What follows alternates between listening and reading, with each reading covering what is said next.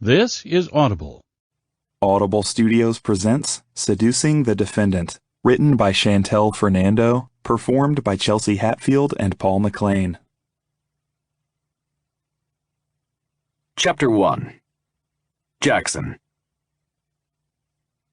A body has been found, dumped in the river waterfront, said police. Dental records show that it's the body of Officer Darren Melvin, who has been missing for the last 2 years. I lift my head from my book and watch as the camera zooms in on the river where the man's body was found. I've been following this case ever since Officer Melvin went missing about 2 years ago. And now that they've found his body, the case can finally be classified as a homicide. I listen as the news reporter explains how Melvin had been shot in the head, and how his body would never have been found if the city hadn't decided to gentrify the waterfront park, something that has been a hot topic of late. I think I've been so interested in this one because my best friend is a cop, and he's always given these crazy, dangerous assignments. Melvin's death could have just as easily been his. My friend and I have worked on a few things together before, but it feels like a long-ass time since I've seen or even thought about him. I've taken some time off work, but I don't think it's what I need. I should be burying myself in work, taking case after case, not leaving any time for my mind to wander. I glance at the marble frame photograph on my bookshelf, studying the dark-haired beauty with green eyes.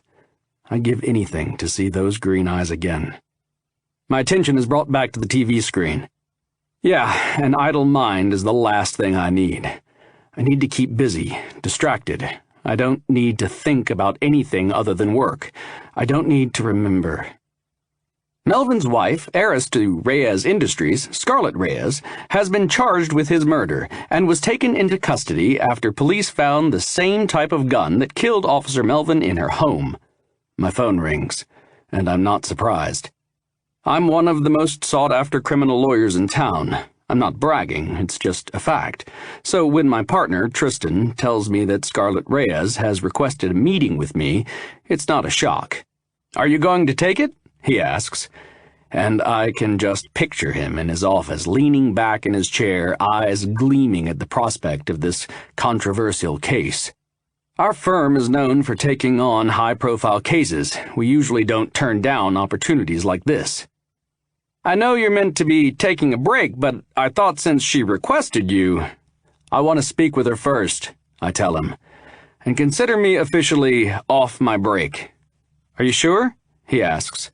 "What you've been through, Jackson." "I know, Tristan, but sitting here isn't helping.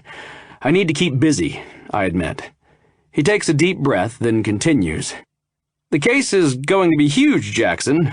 It's going to be all over the media, and it might get messy. But if you win this, fuck. If I win this case, my reputation as a criminal attorney will rise even higher. I'll be sought after more than I already am, and I'll be paid whatever I want by those willing to do and pay whatever they need to escape prison time. But do I want this case?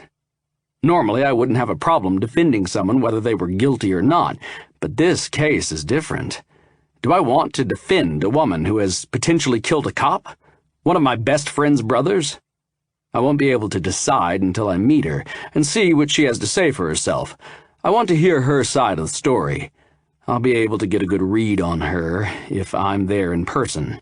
And if she admits that she did kill her husband, I don't know what I'll do. There's no question it'll get messy, I tell him. But it's a challenge. I know that shouldn't be the basis on which I accept a case, but damn, I like to be kept on my toes. I like to push myself, test myself. I like seeing how far I can bend the law in my client's favor. "You do enjoy a good challenge," Tristan murmurs, amusement lacing his tone. "I'll handle the bail hearing. It'll give you time to look at the case and see if you're ready. I guess I'll be seeing you soon then." "I guess you will," I say, and then tell him goodbye.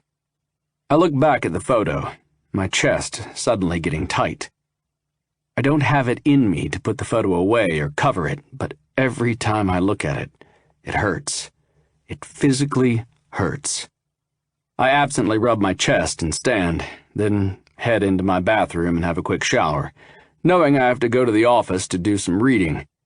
Once I'm ready, I glance around, looking for my keys. I keep my gaze down, making sure not to look in the direction of the photo. I find them next to my wallet on the kitchen counter, grab both of them, and head outside to my car. I don't need any more time off. I have a prospective client to meet. Chapter 2. Come in, I say, lifting my gaze from what little information I have on Scarlett Reyes. A woman walks through the door, and I instantly stand, buttoning my suit jacket. She's beautiful. That's the first thing that enters my mind. Light hair and eyes, creamy skin, and a femininity I don't see that often anymore. She's dressed in a pale ice blue loose blouse and denim jeans, her hazel eyes a striking contrast. This is Scarlett Reyes, the husband killer? Not what I was expecting, at all. Ms. Reyes? I ask, walking toward her and offering her my hand. She looks so young, mid to late 20s maybe. I was expecting someone older. Yes, she says, loosely shaking my hand, then quickly dropping it. Have a seat, I tell her, pulling out the chair for her. I then walk to my own, opposite her, and we both sit down. Can I get you something to drink, tea or coffee? No, thank you, she replies, glancing around my office, briefly before returning her gaze to me. Tristan got her out on bail, and now it's up to me to decide if I want to be involved. If I don't take on this case, he will, so I need to decide what to do with her. As good of a lawyer as Tristan is, he knows I'm better at the murder cases. Tristan's more of a white-collar criminal lawyer. I'm just going to jump right into it, I say, getting straight to the point. I open the file in front of me. You're being charged with the murder of your husband, based on the grounds that the gun used to kill him is the same kind of gun that was found in your home, and that you were the last to see him alive. I pause to skim the file, making sure I'm correct. You fled the country around the time he went missing, and you started to withdraw money out of your joint account in the days leading up to your departure. All suspicious activity. I put the file down and pick up my pen, ready to take notes. Let's start with the gun situation. A Glock 22 was found in your possession, I say. I have several licensed guns, a Glock being one of them, she says, squaring her shoulders and lifting her stubborn chin. Her eyes are cold, empty, completely void of emotion. My husband was a police officer, so our household was obviously pro-guns. I don't see why that's an issue. Practically everyone in this country owns a gun. She's defending herself to me, instead of giving me what I need so I can defend her. There's a difference. It's an issue because the same make was used to kill Darren, I remind her, arching a brow. So, if that's your weapon of choice, and it was used to kill your husband, you can see why it won't look good in court. The woman actually rolls her eyes at me. I've gotten attitude from clients before, sure, but I don't think she realizes she's treating me like the enemy instead of a tool that can save her. Okay, that wasn't the best metaphor, but if she works with me, I can do my job better. I don't know why I'm talking like I've already agreed to accept the case when I haven't. The truth is, I don't know if I should take this case. I mean, there are challenges, and then there's this. Anyone can pull a trigger, Mr. Bentley. Just because I have the same gun doesn't automatically make me guilty. Yes, I have a Glock 22. Lots of people have Glocks. I prefer it since I have small hands, and the recoil isn't as bad as others. I actually have miniguns, like the one that killed Darren. No, I did not use any of those guns to kill him. Forgive me, Mr. Bentley, but isn't it your job to prove to the court that coincidences don't equate guilt? I study her for a moment, contemplating her words. So she is claiming innocence. She's right, there are many different variables, and this could be one big coincidence. For all we know, someone could have stolen one of her guns and used it, or bought one similar, knowing that she owned one. However, Scarlett registered the gun about 6 months before Darren's death, but before the force of the river's current washed away the bullet. There's no way to run ballistics and match the striations of the bullet to the gun. Without being able to prove that Scarlett's gun was not the one that killed Darren, it doesn't matter. In the jury's eyes, her husband was murdered with a Glock 22, and months before she left the country, she bought a Glock 22. It doesn't look good. "I'm here to help you, Miss Reyes," I tell her, leaning back in my chair, "but I need complete honesty to do that." "And you'll get it," she says instantly, pursing her pink lips. I look her in the eye, trying to determine if she's lying. I can generally tell by body language whether someone is telling the truth, and I've become good at that over the years. "All right, let's discuss the fact that you fled the country the last day he was seen alive. That's 2 strikes against you." "I didn't flee. My aunt was ill, and I planned a trip to visit her. Darren knew about my trip to Paris." I perk up at that. "Do you have any proof that he knew you were leaving?" 2 years later? No." She looks at me like I'm an idiot. "Well, I'll make sure to ask his friends and colleagues to see if he mentioned your leaving." I make a note in the file, realizing again that I'm talking like I already took this case. "And what about the withdrawal of close to $30,000 from your joint bank account before you left?" "Look, I took the money because it's mine to begin with. It wasn't our money." She made air quotes before continuing. "I had every right to that account, but I was also leaving Darren and wouldn't dare leave him with 1 cent of my father's money," she bit out. "I needed it for my fresh start," she tries to explain. "I didn't kill him, Mr. Bentley. I stopped loving him way before I left, but I also didn't wish him dead. The local cops are all his friends, and they're out to make someone pay for his death. And that person happens to be me." Now the cops want his death pinned on her? Sounds like a bit of a conspiracy theory. Without evidence, that's definitely not something I can say in court. Accusing cops of such a thing would not be looked upon favorably. "No one can pin anything on you without evidence, Scarlett. But I have to admit that from where I sit, it's not looking good. So why don't you give me some more information to work with?" I ask, my gray eyes trained on her. People usually squirm under my glare, but again, she gives me no reaction. She takes me in, from my face to the pant legs of my navy suit, while I watch her. What is she thinking? "Are you going to take my case, Mr. Bentley?" she asks, raising her gaze to mine. "Because if my own lawyer doesn't believe me, what chance do I have? I'm paying you to believe me." "What I believe is irrelevant. It's what I can prove, Miss Reyes. It doesn't matter how good I am. They aren't going to let you go free because I say they should." I tell her, inwardly surprised at her comment. She called me out on something I don't want to admit. I still don't know if I believe her. I do know that if I decide to work with her, I will do everything I can to help her win. "Are you sure you're the best lawyer to help me win this case, Mr. Bentley?" she blurts out, swallowing hard. "I don't want to be rude, but this is my life at stake. I'm not going to go to prison for a crime I didn't commit. I know it doesn't look good, but that doesn't change the fact that I didn't do anything wrong other than fall in love with the wrong man many years ago." Finally, a little emotion flashes in her cold depths. Fear. Underneath, she's scared, and she has every right to be. I study her closely, and something in my gut tells me I should take this case. I don't ignore my intuition, because it's never let me down before. "You came to me, Miss Reyes. I'm sure it was because you were advised I was one of the best." I pause, and then add, "And I am. I'll do whatever I can to keep you out of prison, but you need to tell me everything. No detail is too small." I glance back down at the file, admitting to myself that Scarlett Reyes will be my next client. Something won't let me say no, although I don't know what it is exactly. "It says you were the last person to see him alive. Is this true?" She purses her lips again. "I'd assume the person who killed him was the last person to see him alive, Mr. Bentley." "Okay, I need a timeline of everything that happened the last time you saw him," I tell her, ignoring her sarcastic response. She tells me what she remembers, what time she saw him, what he was wearing, and what they spoke about, as I write it all down. "Anything else that can help this case in any way, or shed light on anything that might make a difference?"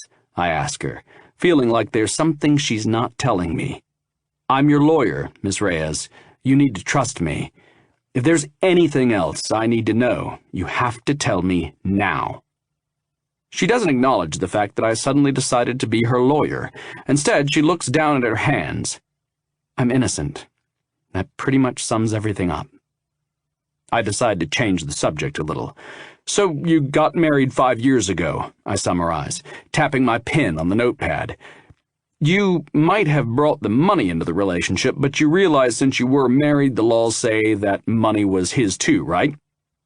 She grimaces as I continue. "Why didn't you divorce him if you were planning on leaving him?" I ask, brow furrowing. "And why didn't you have a prenuptial agreement to protect yourself?" "Young love equals stupid decisions, Mr. Bentley," she mutters, jaw going tight. "Darren took what was mine and made it his own, yes, but that doesn't mean that I wasn't allowed to take money out of our joint account. There was plenty more in there. Besides, do you know who I am? The money I took was nothing in comparison to what I have in trust." I look down at the balances. Seeing that she's right, she takes a deep breath. "And as for the divorce?" She opens her mouth and then closes it. "That wasn't an option." "Why not?" I ask, leaning forward in my seat. "Because he would never agree to one," she says, shaking her head. "He was a man who was used to getting what he wanted, so full of pride. He'd never have given me a divorce." I'm silent for so long that she continues speaking. "You wouldn't understand. You're a man. I was just—" She trails off, and I don't like the look on her face. Hopelessness. I hate the words I say next, but I have to see where she stands. "I need to be honest with you. I don't know if we'll be successful in getting you acquitted. Would you consider a plea deal?" "No," she says instantly. "Okay," I tell her gently, making a note. "All or nothing, right?" "Something like that," she replies, and her eyes hold for just a little too long to be polite. I look down, knowing I have my work cut out for me. "I'm going to do everything I can to help you, Miss Reyes." She nods once and glances toward the door, like she can't wait to escape. "Let me see what I can dig up. We have to move fast. The DA is looking to try you as soon as possible because of all the publicity surrounding the case," I finally say, standing and offering her my hand. "I'll do everything I can." She stands and takes my hand. It's small and cold against my large, warm one. "Thank you," she says, voice clear and sincere. "I'll be in touch," I say. "And Miss Reyes?" "Yes," she replies, her tone cool. "Call me Jackson," I say. She needs to trust me, and I want her to feel like she's able to come to me and be open. "Jackson," she repeats, as if testing the name. She moves to leave my office, but then hesitates, like she wants to say something more. But she must change her mind, as she sighs and heads to the door. She's hiding something, and I'm going to find out what it is. Chapter 3. I walk into Tristan's office, where he's sitting at his desk, texting on his phone.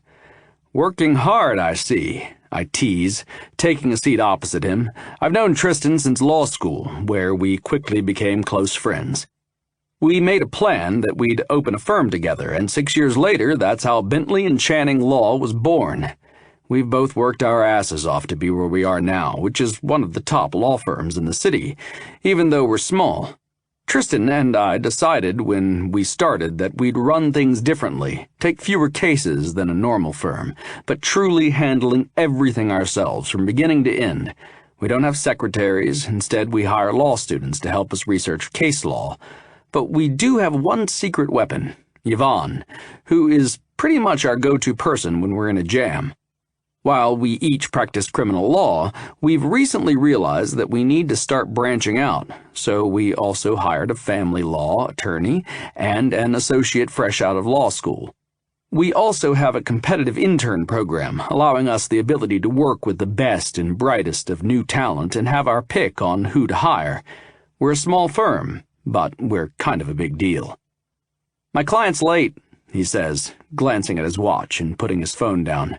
Everything okay? Yeah, I tell him, studying him. It's just that something isn't sitting right with me with this case. I feel like there's more to it. Tell me, he says, giving me all of his attention. I looked into her claims, and she didn't lie about her aunt. Her mother's sister, Leona, has lung cancer, and Scarlett did fly out to see her, I tell him. She says she was home during the time he was murdered, but there's no witness to testify to that. I have nothing to work with here besides her word. Do you think she's guilty? He asks me, straight out. I don't know, I tell him honestly. The evidence all points toward her pulling the trigger, yet what? He asks, waiting patiently for my answer. Go with your gut, Jackson. You know it doesn't let you down. I can't explain to him the reason I want to help her, because I wouldn't admit this out loud to anyone. There's something familiar about Scarlett Reyes. I couldn't put my finger on what it was, but when I replay the interview in my mind, it hits me. Her eyes. She reminds me of her. Those hazel eyes hold something that Olivia's green eyes did. Pain, helplessness, and a gentleness that brings out my protective side. Eyes that have seen much more than they should have. I know, I tell him. I just need to keep searching until I find something I can use, you know? What she's giving me isn't enough, and I know she's keeping things from me. I'm going to start looking into Darren, see if he had any skeletons in his closet. You want information to make his character look weak? Tristan asks, brow raising. It better be something good. You know how loved. I know, I say, cringing. It's a starting point, though. If she killed him, I won't find anything to help her case. If she didn't, I need to find out who did. I know he's a cop, and people aren't going to like this, but I'm missing something here, and I need to know what it is. And what if she's lying? Tristan asks, crossing his arms over his chest. He says it without malice, just curiosity. You can still try to get her a good deal if she pleads guilty. She won't take a deal, I tell him. I gave her that option as a backup, but she refused. Some clients just don't know what's best for them, he says. I know, but they're the ones who have to do the time, not me. Let me know if you need any help, he says, standing up and slapping his arm on my shoulder. You got time on your hands? I ask, smirking, knowing very well that his plate must be full since I haven't been here. Don't worry, if I need help, I'll go to Kat. She's better at her job than you are anyway. He playfully slaps the back of my head. Ha ha, very funny. He muses, leaving his office. Kat is Tristan's girlfriend, who happens to be an associate here in the firm. She was the first associate we hired directly from law school, and started here working with me, learning the ropes. Tristan didn't want to be bothered, but when I needed to take some time off, she really stepped up, and he finally realized what an asset she was. I like to give him shit about his falling for someone who works for him. How cliché is that? But Kat is a good woman, and a hard worker, and a damn good lawyer. As her mentor, I can see the potential she has in law, and as a friend, I can see how happy she makes Tristan, who isn't always easy to be around. Realizing he left his office and I'm now sitting alone, I grab my files and head out. Time to do some investigating. I'm sitting with Kat when Callum, an intern who is still in law school, comes into the conference room with his hands full of paperwork. Here's everything you requested. You know, you can just access all of this stuff online, right? You don't need me to print it out. He runs his hands through his dark hair and smirks. The kid has an ego on him, and he's one hell of a smartass, but he knows his shit. He's tall, really tall, at about 6'6", and when I met him, one of the first things he told me is that no, he doesn't play basketball. Jackson is old school, Kat inserts, grinning, her brown eyes dancing with amusement. I don't think he even knows how to use a computer. Hey, I mock growl at her. I know how to use one. Okay, but why should I when I have interns to do that for me? Oh, is that why you started hiring interns? For slaves to do internet research for you? She fires back, not missing a beat. Today, her long black hair is tied up on the top of her head, and it looks like Callum has stuck a pin in there and she hasn't noticed yet. Due to her current comments, I'm not going to tell her either. Of course it's why, I reply, pointing to her laptop, so keep going. She laughs, then makes a big show of pressing some keys. Callum places the paperwork in front of me, grabs a pile, and moves to sit down across from Kat. Well, this'll only take me several hours to get through, I grumble, picking up Darren's phone records for the last 6 months before he died.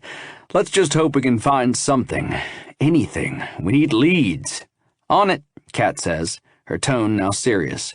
We're not leaving this office till we find something.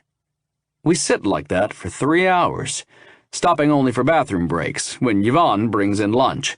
I finally find something. Holy shit, I mutter to myself, glancing up at Kat and Callum. What is it? Callum asks, closing the folder in front of him and coming over to me. Look at this, I tell him, pointing to a phone number I've highlighted. I kept seeing this number pop up, so I ran a search on it, which gave me the name of a woman. Then, when I went onto his property documents and utility bills, her name came up again on one of the properties. Kat comes over and looks at the name of the woman I've written down, her eyes widening. I saw that name too. And you ran a search? By yourself? The woman has a sass problem. She rushes back to her laptop and brings it over. She was an additional card holder on one of Darren's credit card accounts. So they shared a house together, utility bills, and credit cards? I say, arching my brow. Mistress? Looks like the cop isn't so clean after all, Kat murmurs. Still not a reason to be murdered, but it's a lead. Do you think Miss Reyes found out Darren had a mistress and decided to kill him? I don't know, I say, although that does make a lot of sense. Still, in my gut, why do I feel like she's not guilty? Maybe my radar is off after Olivia. Losing my sister has messed me up in ways I don't know will ever heal. Maybe I have no fucking idea what I'm doing anymore. I need to look at this from all angles and be realistic about the fact that Scarlett Reyes may indeed be a murderer. Can you both run searches and find anything you can on this woman? They scurry off to do just that. Valentina Sullivan, I say out loud. Let's hope you have some answers for us. Miss Reyes meets me at my office. She looks put together, dressed in all black with big sunglasses on top of her head. Her blonde hair is down and flowing to her shoulders. Miss Reyes, I say, greeting her with a handshake. Please, call me Scarlett, she says. She has the same blank expression as the last time I saw her, and again, when I look into her eyes, there's something there that reminds me of Olivia. It both kills me and stops me from wanting to look away. I pull out her chair, and she takes a seat. How have you been? I ask, opening my file. Any run-ins with the media or anything like that? She shakes her head. I haven't left my property much, and it's gated, so no one can really bother me there. You said you have some news for me, but you didn't say whether it was good or bad. I'm going to go with bad. I'm normally a man who is very open and forward with my clients, but for some reason I'm having trouble telling her the bit of information I found. Then again, maybe she already knows, and maybe she killed her husband after she found out. Still, I wouldn't want to tell any woman the next words that come out of my mouth. I did some research, I tell her, clearing my throat uncomfortably. I found some other accounts in Darren's name, and the trail led me to a person. I paused, wishing I didn't have to say the next few words. A woman. Valentina Sullivan. Does that name sound familiar to you? No, she says, confusion in her gaze. Should it?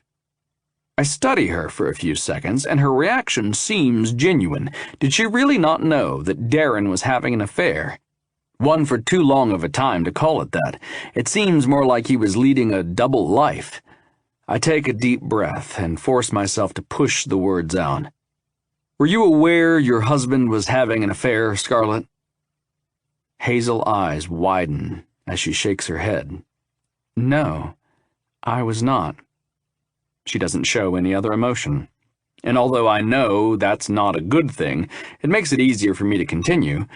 It seemed like he was living a double life. He had another house, bills, everything.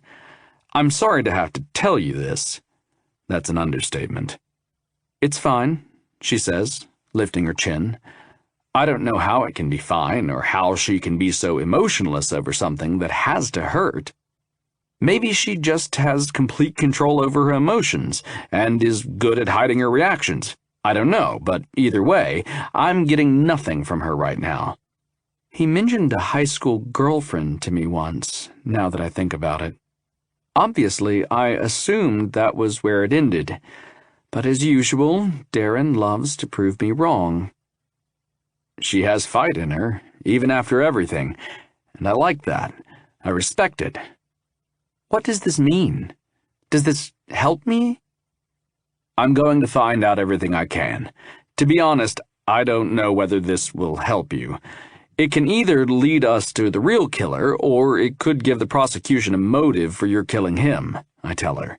Any questions you have, or if you think of anything that can help, please give me a call.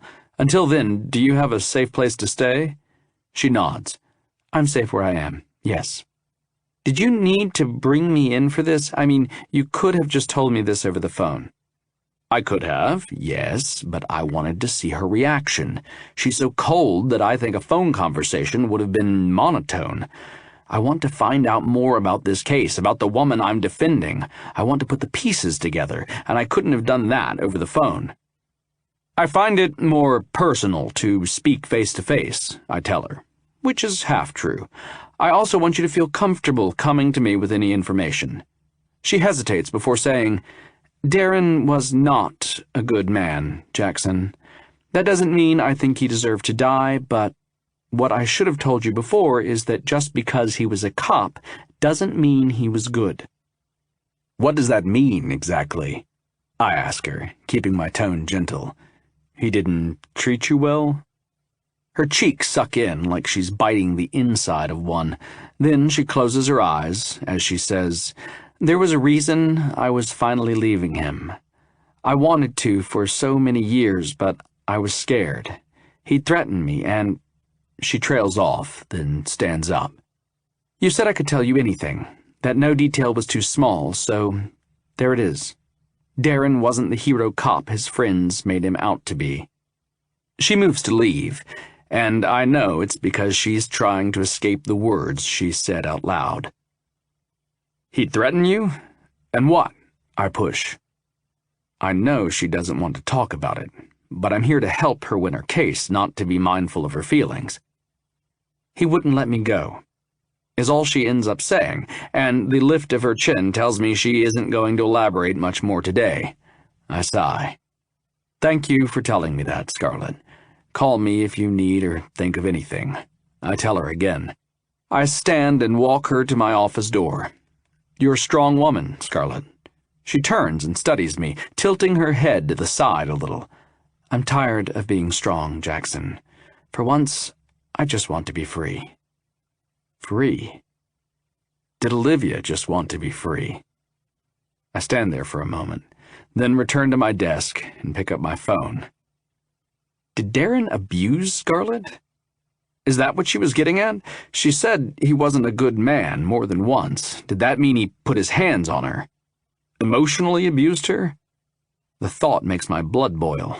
No man should ever lay his hands on a woman, especially a cop, who should be leading by example how women should be treated. There were a few things I didn't tell Scarlett. One, because I didn't want her to worry, and two, because I want to find out more information before I do. It seems Darren's mistress, Valentina, has ties to the Wind Dragons Motorcycle Club, a well-known local biker gang. This would normally be a very bad thing, because no one wants to mess with the Wind Dragons. But luckily, I have a contact on the inside. The phone rings 4 times before he answers. Hello? He says into the phone. Hey, it's Jackson, I say quickly. Just have a question for you. Are you free to talk? Yeah. Is everything okay? He murmurs, low into the phone. Yeah, it's fine. I'm just working on a case, I say, pacing the office. What do you know about a woman named Valentina Sullivan and her ex-boyfriend, Darren Melvin? He was a cop. There's silence on the other end of the line for a few moments, but then he says, "You free to meet me today?" "Yeah," I say instantly, brow furrowing in concern. "Why, is there a problem?" "Not yet, there isn't," he says with a deep sigh. "I'll be at your house around 10. See you then." When we hang up, I stare at the phone, wondering why he'd want to see me in person instead of just telling me. I trust him, though. He's a very smart man, and he knows what he's doing. Let's hope the same goes for me. I hear the rumble of his bike before I even see him, so I stand outside and watch as he hops off his black Harley. "Jackson Bentley," Demon says, grin on his face. He pats me on the back and walks past me. "Demon," I say, lifting my chin. "Come on in. Can I get you something to drink? A beer?" "I'll grab something," he says, heading straight to my fridge and opening it. I watch as he acts like he lives here, grabbing a beer and then some chips from the pantry. "You want something?" he asks, sitting down when I shake my head. "You going to tell me why this had to be a face-to-face conversation? Isn't this dangerous for you? My imagination is running wild right now."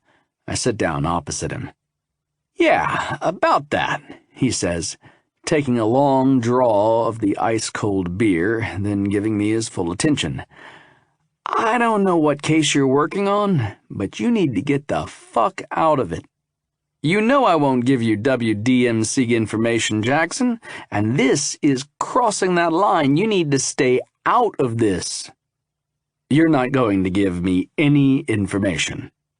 "I need something more than a warning, Demon," I say, keeping a close eye on him for anything he might unwillingly give away. I know this man well, and I can tell from his body posture that he doesn't want to share anything with me. Why is he hiding something? Is Demon covering for this Valentina chick? "Darren was a dirty cop. He was a piece of shit, into drugs and all sorts of things. I'm sure if you dig deeper, you'll find it," Demon says, muscle ticking in his jaw. My eyes widen. "Wait, you knew him? Fuck, Demon, you need to tell me everything. I need to find out who killed him, or his wife is going to do time for it," I say, my eyes pleading with him. He knows more. I know he does. He might not have been there, but Demon always knows what's going on. He continues as if I didn't say anything. "I also know for a fact that he was an abusive asshole, so I feel for his wife, but I can't help you here, Jax. Like I said, you should stay out of this," he says, shaking his head. "I'm sorry, but that's all I can tell you. My hands are tied. I'm sorry I couldn't be of more help." He stands, slaps me on the shoulder, and goes toward the door. Before he reaches it, he sees the photograph on my bookshelf. After a pause, he's gone, leaving my brain spinning. Scarlett was abused? That's what she was trying to tell me? Darren is not a good man. She couldn't say the words because of her pride or because of something else, I don't know, but that's what she meant. I picture her, all feminine and poised, and anger fills me. No, Darren was not a good man, and I'm going to make sure everyone knows that. Chapter 4. Scarlett. Darren had a mistress. He knew her longer than he knew me. They were together longer than we were. Does that make me the mistress? Why did he marry me instead of her? Was he with her the whole time? Did he treat her better than he treated me, or was he an asshole to the both of us? How many ways can a man mistreat a woman? I don't have any feelings for Darren, at least not any good ones, but these thoughts still run through my head. He was away a lot, of course, on work and such, and those times were good for me because I was left alone. I never thought he was living a double life, having 2 homes to go to and 2 women to sleep with and make their lives miserable. The sad thing is, he most likely financed this other life with my funds. Darren didn't come from money, and living on a modest cop wage, there's no way he could support another household without the money I brought into our marriage. My father was a very wealthy man, and when he passed away, he left me with cash, property, and his construction business, Reyes Industries, which I sold shortly after his death. I met Darren when he was just starting at the police academy. I worked in the college library on weekends, and he came in one day and introduced himself. "Hello," he says, and hands me a book that had fallen down from the shelf. I'm on the ladder, reaching up to put away some books. "Hello," I reply with reserve, then return to my stacking. "Can I help you with those?" he asks me. "Pretty sure that's my job," I tell him, narrowing my gaze on him. "What do you want?" "Nothing," he says, but then he grins. "Except maybe your number?" I consider it, but then reply with a no. So every weekend after that, he'd come in to see me. He'd chat me up, help me carry books, and sometimes he'd bring me little gifts, like flowers or cupcakes. This went on for 3 months before I finally gave him my number. And a few more months after that, I fell in love with him. He wasn't always bad. The first few years were actually pretty good. He was charming back then. Too charming, clearly. He was obviously a master manipulator and a narcissist. I fell for it. And so did this poor other woman. Or maybe she was the lucky one, and he treated her well. I find myself hoping so, because I wouldn't wish what I'd been through on anyone. The emotional abuse was almost worse than the physical. He would be nice to me one moment, then so cruel the next. He'd be loving and caring, and then he'd come home and push me around. Sometimes he'd go days without talking to me if I did something he didn't like. He'd tell me I was worthless and that no other man would ever want me. He did everything he could to put me down. Toward the end, he got more physical with me, but never enough to draw attention. A shove here, a push there, a smack across the face when I talked back to him. Nothing to ever leave a mark. He knew better. I wasted years on the man. Years. I don't know why I stayed as long as I did. I think for a while I actually started to believe the horrible things he said to me.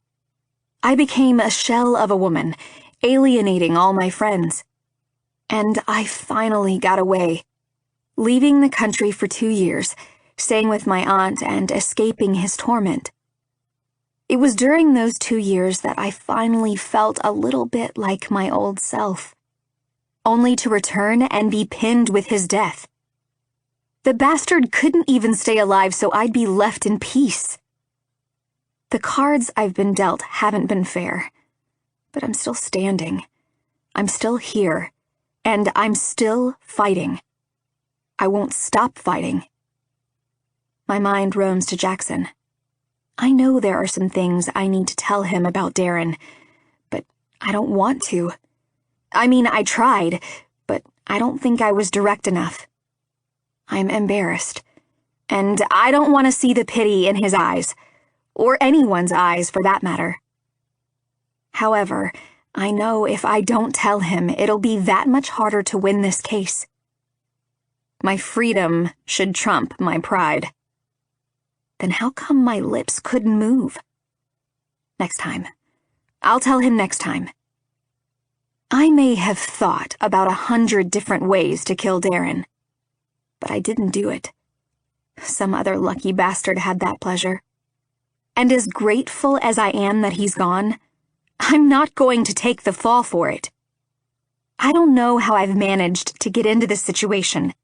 I just wanted a fresh start, to be free and away from Darren, but now it looks like there's a chance my life is going to be even worse than before. I didn't think that was even possible.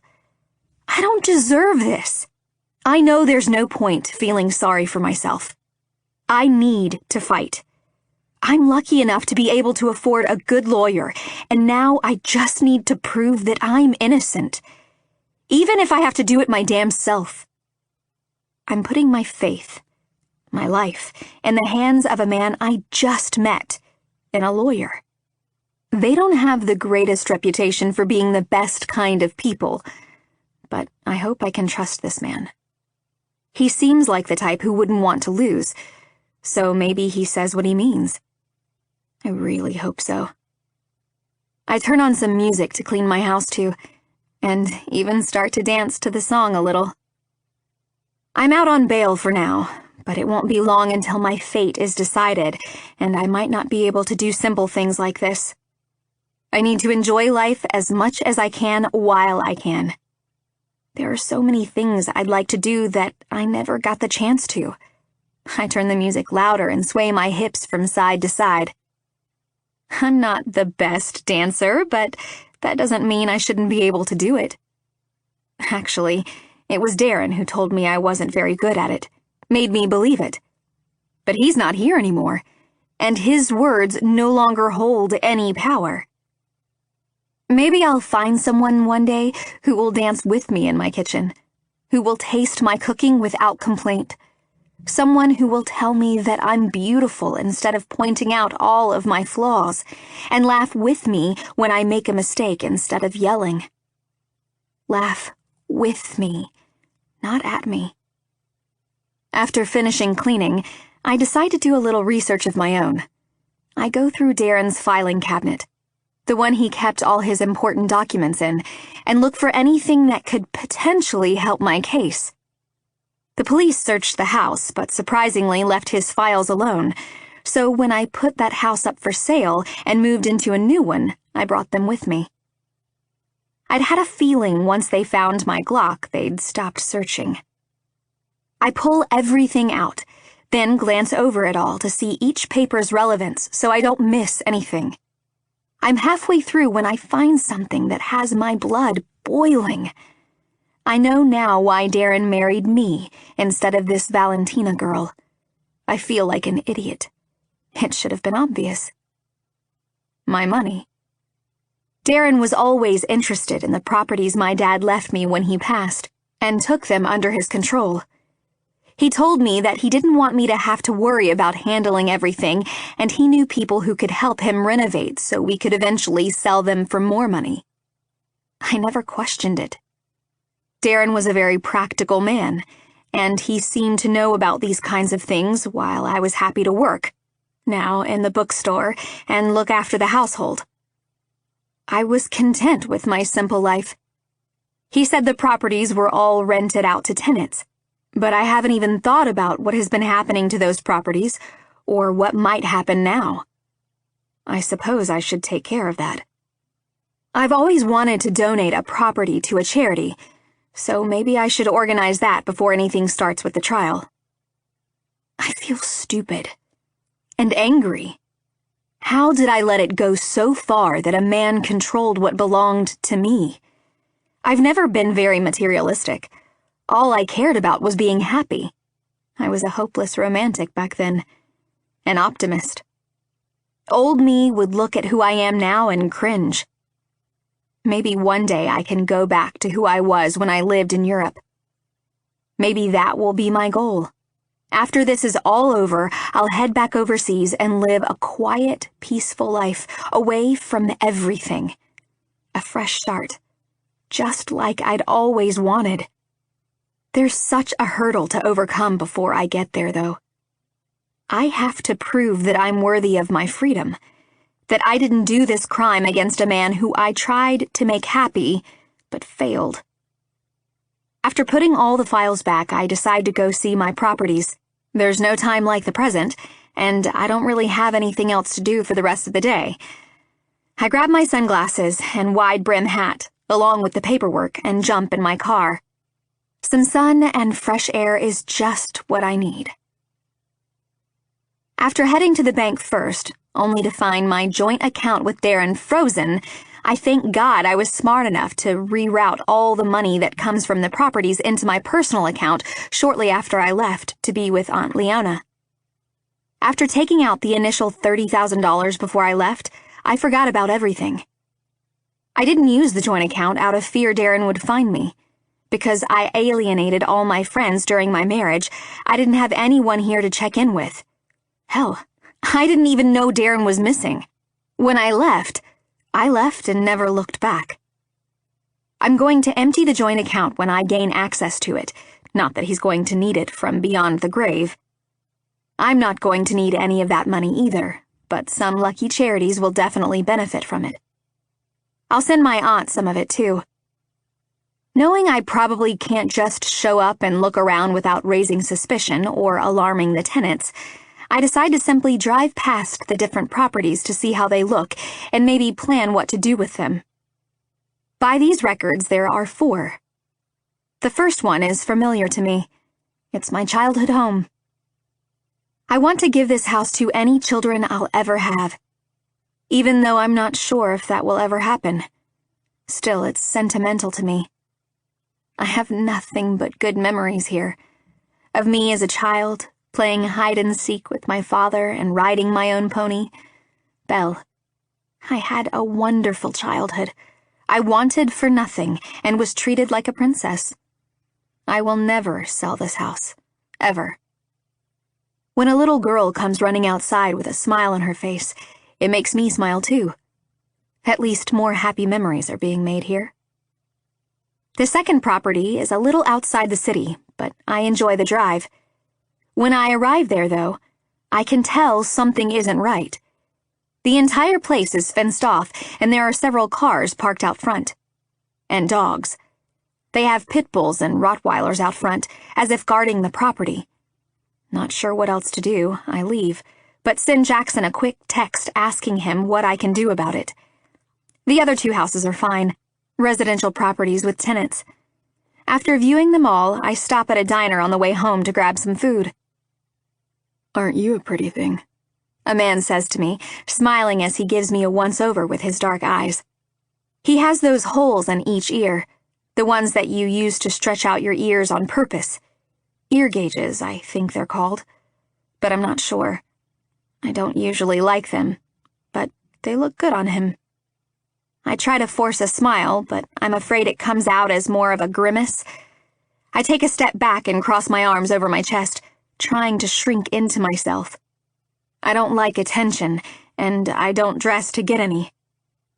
I'm wearing black jeans and a loose black top that covers my bottom. Even my jeans aren't overly fitted, just enough that they don't hang off me. "Leave her alone, Preston," another man says, eyeing me. He has green eyes and longish black hair that's tied at his nape. He's a handsome man, but it's his friendly eyes that comfort me. He grabs Preston by the t-shirt and pulls him back. "Ignore him, sweetheart. He won't come near you." I almost feel like apologizing. Why can't I be normal, accept a compliment, and know how to handle situations like this without shrinking into myself? I glance down at my feet. I need to be stronger. Lifting my head, I look the man in the eye and say, "Thank you for the compliment. Even though I don't exactly appreciate being called a thing, I assume you meant it in a kind way." "He did," the green-eyed man says, grinning. "I did," Preston says at the same time. "Maybe you should give me your number so I can clear that up for you a little." He pauses. "On a date or something." Green Eyes throws his head back and laughs. "When have you ever taken a woman on a date?" "I take women on dates all the fucking time, Parker. You follow me around and know my every move?" "You know how women talk," Parker replies, amusement written all over his face. "I would have heard about it." "Well, maybe she's beautiful enough that I want to take her on a date," Preston announces, squaring his shoulders and looking back to me. "So, what do you think, miss? Can I take you on a date?" "Oh," I say, nervously shifting on my feet. I shouldn't have said anything. Why did I open my mouth? Oh, right, the whole strength thing. I'm sorry, but I can't. I appreciate the offer, though. Rejected, Parker calls out, chuckling. Harsh, dude. Harsh. I flash him a look, silently asking him to stop being so mean, and then turn back to Preston. Not that there's anything wrong with you. You are lovely, but, well, I'm kind of out on bail and could end up in prison soon, so dating probably isn't the best idea. Did she say prison? I hear Preston ask Parker. And did she just call me lovely?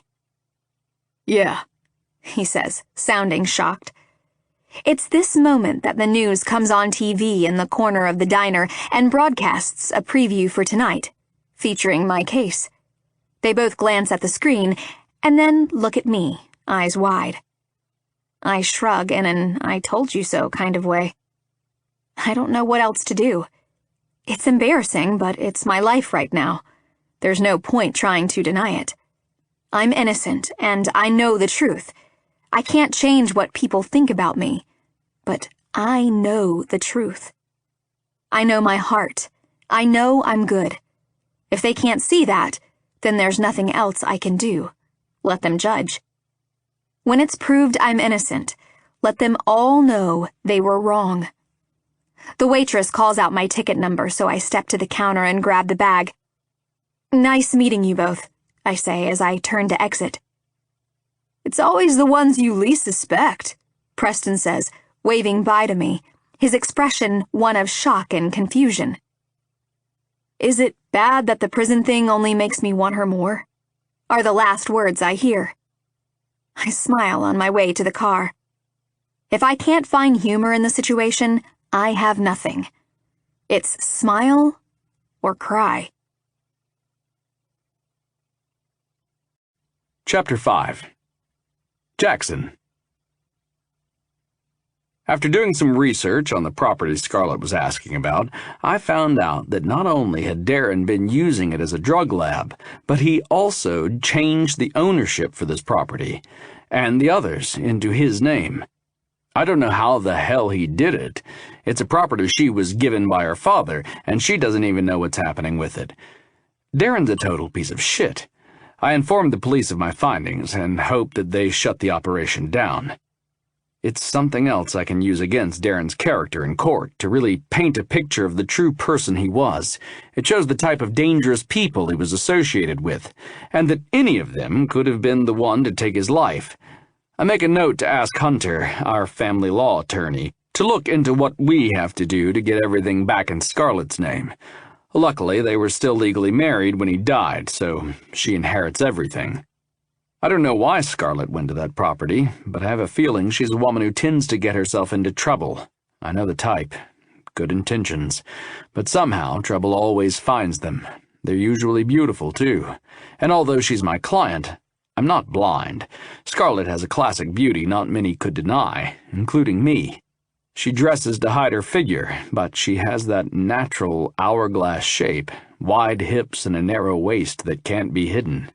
Not that I've been looking or anything, it's just a little hard to miss. What are you thinking about? Tristan asks, making me jump a little. Nothing, I say a little too quickly. Found an operating meth lab in one of Miss Reyes's properties. Her husband apparently was a heavy user as well. Just another day on the job. He barks out a laugh and leans back against the doorframe. Why do you always get the fun cases? You should have let me take this one. We must have a different opinion on fun, I mutter, sighing heavily. I think we must, he replies, amusement in his tone. Kat comes up behind him and wraps an arm around his waist. Is there anything you need me to do before I leave, Jackson? Thanks, but I'm good, I say, knowing she'll stay behind and work late without hesitation. You two go home to those beautiful kids of yours. It's late, Jackson. You should go home and get some rest, too. I glance out the window, and it's now dark outside. I don't know where the time goes. Shit, yeah, I will. I'll see you both tomorrow. I pack up my things slowly, not in any rush to leave. The truth is, I don't like being at home. I don't have anyone to go home to. It's just an empty house. Yes, it's beautiful, but it's still empty. Just sitting there and giving my mind time to overthink things isn't good for me. For a while, Olivia was there and made it feel like home again. I like to stay busy and distracted. Since taking time off, I've started building things from tables to bookshelves just to give me something to do. I don't need much sleep, and I'm not one to laze around in bed unless there's a woman in there with me, which, to be honest, is rare these days. I've always preferred quality over quantity, but recently there's been none of either. There was one woman I was casually sleeping with before everything happened with Olivia, but I haven't seen her in a while. Maybe I should message her. I could really use both the distraction and the release. As I go to text her, though, my fingers linger over the send button without pressing it. I don't actually want to see her, if I'm being honest. I don't know why, but I'd rather be alone. I think having meaningless sex would just make me feel even emptier at this point. I haven't been the same since Olivia died. I withdrew and started looking at life in a whole different way. She was everything to me, my only family, and someone I've loved from the moment I laid eyes on her. Will the pain of losing her ever go away? Will the guilt of not being able to save her ever lessen? That was my job, to look out for her, and I failed. I head home, but only to do more work. I might as well just stay at my office. A few hours' work and 100 push-ups later, I jump into a lukewarm shower. Hopefully, after this, I'll be able to relax a little. I'll eat something and then watch a movie and fall asleep. For some reason, my mind roams to Scarlett. I wonder what she's doing right now. As I look down at my cock, which has somehow gotten hard, I consider it nothing more than an inconvenience. As I run my hand along it, I groan a little, the feeling of it so good. I've always had a healthy sex drive, but lately I've been trying to ignore it. Tonight, however, it looks like I need to be taken care of. If I had called someone over, she'd be here on her knees in front of me, her mouth on my cock looking up at me. When I picture that, though, it isn't blue eyes looking up at me. They're hazel. Fuck. I begin to stroke harder, faster, water streaming down my body, my hand pumping away, bringing me closer and closer to orgasm. I brace myself against the tiles as I come, each jerk bringing more pleasure than the last. When I come back to myself and to reality, I cringe. Did I just jack off to my client? To Scarlett? A woman accused of murdering her husband. Fuck. I'm so inappropriate, it's not even funny. I finish showering and hop out, grabbing a towel, unable to even look at myself in the mirror. Never in the history of my career have I ever thought about one of my clients like this. And I've represented many beautiful women before. It was a line I've never even thought about crossing. It's wrong, I know, but I can't seem to help the fact that she's beautiful. Her eyes are haunting, and her soul, which is begging to be free, simply calls to me. But I need to fight this. It doesn't matter how fucking stunning she is, it's not right, and it's not going to happen. She needs me right now, and not in any other way than to save her from what she's been accused of, and maybe to be someone she can trust. I guess I should be careful what I wish for, because I wanted another distraction, and I got one. Chapter 6. Scarlett. I feel like the more information we find out, the worse it gets. Jackson told me how Darren has changed mostly everything into his name. From my properties to a secret bank account where he was pulling money out from our joint account and funneling it into his own.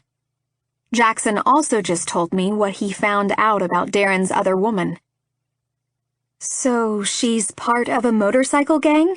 I clarify, thinking that she also must have bad taste in men.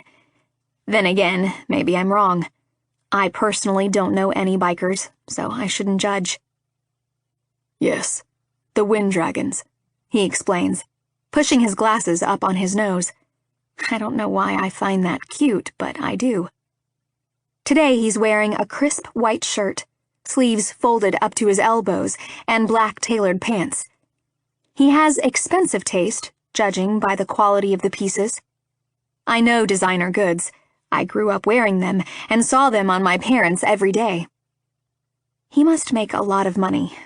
Not that it matters, but when I needed a lawyer, his firm was the one recommended to me over and over again. He has a reputation as a sharp-witted, quick-thinking lawyer who will do whatever it takes to win. He's known for going above and beyond and giving each case his all. I think he genuinely likes to help people. I don't think it's all about money or his ego, though I'm sure some of that is a part of it. When I first saw him, dressed in that navy suit, reading glasses on, gray eyes focused on me, trying to see through me, I couldn't help but notice how handsome he is. The man is good looking, there's no doubt about it. I had no idea what the best and most expensive lawyer in town would look like, but I didn't expect this. Maybe someone older and not looking like he just stepped out of a GQ magazine. Unfortunately, the only information I got was that Darren was a dirty cop, and he didn't treat her right either. I don't think any of the MC will stand up in court and testify to that, though. So we're going to need to find another way. I'm not surprised, but I don't like hearing that he made another woman's life hell, too. No one deserves that. I tuck my hair behind my ear, wondering how exactly I'm going to get out of this. It's not looking good. Every lead is a dead end, and although it seems like Jackson might now believe me, proving it to the world is going to be an issue. I'm in an even worse predicament than I thought I was, and I already thought I was pretty damn screwed. Deep inside, though, I thought justice would prevail. I didn't kill Darren, so naturally I couldn't go to prison for it. The truth always wins, right? I am so naive. As if Darren didn't torment me enough in life, he's still putting me through hell from beyond the grave. Apparently, I'll never escape him. I'm not even lucky enough to get the "till death do us part" vow. I take a deep breath and look down at my hands. Darren wasn't always bad, but after he started taking drugs, he completely changed. He started taking things out on me, emotionally destroying me until I didn't know who I was anymore. He tried to break me, Jackson. He tried to take everything I was and destroy it. I wasn't enough. It was my fault everything happened. And then, when that wasn't enough, when he wasn't happy with the amount of pain he was causing me, he started using his hands. He'd push me, slap me. He tried to strangle me once. He'd bully me with his size, try to intimidate me. It took everything I had left to escape all of that, and now it looks like I'm going to, once again, pay for something I'm innocent of. How is this justice? You don't know what it's like living with someone who makes it their life goal to make you feel as small as possible every day. Like you're nothing. Like you wish you didn't exist. I grit my teeth, hating that I just blurted all of that stuff out to a stranger. But he needs to know the extent of everything that happened to me up until this moment. What brought me here? And although I feel weak and vulnerable after having admitted this to him, it was necessary. Right now, Jackson is the only person who can help me. I need to trust him, and I need him to trust me in return. But that still doesn't make it easy for me to look into his eyes after what just came out of my mouth. Jackson Bentley is a strong, powerful man, and I don't want him to see me as weak. Or worse, as a victim. I don't think I could handle seeing pity in those gray depths. Not now. After a few tense seconds, I manage to lift my head and look at him. But I find that his eyes aren't even on me. I let out a slow breath of relief that he's giving me a little space and not staring at me. But then I see the look on his face. He looks far away, lost in his own thoughts. His brow is furrowed and pain is etched all over his too handsome face. "Jackson?" I say, keeping my voice soft and even. "Is everything okay?" He shakes his head as if clearing it and slowly looks at me. "I'm sorry you had to go through all of that, Scarlett." His eyes are gentle, but there's no pity or judgment in them. "But I don't think you should be giving up so soon. I've worked with less and won. It's not over just yet. I'm going to fight, and I need you to do the same." He sounds confident, sure. Is that his ego talking? Or does he really think we can win this? "Did they fingerprint the gun?" I ask him. "I know it was found in my house, but I wasn't even in the country then. Anyone could have put it there. Can you even test a firearm for fingerprints after 2 years?" "Apparently prints can be preserved if the firearm wasn't in an open environment or in contact with weather or water, and yes, the police ran prints and said..." He trails off, looking contemplative, then turns those eyes on me. "Does Darren have many police buddies?" I nod. They'd come to the house now and again, and he always bragged that they'd have his back in any situation, no matter what. "Do you even know how to shoot a gun, Scarlett?" "Of course I do," I admit, nodding. "Darren taught me when we first met. But I've never actually shot a gun anywhere other than the shooting range. I've never had a reason to. All the guns in the house were his, even the ones registered to me. I don't think I would pick up a gun even if I needed to." Does he think that maybe Darren's colleagues had something to do with this? That he associated himself with corrupt men just like himself? It's very likely, if I'm being honest. The few things I overheard are not what upstanding men of the law would say. "Do you think they lied about the results?" I probe. "I never said they found your prints on the gun. They said the gun had been wiped clean and had no prints," he says, leaning back in his chair and studying me.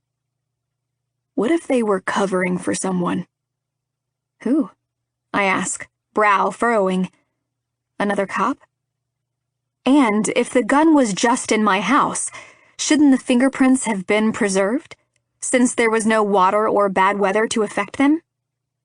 "Exactly," he murmurs, then makes some quick notes. "And I don't know. I just feel like there's more to the story, something we've been missing. I want to look at this from every angle, consider every possibility. There has to be an answer for all of this, and I'm not going to discount anything. The trial is set for 2 weeks from now." What he just said shocks me. 2 weeks? Our time is running out. I don't know what else can be done. No one is going to believe me. I hear panic rising in my voice. "We'll find a way," Jackson says, strength in his tone. "It always comes back to the MC or the police force. Someone there knows exactly what happened the night of Darren's murder, and I'm going to find out who." His confidence makes me relax a little. "Okay, well, let me know if there's anything I can do to help." "You can stay out of trouble and not drive alone to meth labs," he chastises, but then shakes his head and smirks. "Maybe you should stay with some friends. The more I push the MC and the cops, the more backlash is possible. I'm not saying that to worry you, just for you to be alert at all times."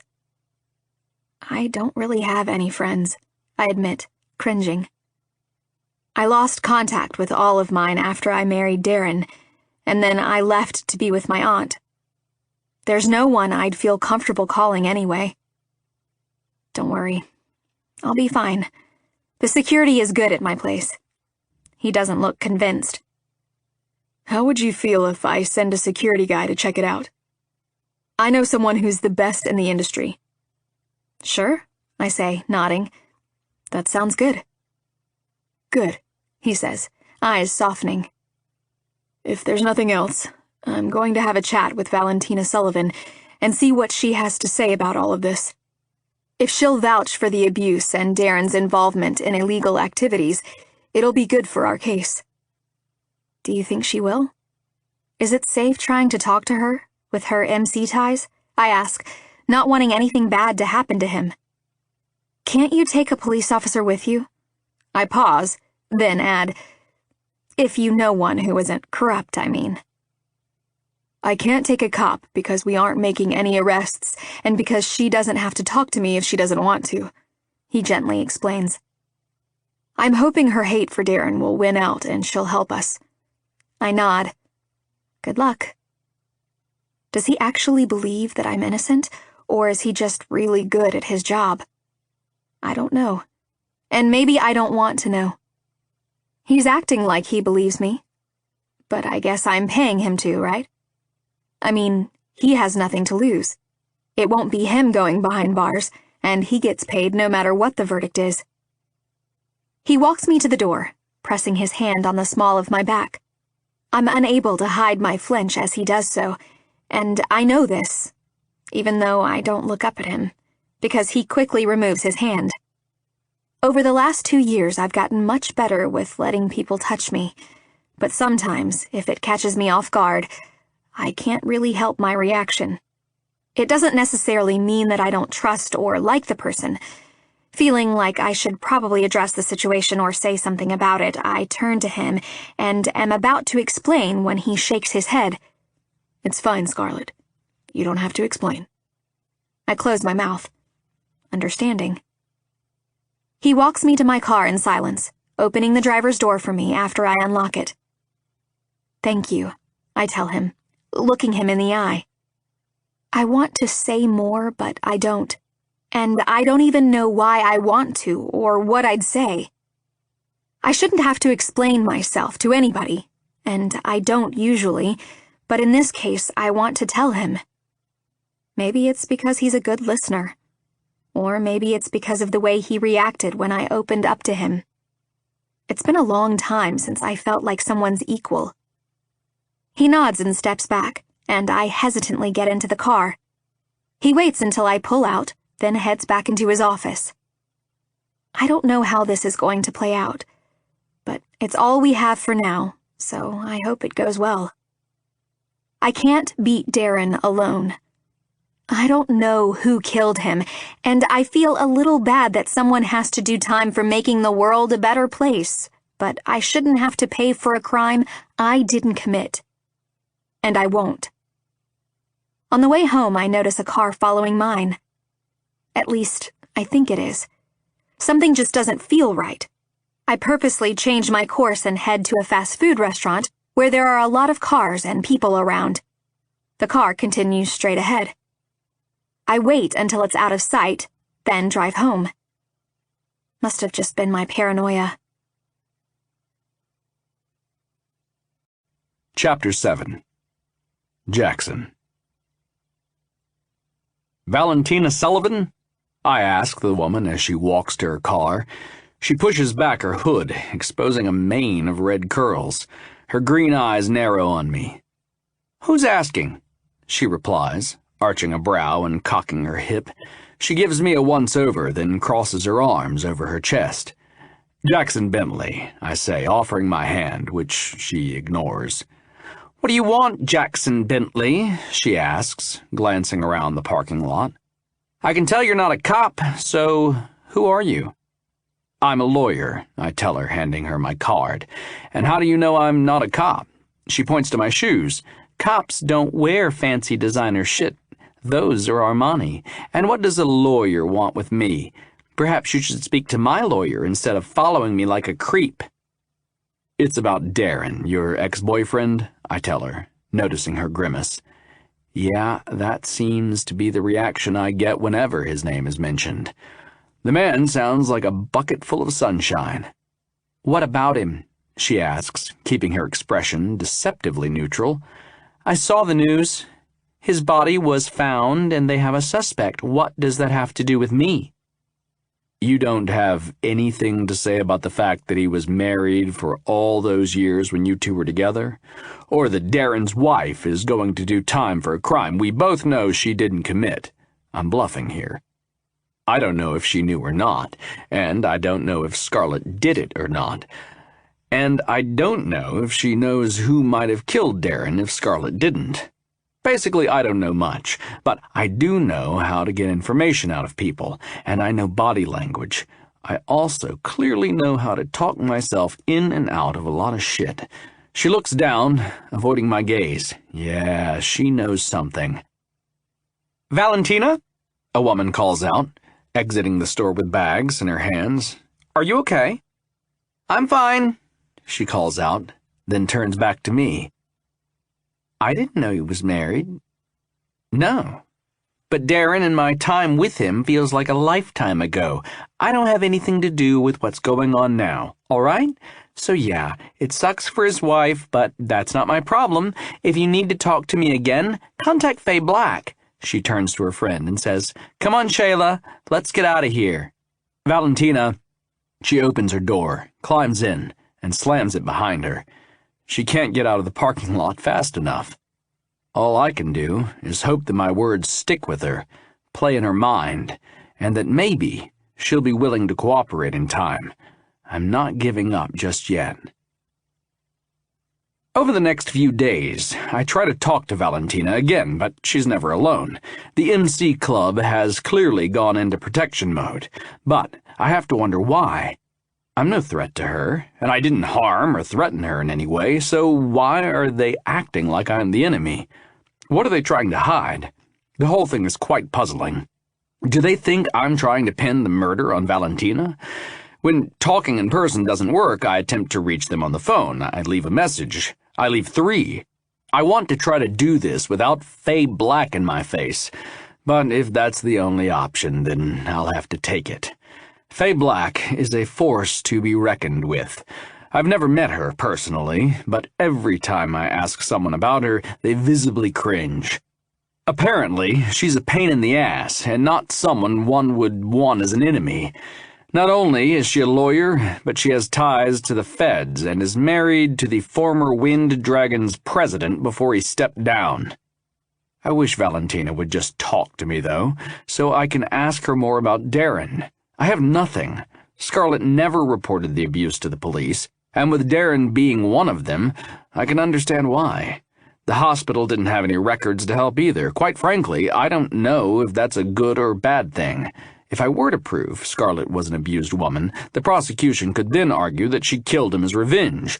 It gives her a motive and could actually play against her. The only thing that'll save her now will be finding out who actually did kill Darren.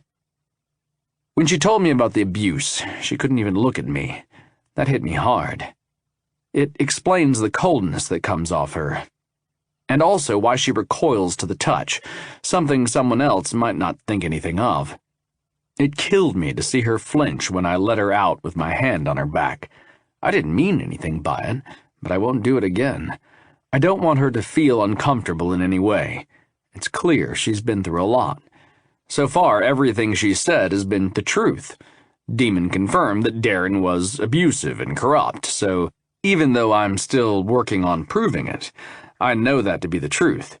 The way Scarlett behaves is a huge indicator. She's very standoffish and clearly isn't comfortable with certain things that wouldn't faze others. And now, with the way Valentina and the Wind Dragons are acting, something isn't right. I believe Scarlett, and in my gut, I truly don't think she did this. Now, I just have to prove it. I lift my head when someone knocks on my door. "Come in."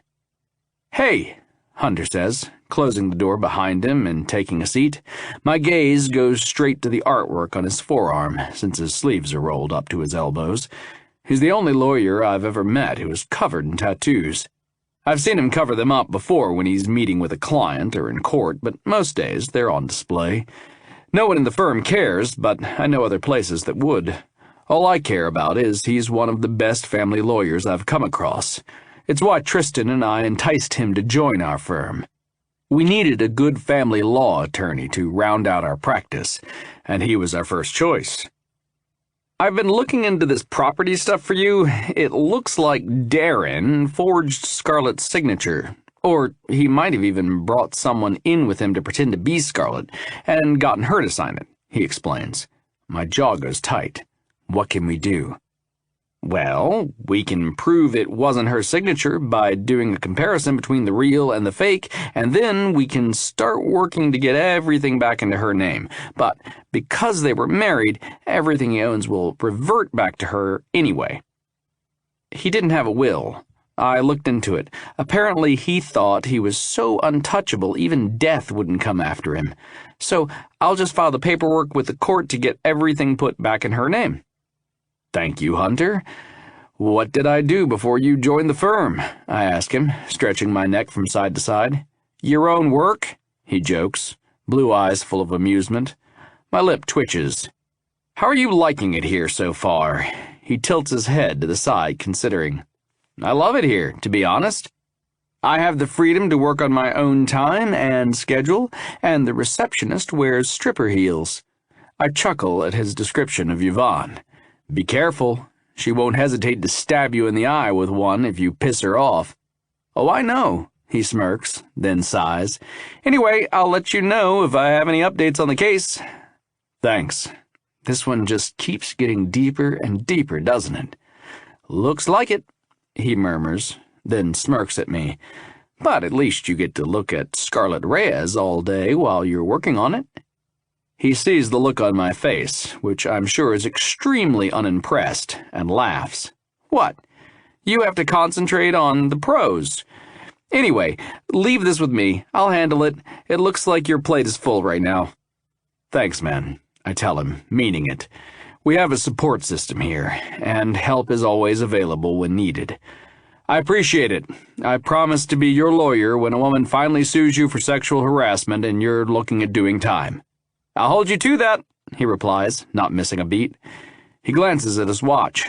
Want to head out for lunch? There's this new place that just opened around the corner I want to check out. My stomach rumbles just as he says that. Sounds good, actually. I pack up my things on my desk, placing the paperwork and file neatly on the right-hand corner, then stand and walk out of the building with Hunter. When we stop at the bar called Riley's, I come to a standstill. This is a bar. I know. Hunter grins, opening the door and stepping inside. I follow him in, glancing around. When you said new spot, I assumed you meant a lunch spot. I'm not on the same liquid diet you are, Hunter. I'm sure they have pub food here, he shrugs, and then sits down at the bar. He grabs a menu and hands it to me. See? They have food and beer. Lots of beer.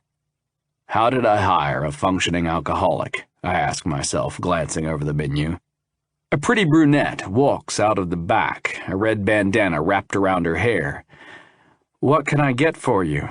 She asks, while Hunter's head snaps up at the sound of her voice.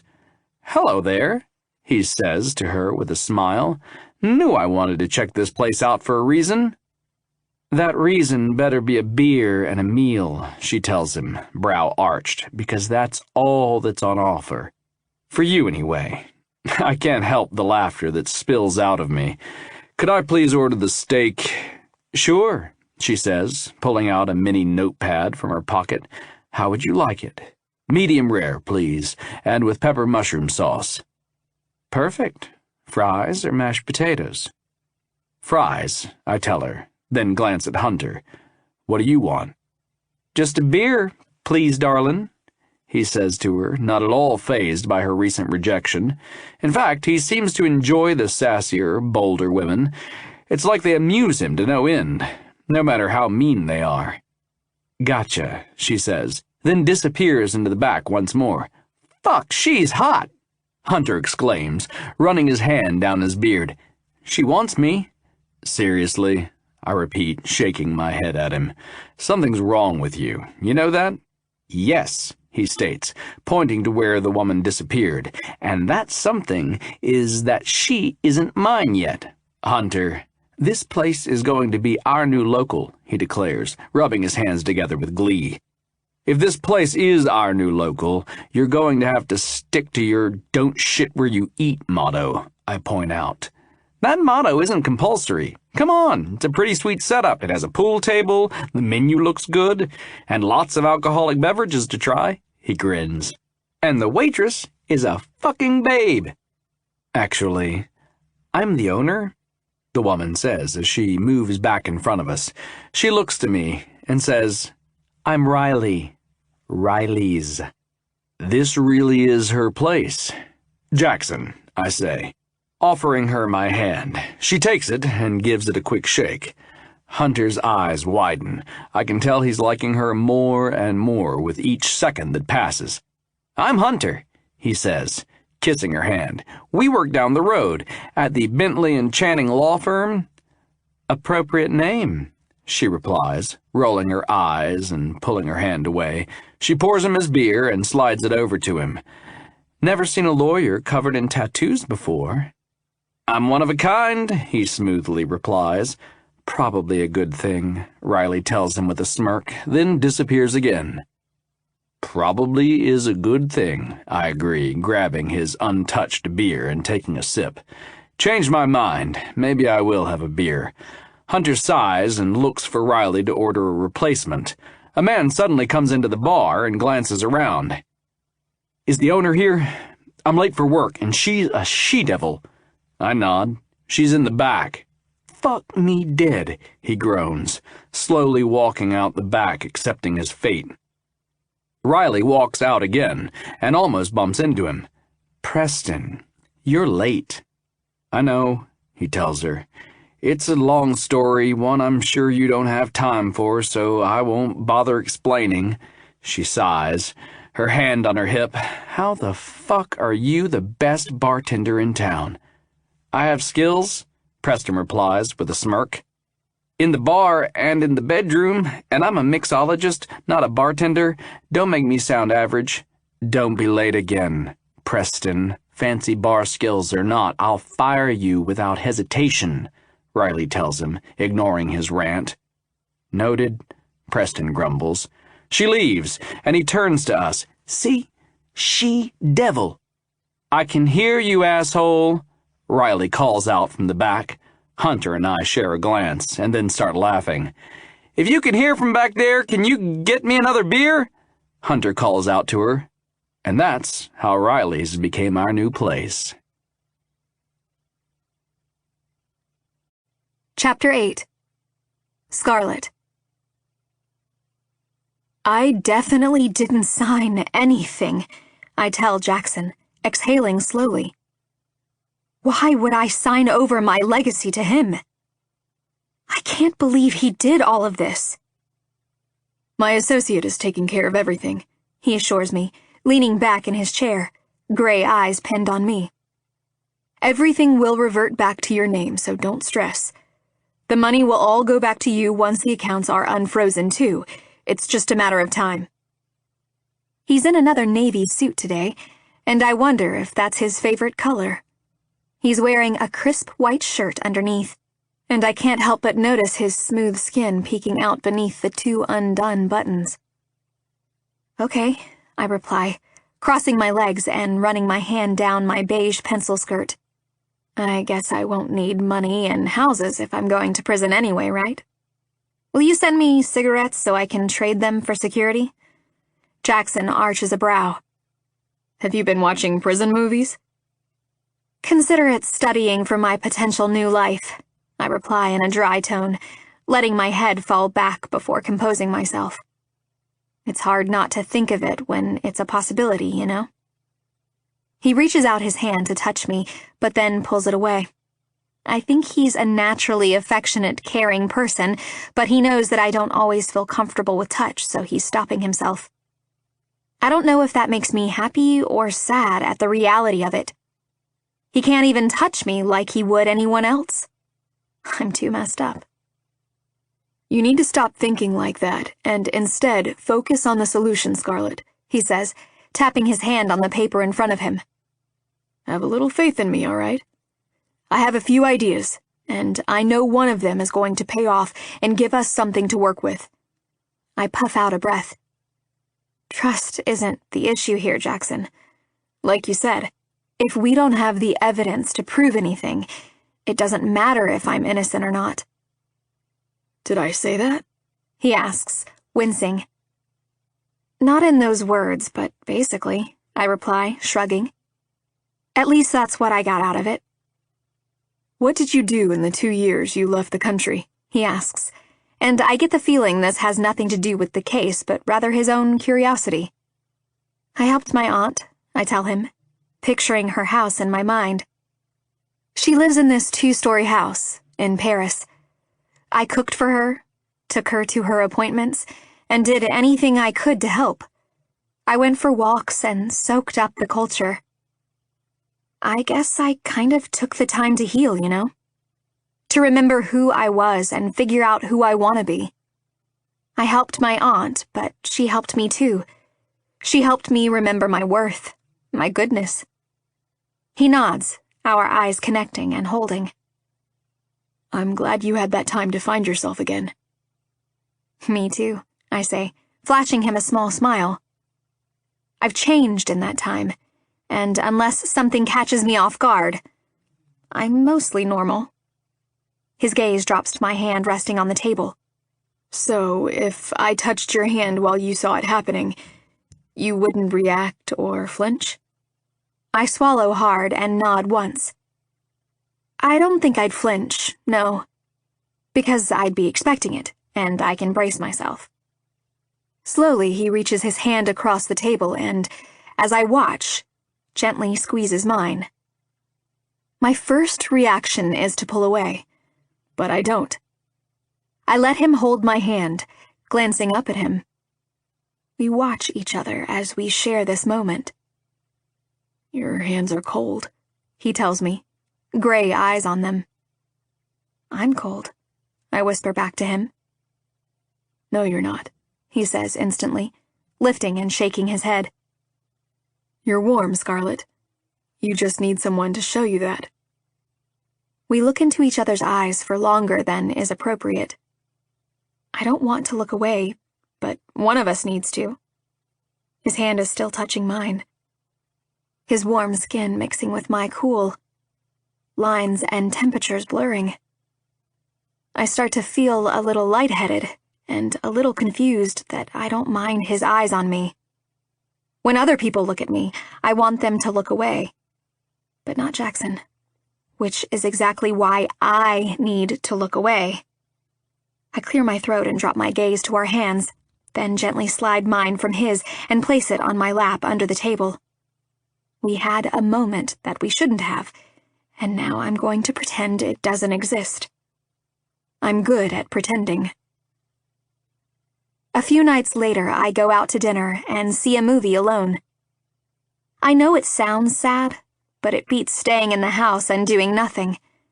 I've never been much of a social person, but for the first time ever, I feel like being out and around people. I stop by the supermarket on the way home to grab some coffee, since I ran out this morning. When I see Jackson standing there, still in his business attire, I have a moment where I want to flee. I'm about to give in and turn around when he sees me and smiles. He's obviously not as awkward as I am, and knows how to act in public settings. Hey, I say, walking closer to him. I want to ask about Valentina, if there's been any progress, but I'm not sure if it's okay to ask right now. Did you only just finish work? He nods, wincing. I'm a bit of a workaholic. I can see that, I murmur. It's almost 9 p.m., and he should have finished work hours ago. I guess you didn't get to where you are today just sitting around. This is the first time I've seen him when he's off the clock, and I don't know how to act. He's still my lawyer, and I'm still his client, but we're in a completely different setting, a normal one, and it's a little weird. That's true, he says, grabbing a few oranges and placing them in his cart. What did you do this evening? I went to a Vietnamese restaurant for dinner, I say, walking next to him as he grabs a few more items. And I saw a movie. A horror. It was a rookie mistake. He stops in his tracks and turns to me. You saw a horror movie alone? Who said I was alone? I tease, arching a brow. I don't know where this playful side has come from, but I like it. I can't remember the last time I had banter like this. Your earlier description of your lack of friends, he says, amusement written all over his face. We start to walk down the next aisle side by side. Okay, yes, I saw a horror movie alone. It wasn't that scary, I say, grabbing a jar of coffee as we pass it. It was pretty good, actually. You should go see it. I can't remember the last time I saw a movie in the theater, he admits, looking beyond me. It's been a while. It had been a while for me, too, I tell him. That's why I wanted to go. Something different, you know? Plus, I wanted to get my mind off things and get out of the house. The movie gave me an hour and a half of pure escapism. I usually read for that, and I'll probably go home and finish my book now. And drink coffee? He asks, smiling. My gaze drops to his smile. It seems you have me pegged, I reply, looking down as I grin. Did you eat anything for dinner? It's kind of late. I want to look at him more, memorize his face, but I don't. I'm attracted to him, yes, but we have more important things to handle right now. He's my lawyer, and he's here for one reason and one reason only, to get me out of this mess. My track record with men clearly isn't a good one, and I think I just need to stay away from men in general, no matter how handsome they are, or how dreamy their gray eyes are. There's nothing left for me here, and after I hopefully win the case, I'm leaving, and I don't think I will ever return. There's no point getting close to Jackson, or any man for that matter. I'd hate to think that Darren turned me into a cynic, because that would mean that he won. But I'm definitely a realist now. That doesn't mean I can't make a friend out of Jackson, though. I don't have any of those. I know he's my lawyer, and I'm just his client, but I feel safe around him. Uncomfortable. It's a feeling I'm not used to, and one I'd like to hold on to. I don't know if that makes me a bad person or something, but I don't think I can be blamed. It's been a long time since I felt like this. Not yet, he admits, looking down at his cart. I was hoping to grab a few things and make something simple. Can you cook? I try, he replies with a deep chuckle. I can make manly food. My eyes widen. I didn't know food was gender-specific. Are you a food sexist, Jackson? He laughs, then cringes. Okay, that's not what I meant. I just meant I live off a diet of steak and potatoes. And if I'm eating healthy, chicken and broccoli. And eggs. Lots of eggs. So you can fry, grill, and boil, I surmise, rolling my eyes. So, can women eat those foods or no? He smirks, shaking his head in amusement. Feeling sassy tonight, hey? Something like that. But you walked into that one, I sigh and glare up at him. Manly food. How long are you going to hold this against me? It was terrible word choice. You're a lawyer. You aren't allowed to use terrible word choice as an excuse, I point out, lifting my chin up. I'm off duty, he says, nodding toward checkout. Come on, do you want to get a coffee or something? I hold up the jar in my hand. I can always make us some. He hesitates for a moment, but then nods. Lead the way, Scarlett. Chapter 9. Jackson. I'm in her house. In her house. What the fuck am I doing? This is not professional at all, and it's a stupid move to blur the lines of our relationship. Sure, there's no rule against us being friends, but anything more is a conflict of interest. We shouldn't even be friends. Why am I not treating her like I would any of my other clients? If I ran into them at the store, I'd say, hello, ask them how they are, and move on. I wouldn't linger and chat with them, joke with them, and then follow them back to their house for coffee. I have no idea what I'm doing. She places a giant mug of black coffee in front of me, and it smells so good. Or maybe that's her. Fuck! Thank you, I say, bringing it toward me by the handle. Your house is beautiful. It's spacious and decorated in mainly white and nude colors, with a splash of color here and there. It has a warm, welcoming feel to it. Thanks, she says, smiling and sitting down opposite me. I've been redecorating ever since I got back. I like the country feel it gives now. It's simple, classy, elegant, just like her. There's a picture of what must be her and her aunt on the fridge, and I look at it and smile.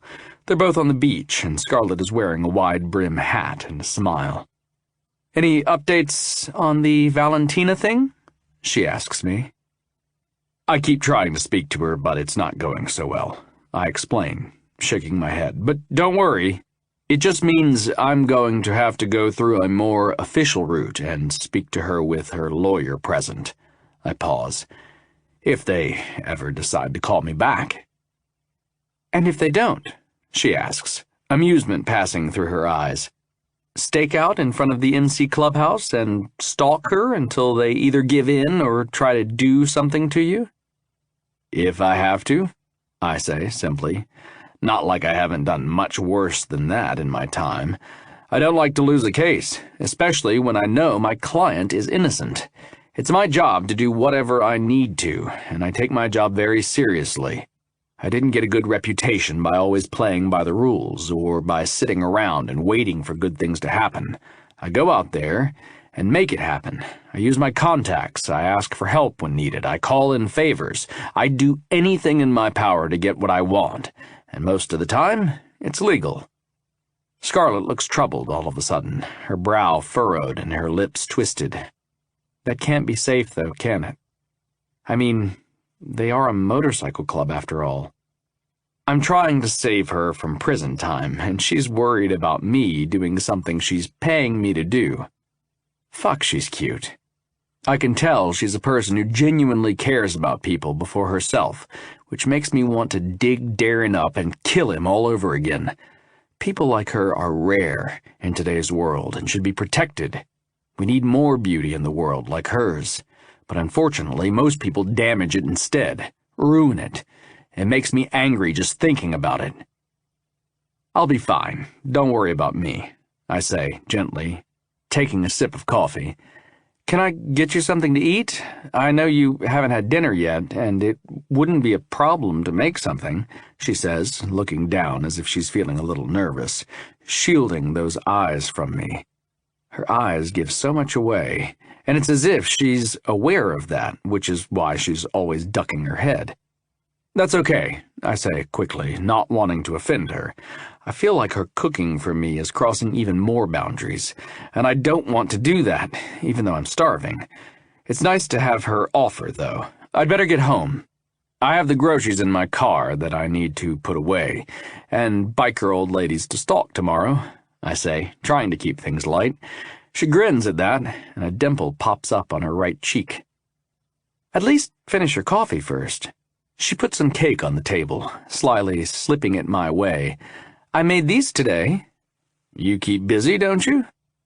She shrugs and sits back down. I used to work in a library, and then a bookstore. When I went overseas, I didn't work because I was looking after my aunt, but now that I'm back, I don't know what to do with myself. There's no point in getting a job until this whole ordeal is over, but I'm not used to sitting around all day, so I've started baking and cooking new recipes, started gardening. It keeps my mind busy, too. I don't want to overthink right now. It only makes things worse. I've also started doing some volunteer work. I like helping people. Right. She's on fucking bail. I almost forgot. For a moment, it felt like two people hanging out, just enjoying each other's company. She's easy to be around, and when there's silence between us, it's comfortable. What the fuck am I doing here? I shouldn't be forgetting how we met and why we're here. It's not to hang out and have coffee. I should regret coming here. But I don't. I like being around her. She looks down at the cake. It's good? My lip twitches as I reach over and take a piece. As the lemon flavor hits my tongue, I have to agree. It's delicious. She beams, so happy over such a small compliment. I guess she didn't hear a lot of them when she was with her ex. It makes me want to compliment her until she's no longer foreign to hearing them. Best cake I've had in a long time. Probably the only cake I've had in months, because I don't have much of a sweet tooth. I think the last time I had cake was at someone's wedding earlier this year, and I mean it, hers is better. Thank you, she says, ducking her face, and she smiles wide. I don't know about all that, but I'm glad that you like it. When she looks back up, our eyes hold, and something passes between us. Something I'm going to pretend didn't happen. Nope, I definitely didn't see that in her eyes, and she better not have seen it in mine. We have a professional relationship, and there is no room for attraction. We need to bury that shit right now. I clear my throat and stand. I should go home. It's late. Thank you for the coffee and cake. Okay. Thanks for the company, she says, standing and walking with me to the door. Fuck. She thanked me for my fucking company? She's obviously alone and doesn't have anyone to talk to or hang out with. I have my work colleagues, and I can always call my parents for a chat. Hell, if I really wanted, I have a few friends I could call and they'd be there. It seems like she has only her aunt, who is overseas. She hasn't mentioned any other family. I almost don't want to leave her alone here. I don't like the thought of it. That reminds me. I forgot to tell you, a man named Joshua will be here tomorrow at 10 a.m. to check on the house security. Do you want me to be here so you're not alone in the house while he's here? I don't know where that offer came from. I said it before my own brain could even wrap around it. I'd like that, she replies, looking genuinely thankful. She reaches out and touches my arm. Thank you, Jackson, for everything. I know you don't have to do all these things for me. I want to tell her someone like her should know kindness, should expect it. I want to tell her that if she ever needs anything, I'm only a call away. Instead, instinct brings me close to her, and my lips place a gentle kiss on her forehead. She doesn't flinch. Lock up. I'll see you tomorrow. I leave, making sure the door is closed before I get in the car and drive home. What the fuck am I doing? Chapter 10. Scarlet. Jackson arrives before Joshua does, and I'm grateful to have him in the house while a random man walks around it. I made some ham and cheese croissants for both of them, along with a fruit platter just in case they got hungry. You didn't have to do that, Jackson says, as Joshua helps himself. It's no problem, I say quickly, appreciating having someone to actually cook for.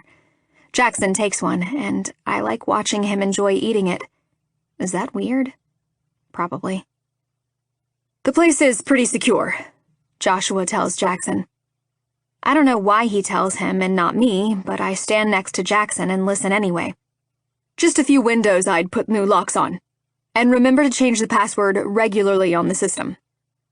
When can you do the locks? Jackson asks. He's in all black, pants and a t-shirt. He looks more casual than usual, and I wonder if it's because he's going to try to talk with Valentina again today. I really hope she'll help us. I can do them today. I just need to head to the store and grab a few things, Joshua says, then looks to me. Will you be home? I can be back here in an hour. I nod. Yes, I'll be here. Perfect, Jackson says. Just send the invoice to my office. You can just give it to me, I tell Joshua, wondering why Jackson would want it sent to his office when I'll be right here as he does the job. Joshua smirks and leaves, getting into his truck and driving off. Will you be okay with him, now that you've met him and know what he looks like? He asks me, scanning my face. I can stay if you like, but he's a good guy. You can feel safe around him. I'll be fine, I say, smiling gently. Thanks for being here. No problem. Call me if you need anything, he says, then flashes me a smile and leaves. I'm not going to lie. I check out his ass. It's a good one. Tight, round, and totally grabbable. Except then he turns around and catches me looking. Crap. I awkwardly wave, grimacing as he smirks and slides into his car. Jackson is taking care of the bill, Joshua states, refusing me as I bring my purse out. What do you mean? I ask, wrinkling my nose and shifting on my feet. I open my purse and grab my checkbook. Don't be silly. Please, let me know how much it will be. It's taken care of, sweetheart, he says, smiling and walking out the front door. I'm still standing in the open doorway in confusion when my phone rings. I don't even check who the caller is. Hello? Scarlett? Comes the smooth tone on the other end. Did everything go okay? Jackson. Just the man I need to have a word with. Yeah, besides the fact he didn't let me pay, I say, closing my front door and locking it. Any idea why that is? Jackson ignores my comment and says, Good. I have some news. You spoke to Valentina? I surmise, moving to sit on my couch. And are you going to ignore everything else I just said? He hesitates and then says, Yes, to the latter, and not exactly to the former.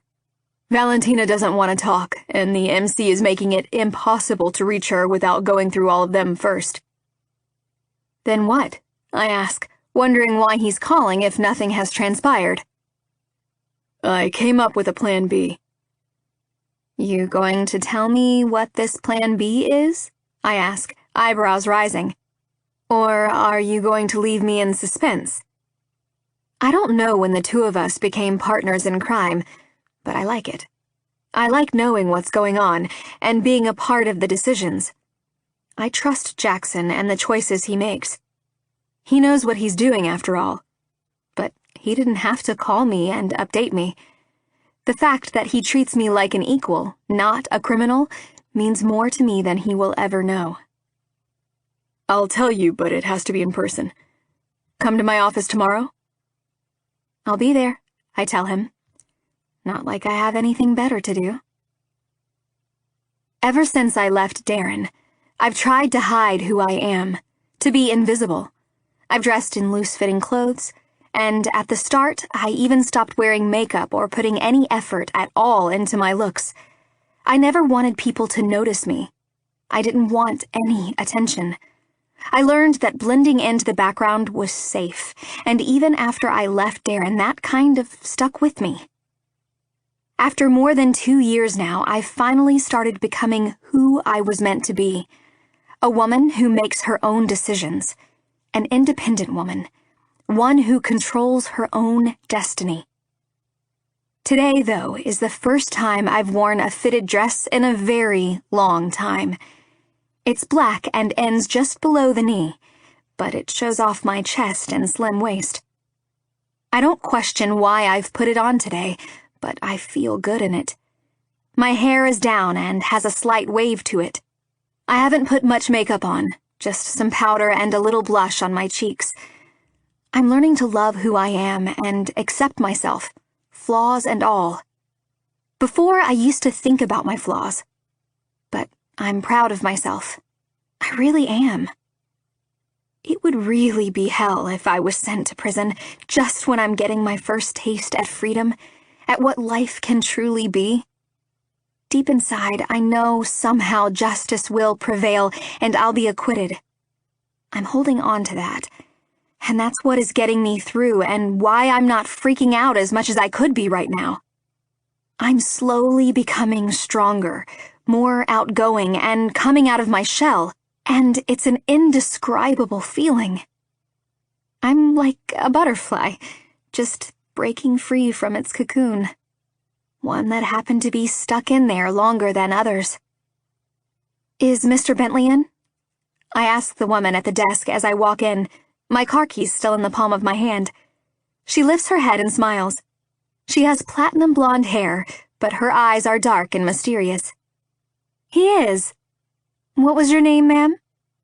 Scarlett Reyes, I say, listening as she picks up the phone to call Jackson. I have Scarlett Reyes here for you at the front desk, she says into the line. Okay, no worries. She hangs up and says, he said to go straight in. Thanks. I walk toward his office and am about to knock when the door opens. Good morning. Good morning, I say, flashing him an easy smile. He's in a blue shirt today, another one that's rolled up at the elbows. I don't know what it is about that makes him so much sexier. He shuts the door while I take a seat. What are you up to today? He asks, claiming his own chair and studying me. You look nice. I smile at the compliment, which turns into a smirk when I catch him staring, as if he's unable to look away. I thought I'd donate some of Darren's money and belongings to a charity today, and then I'll probably go home and finish the garden. I want to turn it into a nice outdoor area where I can read and hang out. My own little space. Anything to keep me busy. It's sad that this is what my life has become. One huge distraction to get me through, and that I have to spend the day dealing with Darren's things. However, if a charity can benefit from it, if I can do a little good in the world, at least that's something. That sounds nice, he says, tilting his head to the side. You could put some furniture out there, or maybe one of those seat swings. That's the plan. What news do you have to tell me? I ask, getting to the point. Right, he says, rubbing his hands together. I pulled a favor, and I have something in the works for your case. I'm going to need a few days, so I don't want you to worry or think that nothing is happening, okay? Try not to stress. I know it's hard, but as soon as I find out any information, I'll give you a call, okay? You wanted me to come all the way here to tell me that? I ask, crossing my arms over my chest. No, he says, sliding me over a file. I actually need you to read and sign these. As you know, our family law attorney, Hunter, has been working on your case as well. We need you to sign these to move probate along. Oh. Do you want me to do it now, or can I take it home and bring it back? I ask, wanting time to read through it all. You can take it with you. Anything else? Just one more thing. He grins, a smug look plastered on his face. I don't know why he looks smug, until he reaches down and pulls out a bouquet of beautiful white flowers. Happy birthday, Scarlett, he says, handing them to me. I take them, my eyes widening. I was going to ignore my birthday. I have no one to celebrate with, and nothing to celebrate about, so I was just going to pretend it was any other day. How did you know? I ask softly, smelling the beautiful flowers. Peonies are mixed into the bunch, and those are my favorite flowers in the world. Came up on my file, he says, shrugging. I was going to get them delivered to you, but I wanted to see your face.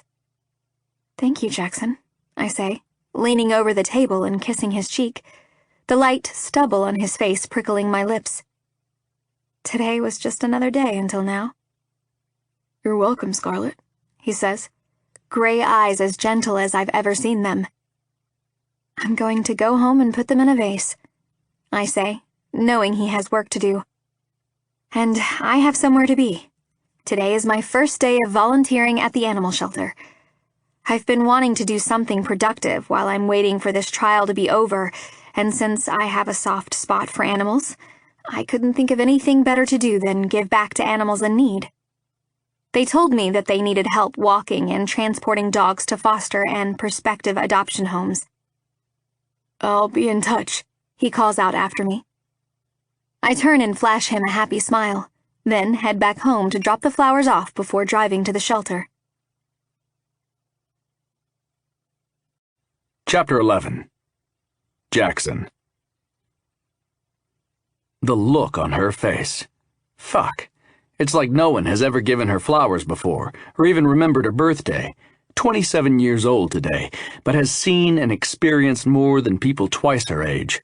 I'm glad to have put a smile on her face, and to have seen her on her birthday, even if it was just for a little bit. If I was being honest, I'd love to take her out for dinner or something, but that's not a good idea. I need to concentrate on the case, and I need to forget about how I felt when I saw her face light up, when it was lit up because of me, because I made her happy. Consider that shit forgotten. I was going to tell her more information I dug up, but decided against it. If something goes wrong, the less information she knows, the better. Working with my private investigator, I managed to get the Wind Dragon's MC lines tapped. I know it can backfire if they find out, but it had to be done. It's not legal and probably won't hold up in court, but I need to know if they're involved in this, or if they're a dead end. Valentina was never going to talk to me. Her boyfriend, or whatever they call male biker partners these days, is as protective over her as I'd be over my woman. I'm going to win this case, regardless of who I have to turn against.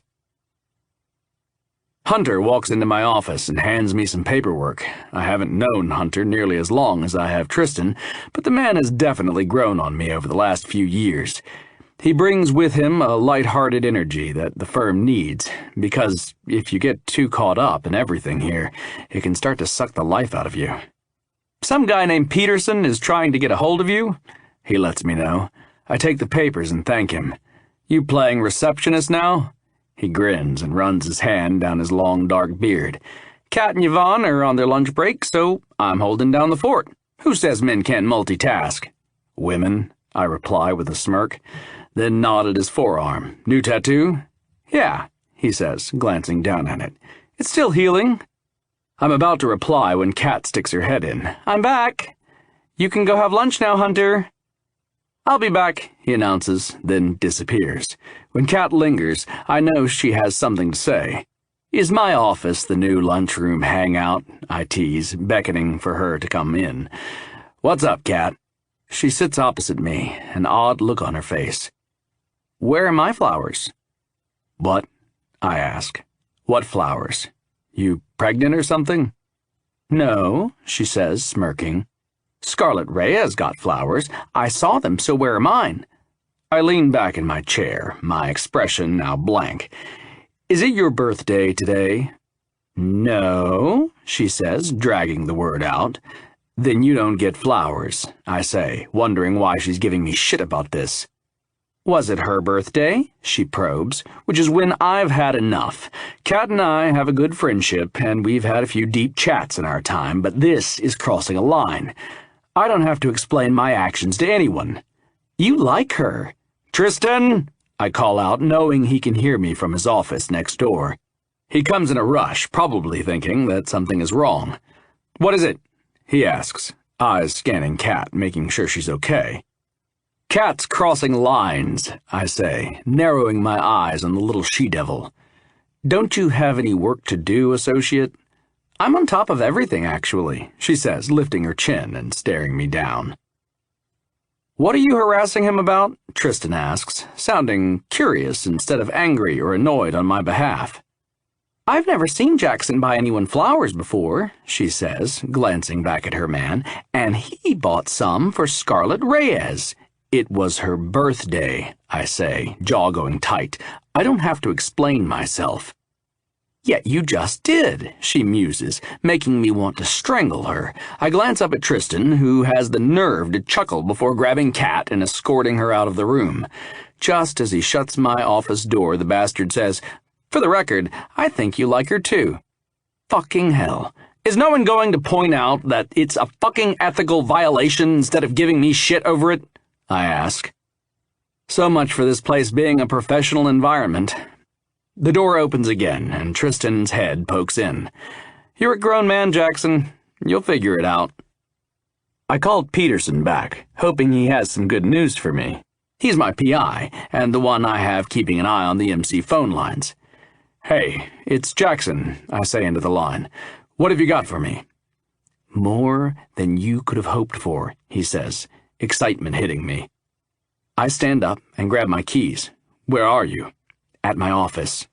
I'm on my way, I tell him, hanging up. practically sprinting through the office. Please, let this be what I've been waiting for. The lawyer is trying to contact Valentina over Darren's death, an accented male voice says. It sounds Irish, or maybe Scottish. It's the voice I heard when I tried to call Valentina myself. They probably want her to testify, a woman replies. Scarlett Reyes has been charged with Darren's death. It's been all over the news. What proof do they have for that? The man asks. We all know she didn't do it. The gun was planted at her house, and she was his wife. She left the country pretty quickly, and the cops need to pin it on someone. Some of them were there that night, remember? They don't want anyone to know that. If they tried to drag us down, we'd bring them with us. So the cops planted the gun? The man asks, sounding surprised. Fuck, Faye. I feel like shit knowing this woman is going to go to prison for a crime I committed. As if being that dickhead's wife wouldn't have been bad enough. I know, the woman, Faye Black, says, but what else can we do? You doing time is not an option, and we don't have anything to do with her being a suspect. That's on the cops. They chat some more, but I already have all I need. Valentina's boyfriend is the one who killed Darren, and the cops knew about it. And to save everyone's asses, they pinned it on the sweetest, most gentle woman I've ever met. There was one variable they weren't counting on, though, and that was me. And I'm going to bring them all down. I asked to meet with the man named Irish, who arrives with his attorney. It's nice to finally meet Faye Black, but it's a shame it's under these circumstances. The only way I got her to agree to this meeting was by saying that I have some damaging evidence she's going to want to hear before I take it public. More bluffing. I'm not dumb enough to release this recording and have every Wind Dragon member, including Demon, breathing down my neck, but she doesn't have to know that. Have a seat, Mrs. Black. I tell her, then look to the large, dark-haired man next to her. You too, Mr. Irish. Faye smirks at that, but doesn't give anything else away. She's an attractive woman with long auburn hair and sharp hazel eyes. She doesn't look like an old lady. In fact, she's dressed in business attire I'd expect from any female lawyer. Black pants with a black blazer, a white shirt underneath. Irish looks like I'd expect a murderer to. Covered in what looks like a knife scar along his neck, the darkest of eyes narrowed on me. I'm not going to beat around the bush here, I tell the two of them. My client, Scarlett Reyes, is innocent, and we all know it. However, it's my job to prove it. I hit play and let them listen to the recorded conversation. How did you get that? Faye growls, her nice demeanor gone. I don't believe that's the biggest issue here, I say, staying calm and focused. Now, I might not be able to use that in court, but now I know the truth of it. We all know the type of man Darren was, and that it's no loss he's gone. However, a woman who was victimized by him should not be doing time for something she didn't do. I understand, Irish, that you were probably protecting Valentina, but tell me, what other outcome is there than you doing time for a crime you did commit, whether it was justified or not? How can you go to sleep at night knowing an innocent woman who was abused by Darren is going to be sitting in a prison cell wondering what the fuck she did to deserve the sentence she'll get? Fucking hell, Irish snarls. Looking to Faye, the next move is obviously her call. She's the lawyer. I slide her some papers. There's lots more information about Darren that has come out.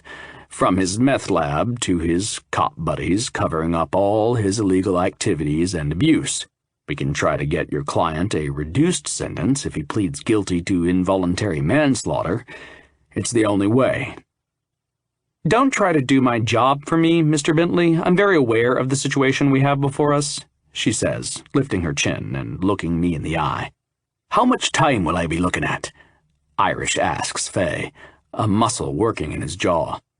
I have to take it to the prosecutor to exonerate my client, I tell the man. It's nothing personal, but Scarlett deserves to go free, and you know it. You said so in the audio. Best outcome would be 2 to 3 years, Faye guesses, which would have been my guess too. Worst case, maybe up to 7. Fuck. I need to see Valentina, he mutters, gripping the table, knuckles white. Faye says one thing, and with that word, I know she knows I'm right, and that there's no other way around it. Fuck. Chapter 12. Scarlet. Your Honor, I request that all charges against my client be dropped, Jackson says as he looks at the judge. The prosecution has no case, and my client's arrest was premature. All the so-called evidence against her is circumstantial.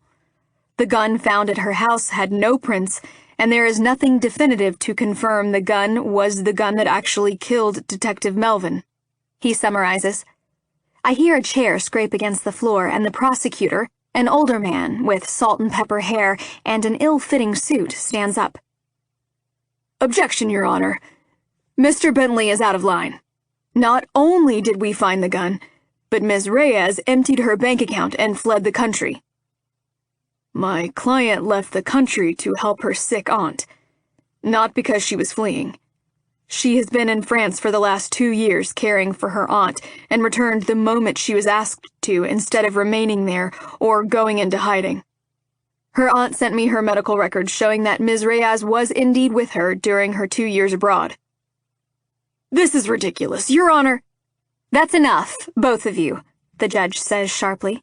She's younger than I expected, but she oozes authority. Mr. Nguyen, does the prosecution have any evidence against Ms. Reyes other than the gun? It's been a long day, and it's been hard to listen to everything everyone is saying I must have done when I know the truth. But I've sat here, my chin up, hoping that Jackson's words will be enough to keep me from being wrongly convicted.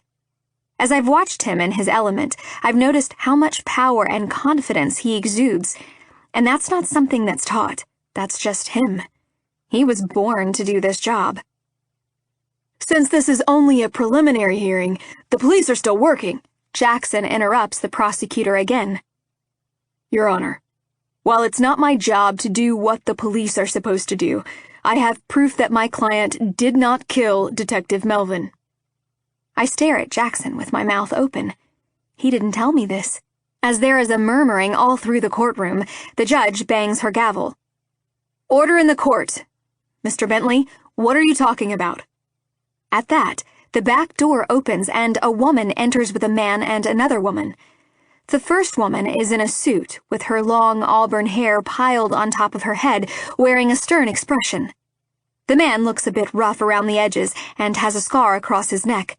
He looks dangerous, except he has his arm protectively around the second woman. I notice her thick red hair immediately. The woman in the suit eyes Jackson but walks toward us. Your Honor, my name is Faye Black. Can the four of us, she indicates the prosecutor and Jackson, go into the judge's chambers for a brief discussion? This is completely out of line, Mrs. Black, but I'm curious to see what this is about. My chambers, now. I watch the four of them go into a secluded office while the couple takes a seat in the back. Wringing my hands nervously, I shift my feet. The woman Darren was with for all those years, Valentina, is absolutely beautiful. Her red curls bounce as she leaves the courtroom after me. Considering the outcome, that her boyfriend, Irish, admitted he killed Darren while defending her and will do 2 years in prison, I'd think she would hate me, and I brace myself for such. But as she approaches me, there's no hate in her eyes, no animosity whatsoever. She puts her hand out, and I give her mine. I'm sorry for everything you've been through. You too, I say softly. I'm sorry about Irish. She takes a deep breath, and I can tell that it pains her that he'll now be doing time. I just wanted to tell you that I had no idea he had a wife all those years. If I had known, things would have been different. I didn't know about you either, I whisper, squeezing her hand. I'm so sorry things have to be this way, Valentina. She smiles sadly and lets go of my hand. You didn't kill Darren, Scarlet. Don't be sorry. She pauses, debating on what to say next. I want you to know that when your lawyer came to see me, I didn't know what Irish had done. He kept it from me for 2 years, and I don't think he ever intended to tell me. So what I said to your lawyer about not knowing anything, I was telling the truth. I'm sorry you got brought into this. Go and enjoy your life now, like I have been ever since I met Irish. A few men came to stand behind her. Great. I put one of their biker friends behind bars, and now they must all hate me. I'm sorry, I blurt out, feeling tears hit my eyes. You okay? Jackson asks, coming to stand next to me and placing his hand on the small of my back. I don't react to his touch like I normally would. It's like my body has accepted it now. Come on, let's get out of here. He leads me outside to his car and opens the passenger door.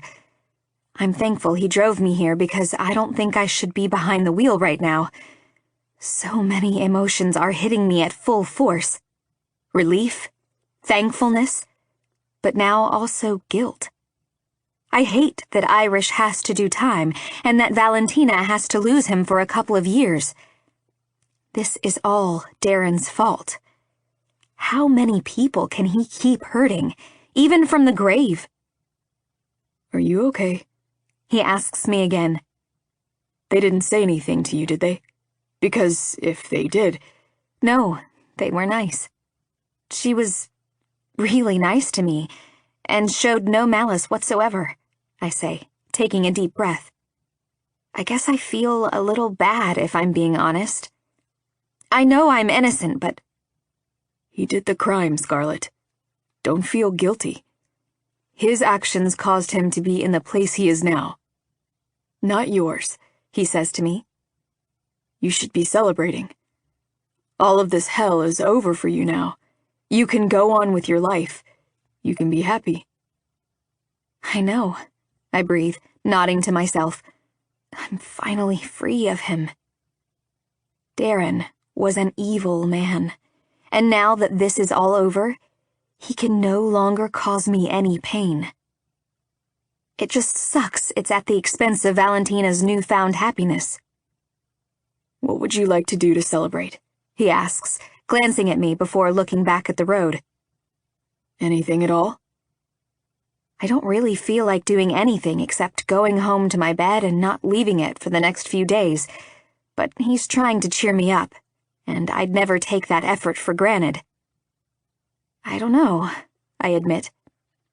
Maybe we could go to the beach? I've been wanting to go since I returned but never got around to it. The beach it is, he says, glancing down at his suit.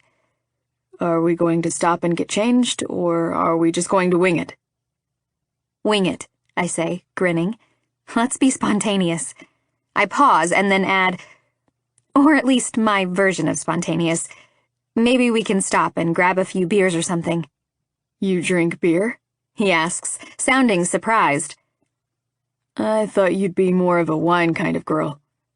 I like wine too, I explained to him. But I think the beach calls for some ice-cold beer. Beer it is, he says, and just like that, he gives me what I want. I've never had that before. I put the window down, letting the breeze hit my face, and smile. I can't save Irish, but I can enjoy the second chance I've been given.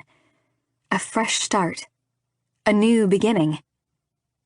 Now I just need to decide what it is I want, what will make me happy, and then go after it. My journey is only just beginning. Everyone is staring at us, I notice, even though it doesn't really bug me. I'm just pointing out a fact.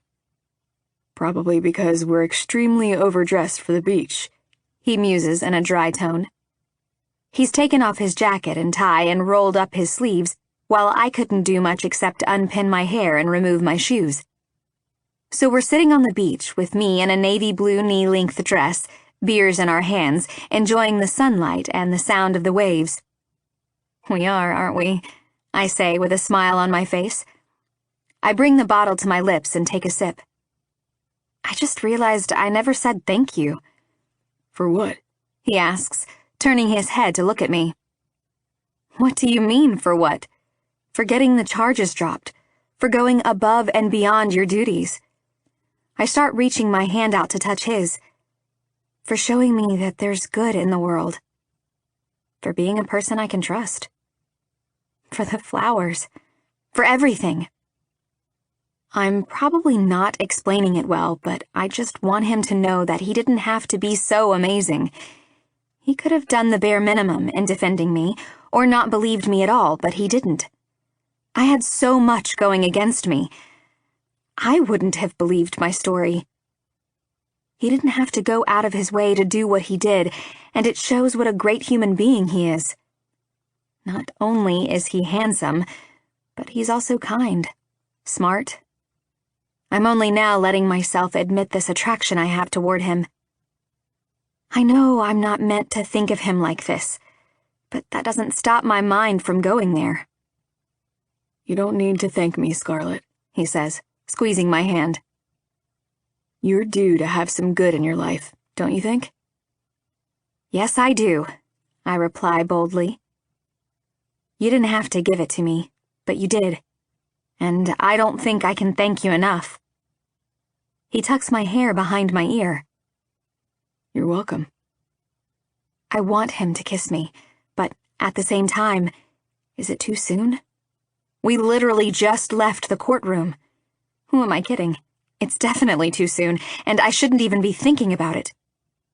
Think of something else, Scarlett. How about the fact that my life can finally be normal? I smile at the thought, my eyes closing. But when they open, he's right there in front of me, and I'm clouded once more. I don't know what the rules are, or even if he wants to kiss me, but I know it's not the best idea. He doesn't kiss me, though. Instead, he takes his hand away from me and looks back to the sparkling blue water. I always said that after this I'd leave straight away, but with Jackson next to me, I don't want to. Maybe there is something here for me after all. Neither of us has addressed this thing between us, though, and we're acting like we're friends. That's fine for me. Besides, I don't know if I'm ready to dive into something serious yet. 2 years seems like a long time to heal, but I don't know if I'm completely healed yet. I've never really had the option to explore my freedom, both with men and with my daily life, so getting into something right now might not be the best option for me. For now, I'm just happy being with him, feeling safe and knowing I have someone I can rely on. That isn't something I've ever really had, and it's a beautiful feeling. Will you let me cook for you tonight? Or are you going to be stubborn, I ask, being a little forward and assuming he'd want to spend more time with me after this. I don't know what's come over me. I'm not a woman who is usually forward, ever. His deep chuckle makes me feel warm inside.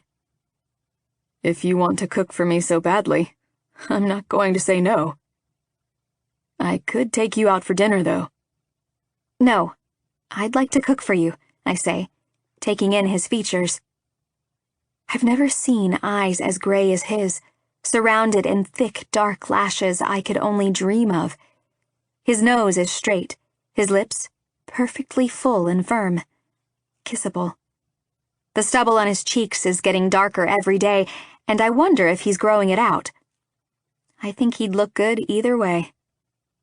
I don't know why I'm checking him out so much now. Maybe it's because before I'd only look at him when I had to. I didn't want him to catch me staring, but now something is changing. I'm free, and there are possibilities all of a sudden. The cloud of uncertainty that followed me around has vanished. My future is now something I can actually contemplate. I can do anything I want, be whoever I want, without restriction. Freedom. What an underrated word. And Jackson. I can look at him. I can admire him. I don't have to hide it anymore, or be afraid of my future. I don't have to be afraid of anything. except his response to me. Home cooking it is, he murmurs, eyes dropping to my mouth. I think you should stop looking at me like that, Scarlett. I swallow hard. Our faces are close but not touching. It would only take me leaning toward him a little to have our lips touch. You smell good, I blurt out. He grins, flashing his straight white teeth.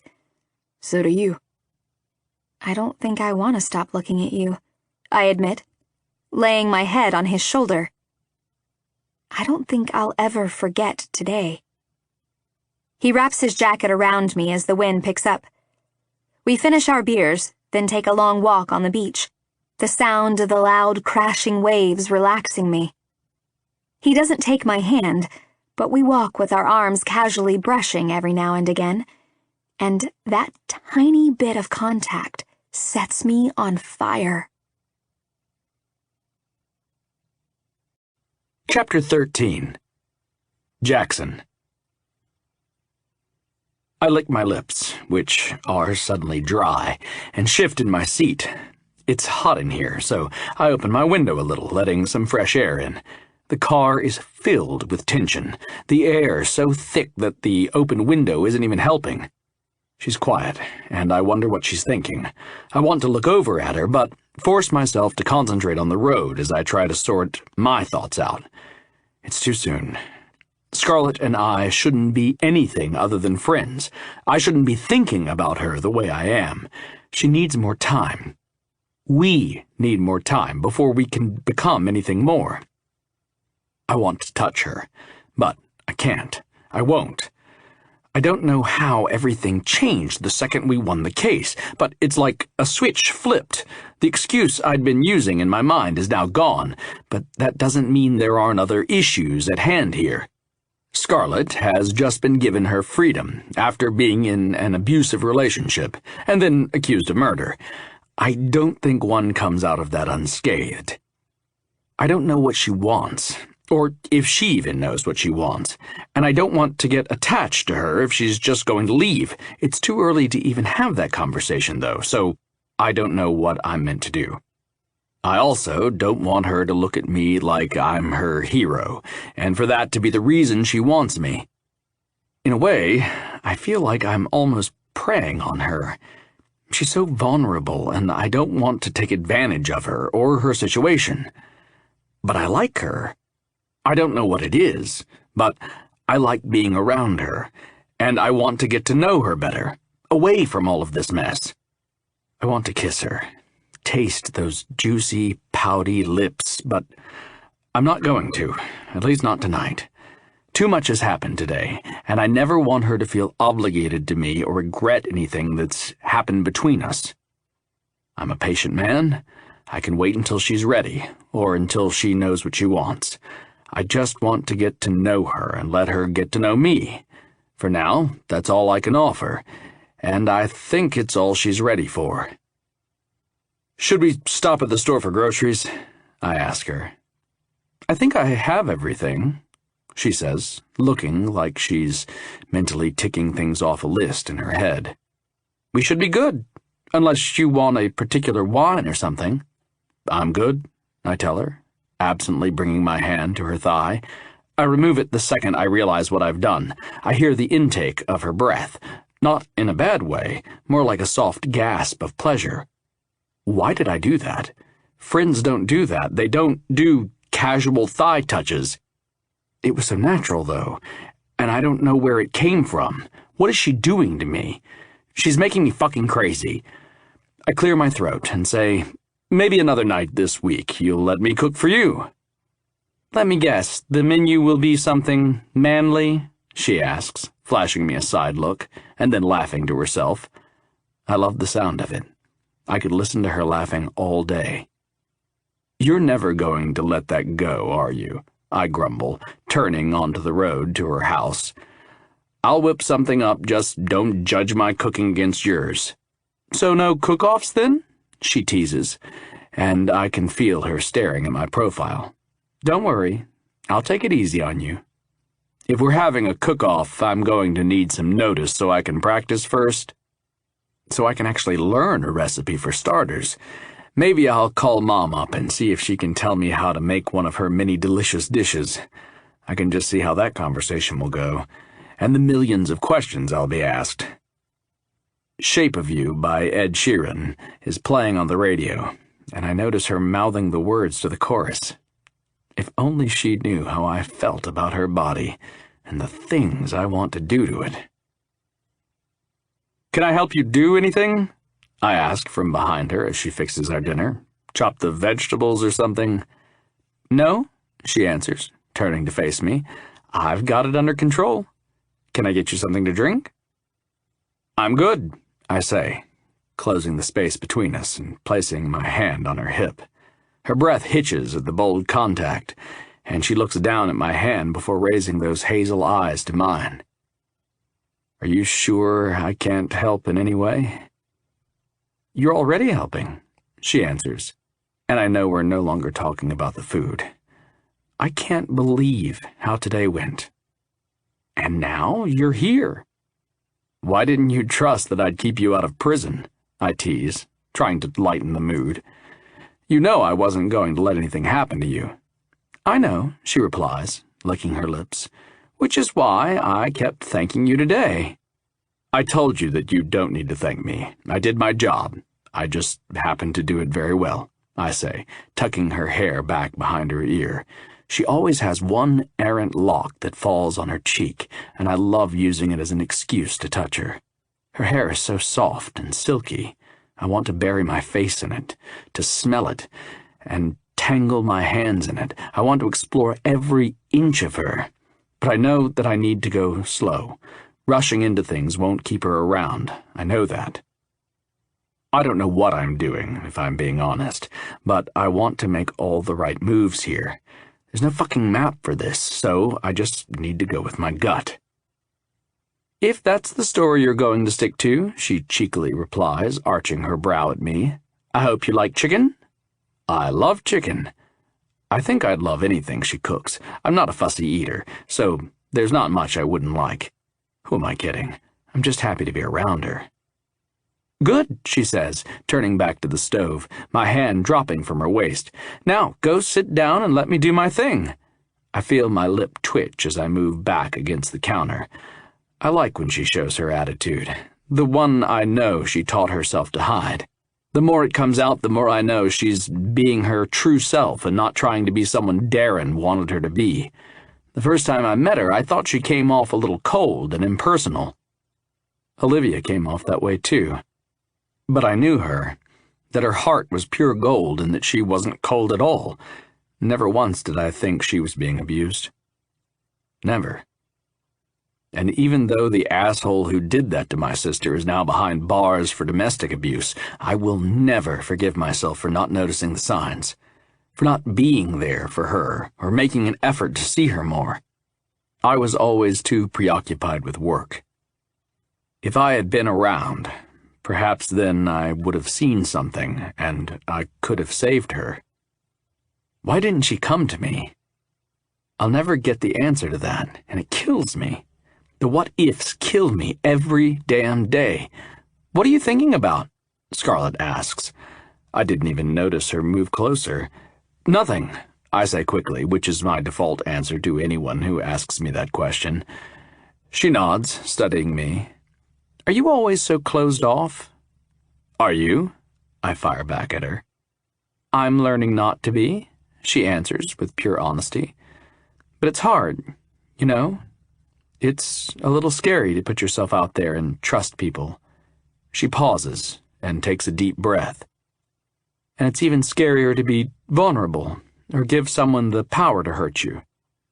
"I know what you mean," I tell her. "I hope the next man you trust deserves it." "That's a nice thing to say," she murmurs, stepping forward. This time, when her lock of hair escapes, she tucks it back herself. "I hope you're hungry, because I'm making a lot of food." I'm starving. And for more than just food, I'm hungry for her. Chapter 14. Scarlett. I made a creamy chicken pasta, beef ribs, garlic bread, and a salad. I figured it covered anything he could be craving, and I hope he likes it. I've never cooked for any other man besides Darren. Before I started dating him, I'd had only one boyfriend, and I didn't know how to cook then, nor would I have wanted to at that age. I place everything on the table while Jackson washes the dishes that have accumulated. I told him not to, but he didn't listen. It's kind of hot, watching him, still in his white shirt and dress pants, washing up. Really hot, actually. Not only am I not used to being around such a good-looking, put-together man, but I'm not used to a man helping around the house either. Today has been the craziest day, from the courtroom to the beach to my house. It's hard to even process it. And now my lawyer is in my house, scrubbing a pan with his sleeves rolled up, looking sexy and making me wish that he'll use those hands on me next. Goes to show you never know what will happen in life. I set the table with plates, silverware, wine, and water, not sure which one I feel like having with this meal. I know Jackson has to drive home, so he probably won't consume any more alcohol. Once I'm happy with the layout, I'll wait for him to finish up, then sit down. Everything looks amazing, he murmurs, eyes going wide. You weren't joking about a lot of food. We can eat some tomorrow, I say, then realize that sounds like I expect to see him tomorrow. I quickly try to backtrack. I mean, you can take some home tonight and take it to work for your lunch tomorrow. If you want to, that is. And this, among a million other things, is probably why I'm single. His lip twitches, letting me know of his amusement. We eat the food, chat, and make each other laugh. It's natural, and I notice how much I like being around him. He helps me clean up, and I pack him some food to take home. But when he leaves, I only get a kiss on the forehead, which is sweet, but I find myself wanting a taste of his lips. Maybe next time. When are you coming back? My Aunt Leona asks me when she calls me the next day. I'm not sure. I have a few things I need to sort out here before I can leave, I say, referring to the properties, Darren's money, and, most of all, Jackson. I'm not ready to leave him yet. I know it's stupid, and I know I should just go and not look back, but something is telling me that I should wait and see what happens with him. Maybe the hopeless romantic in me is returning a little, and I don't know whether to embrace it or to tell it to shut the hell up. Maybe it means old me is returning to some degree. I don't know.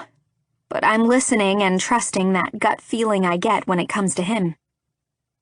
Okay, honey, she says, coughing a little. She beat lung cancer once, but there's a high chance of it coming back.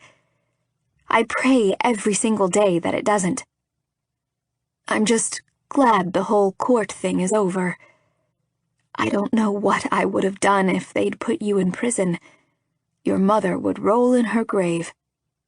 You don't have to worry about any of that, I tell her, rolling my eyes at her comment about my mother, who passed away when I was 15. I'm fine. I'm safe. And I'll let you know when I'm coming back. Not that I know when that will be.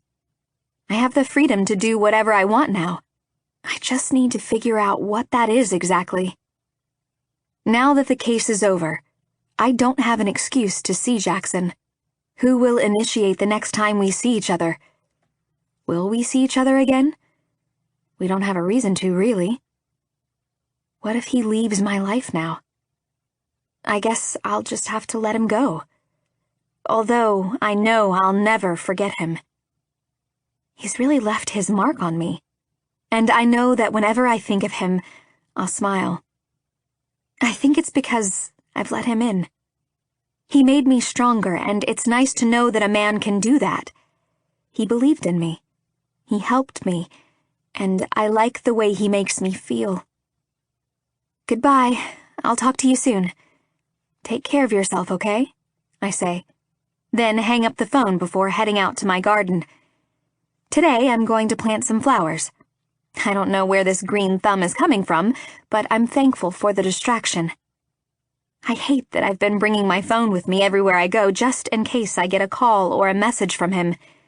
I hate that I keep checking it compulsively. I don't know what else to do, though, because he's always in the back of my mind. I don't want to make the first move, because this needs to be a two-way street. And Jackson Bentley is a man who fights for what he wants, so if he wants me, he'll come and get me. There's another issue I have. One that I don't think will be a problem for a little while, but it still plays on my mind. I haven't been sexually intimate with someone in a long time. 3 years to be exact, and the last time was with Darren, and it wasn't an experience I want to remember. After he finished, he rolled off me and told me that I was terrible in bed, cold and frigid, and that he was surprised he managed to come at all. He never bothered with making me come. I know Darren was an asshole and would say things to hurt me, but in the back of my mind, I still wonder if some aspect of that was true. What if I sleep with Jackson, and he doesn't like it, or I do something wrong? The thought makes me nervous. A man like him would have women throwing themselves at him. He's good-looking, has an amazing career, and a kind heart. I know that he'd never say anything mean to me, ever, but what if I can't satisfy him? Sex with Darren was boring, and he'd blame that on me, but maybe it was him. Maybe I should watch a video or something to see what sex should be. I finish planting the flowers, then head back inside to take a quick shower before opening my laptop. What do I search?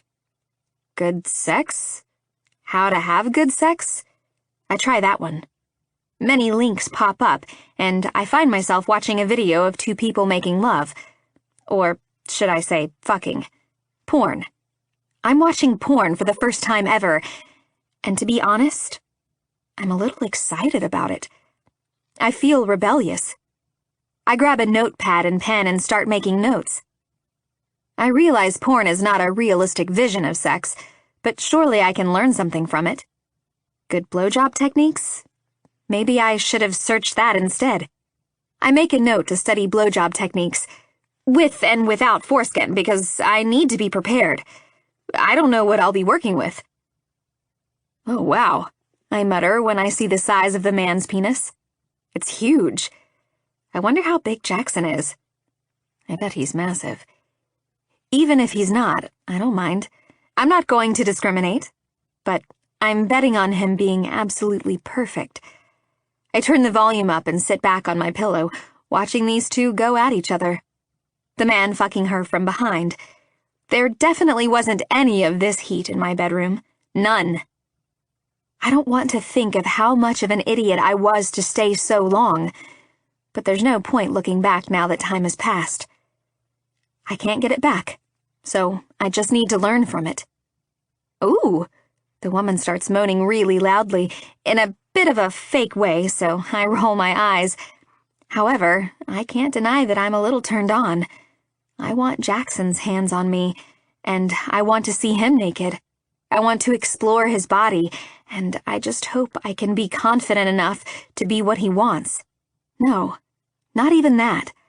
I want to be confident enough to be who I want to be. I want to own every move I make, my sexuality, and I know it's going to take a little time, but I'm going to get there. I make another note on the list to buy some new lingerie. Scarlett? I hear Jackson say, making my head snap up. I glance up to see him standing in my room. What the hell? Your front door was open. I got worried. He glances down at my laptop, and I want to die. No, seriously, is it too late to go to jail? Are you watching porn? He asks, trying to keep a straight face. I slam my laptop closed, my notepad going flying, and, of course, he picks it up. It's just that kind of day. He reads it out loud. Blowjob techniques. He lowers it and arches his brow. With and without foreskin. Sexy lingerie. I cover my face with my hands. You had to read that out loud? Oh, come on now, he says, sitting down on my bed like he's been in my room a million times before. Don't be embarrassed. It's cute. He pauses and grins.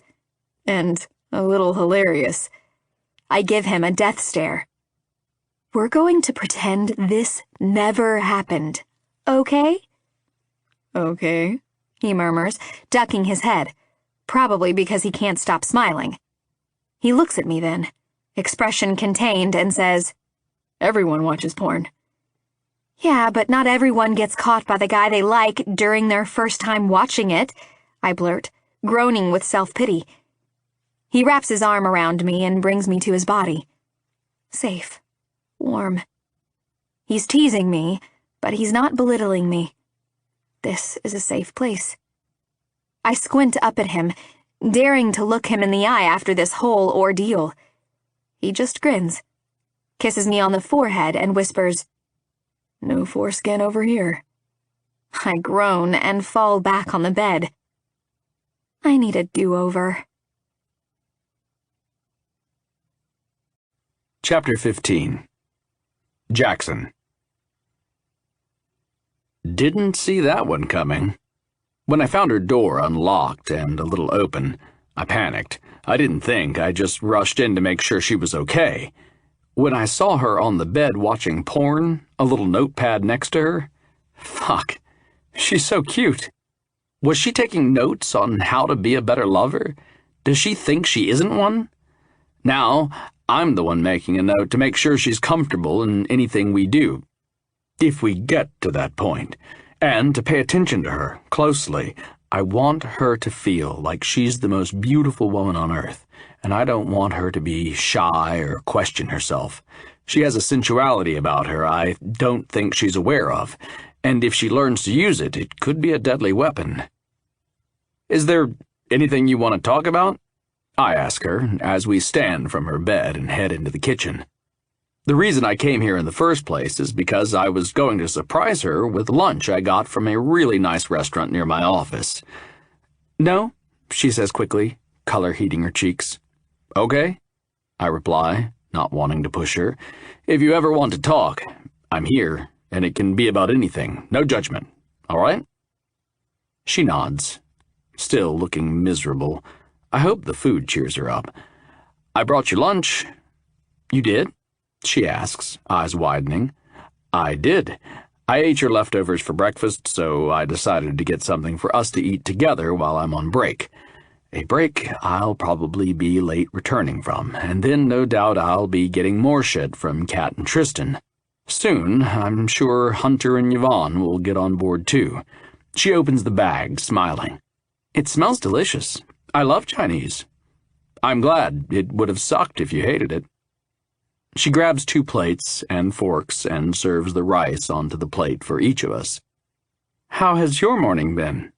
Not as good as yours, I snicker, unable to help myself.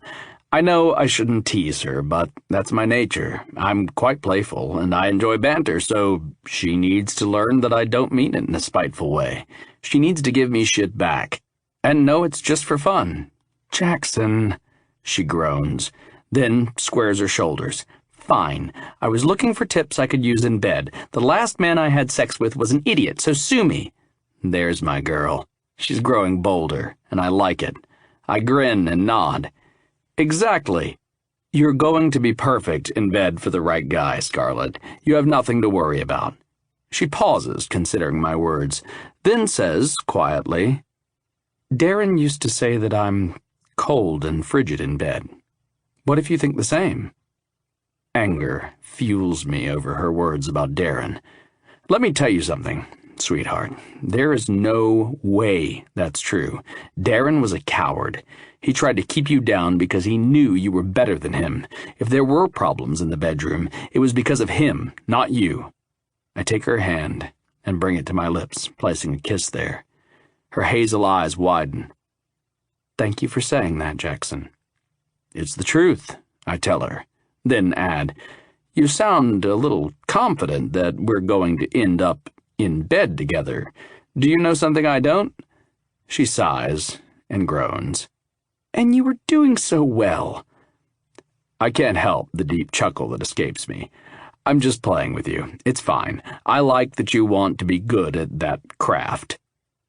Thought we were going to pretend this never happened, she reminds me, her tone drier than before.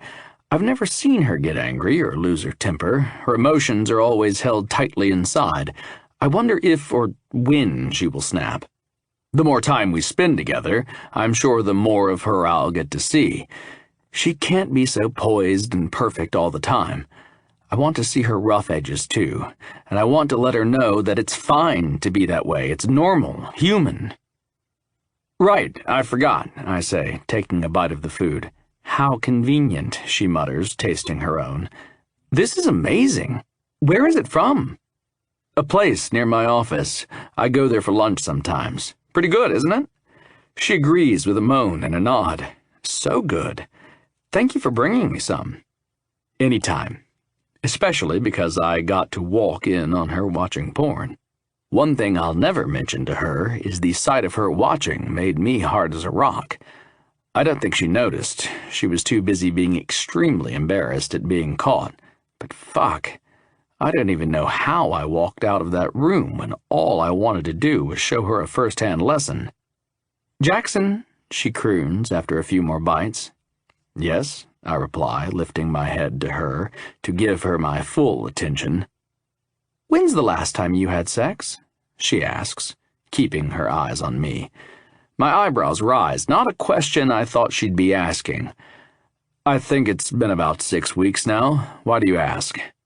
Just curious, she says, licking her fork. Who was it with? Just a woman I was seeing, I tell her, wondering where she's going with this. She wasn't my girlfriend or anything. It was just casual. I'm usually too busy with work for anything more than that. Yet you're at my house in the middle of the day having lunch with me, she points out, a cute smirk on her face. I think you could make time if you wanted.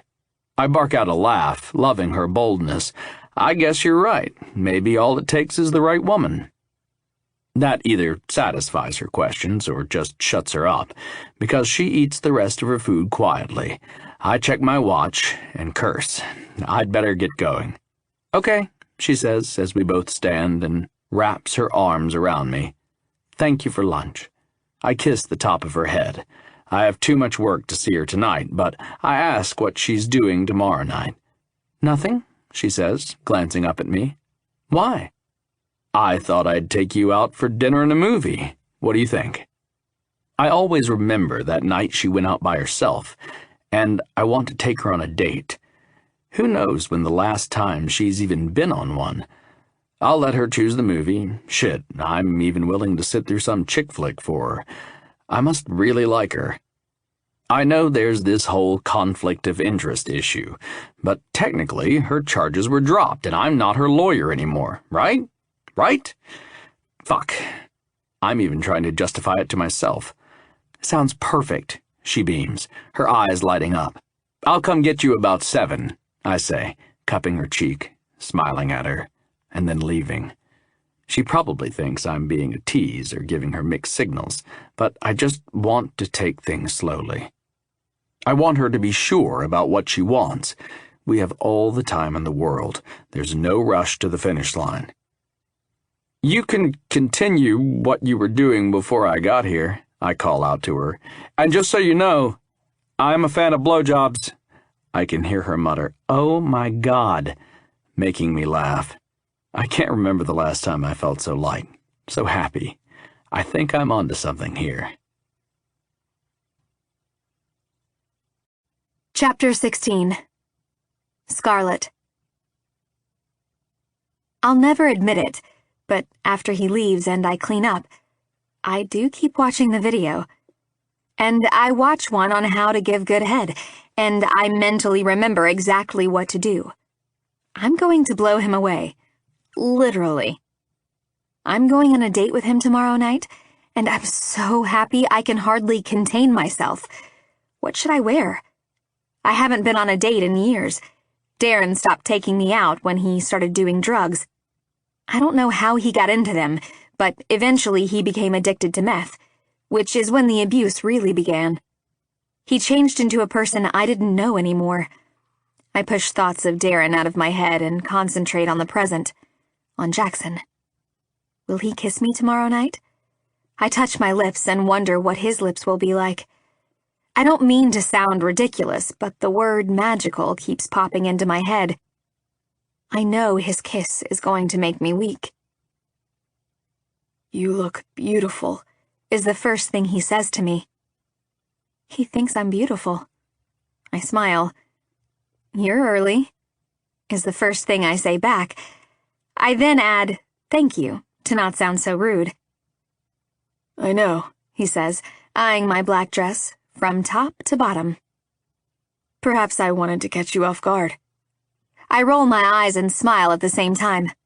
Come on in. I just need to finish doing my makeup.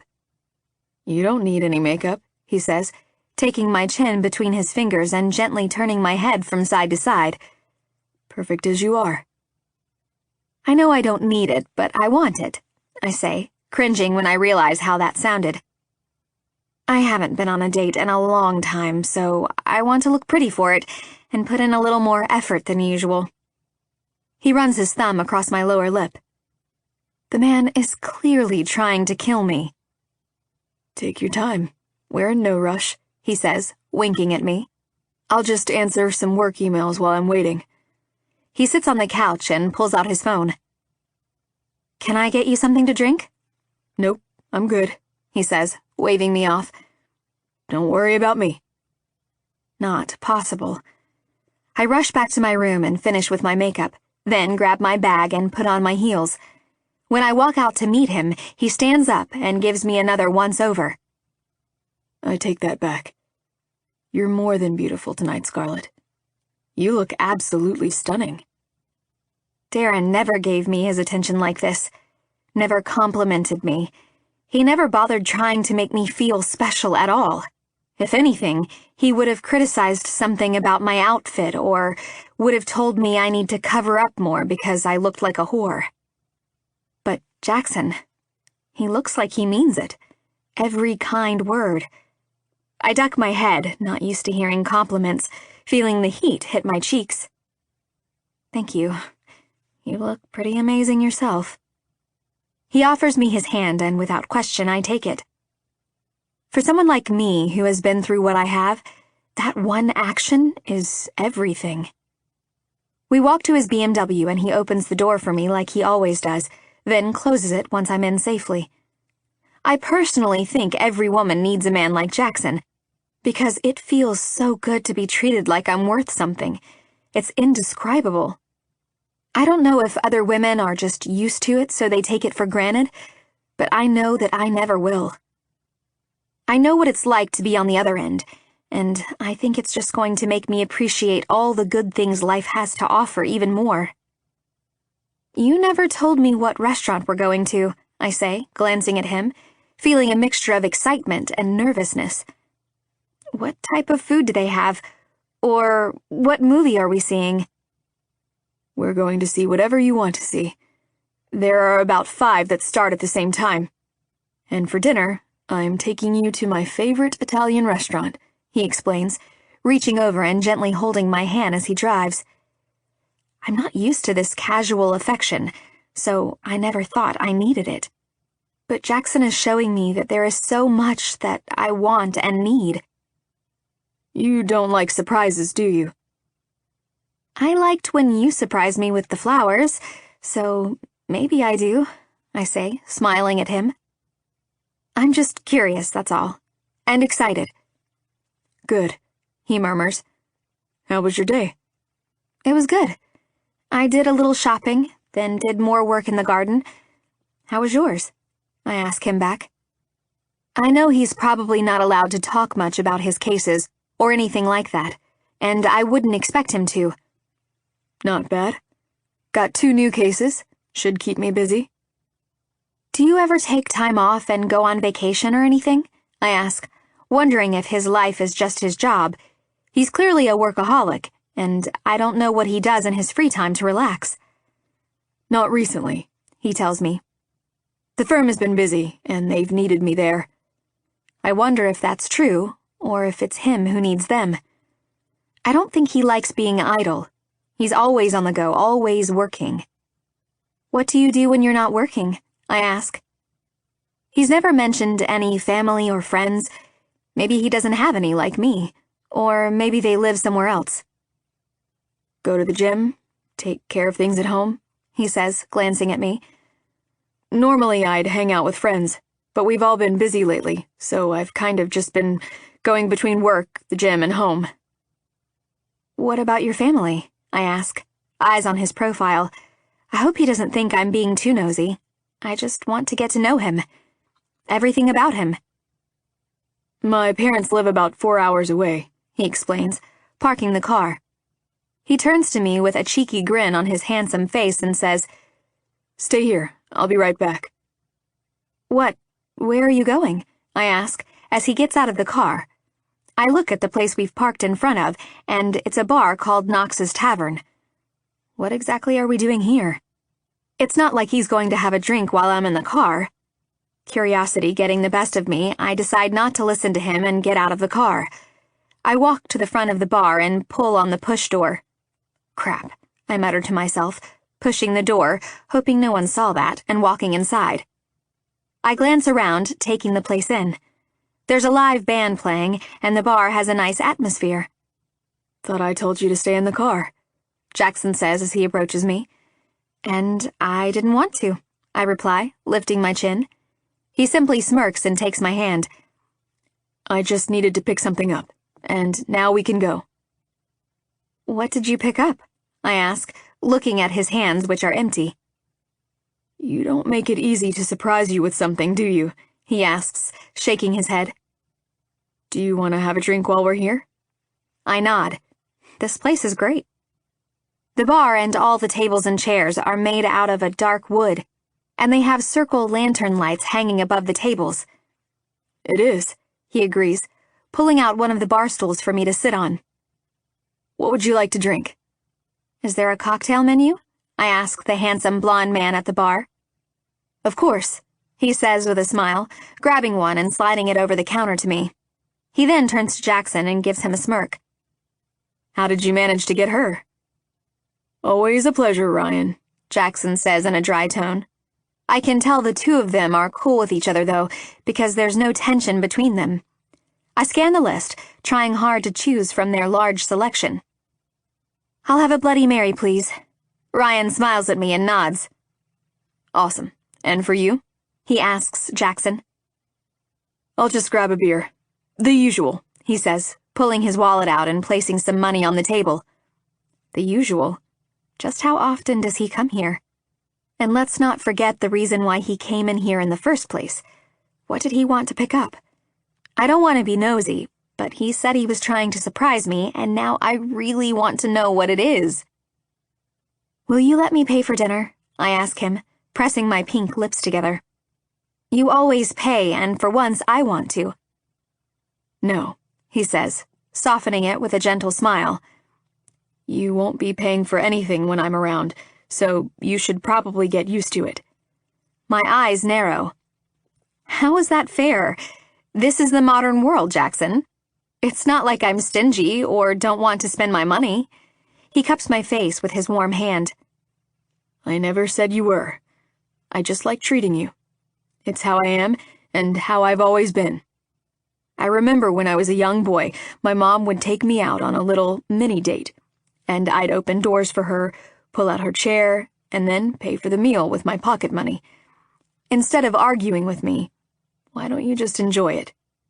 Because it's ridiculous, I state, smiling as Ryan places my drink in front of me. Thank you. No problem.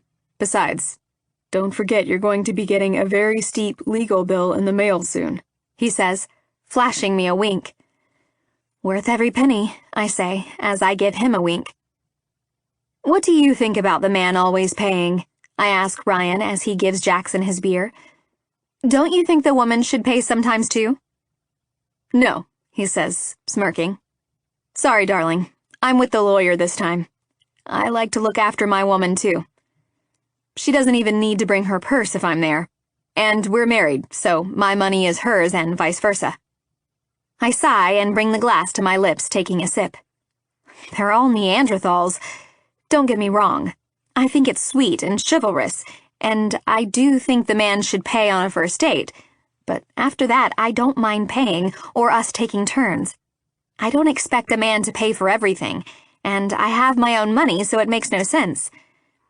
I'm here with him because I want to be, because I want to spend time with him, and that's all he needs to give me. It's delicious, thank you, I tell Ryan, who watches me try it. You're welcome, he says, smiling and then moving to serve another customer. I turn to look at Jackson, whose eyes are already on me, watching me sip my cocktail. Time to get to the bottom of whatever he's up to. Chapter 17. Jackson. I just needed to come to the bar to pick up some tickets one of the bar owners got me to a sold-out music concert I want to take Scarlett to tomorrow night. I thought I'd take her out for a picnic, and then we could go check out the concert, which has a really good lineup. I want her to experience different things with me. I want to learn who she is. I want her to do the same. I want us to create memories. Reed said I had to get the tickets tonight because tomorrow the bar is closed. I told her to wait in the car, but she didn't. As much as I didn't want the surprise to be ruined, I really like that she did what she wanted. It shows that she's becoming more confident, more of her own person. "So, are you going to tell me what you came in here for?" she asks, arching her brow at me. I pull out the tickets and hand them to her. I was going to surprise you tomorrow night. I had to come and pick them up tonight, though, and we had to pass this bar on the way to the restaurant. Kind of messed up the surprise factor, I grumble. She reads the tickets and lifts her head. "I'd love to go to this concert. It looks amazing.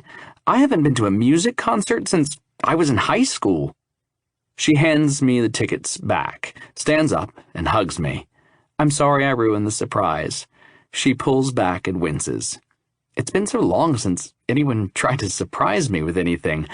I think the last time was when Darren and I were first dating. He used to bring me flowers and gifts to the library where I was working." She doesn't have much to compare me to. Nor do I have much competition, considering her late husband, but I do want to make her happy. That's my new goal, just to see her smile and to give her the happiness she always deserves but never got.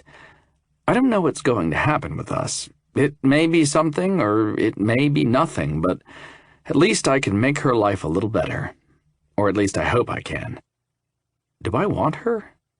Undoubtedly, yes, but her happiness comes first, and it's her decision if that's with me or not.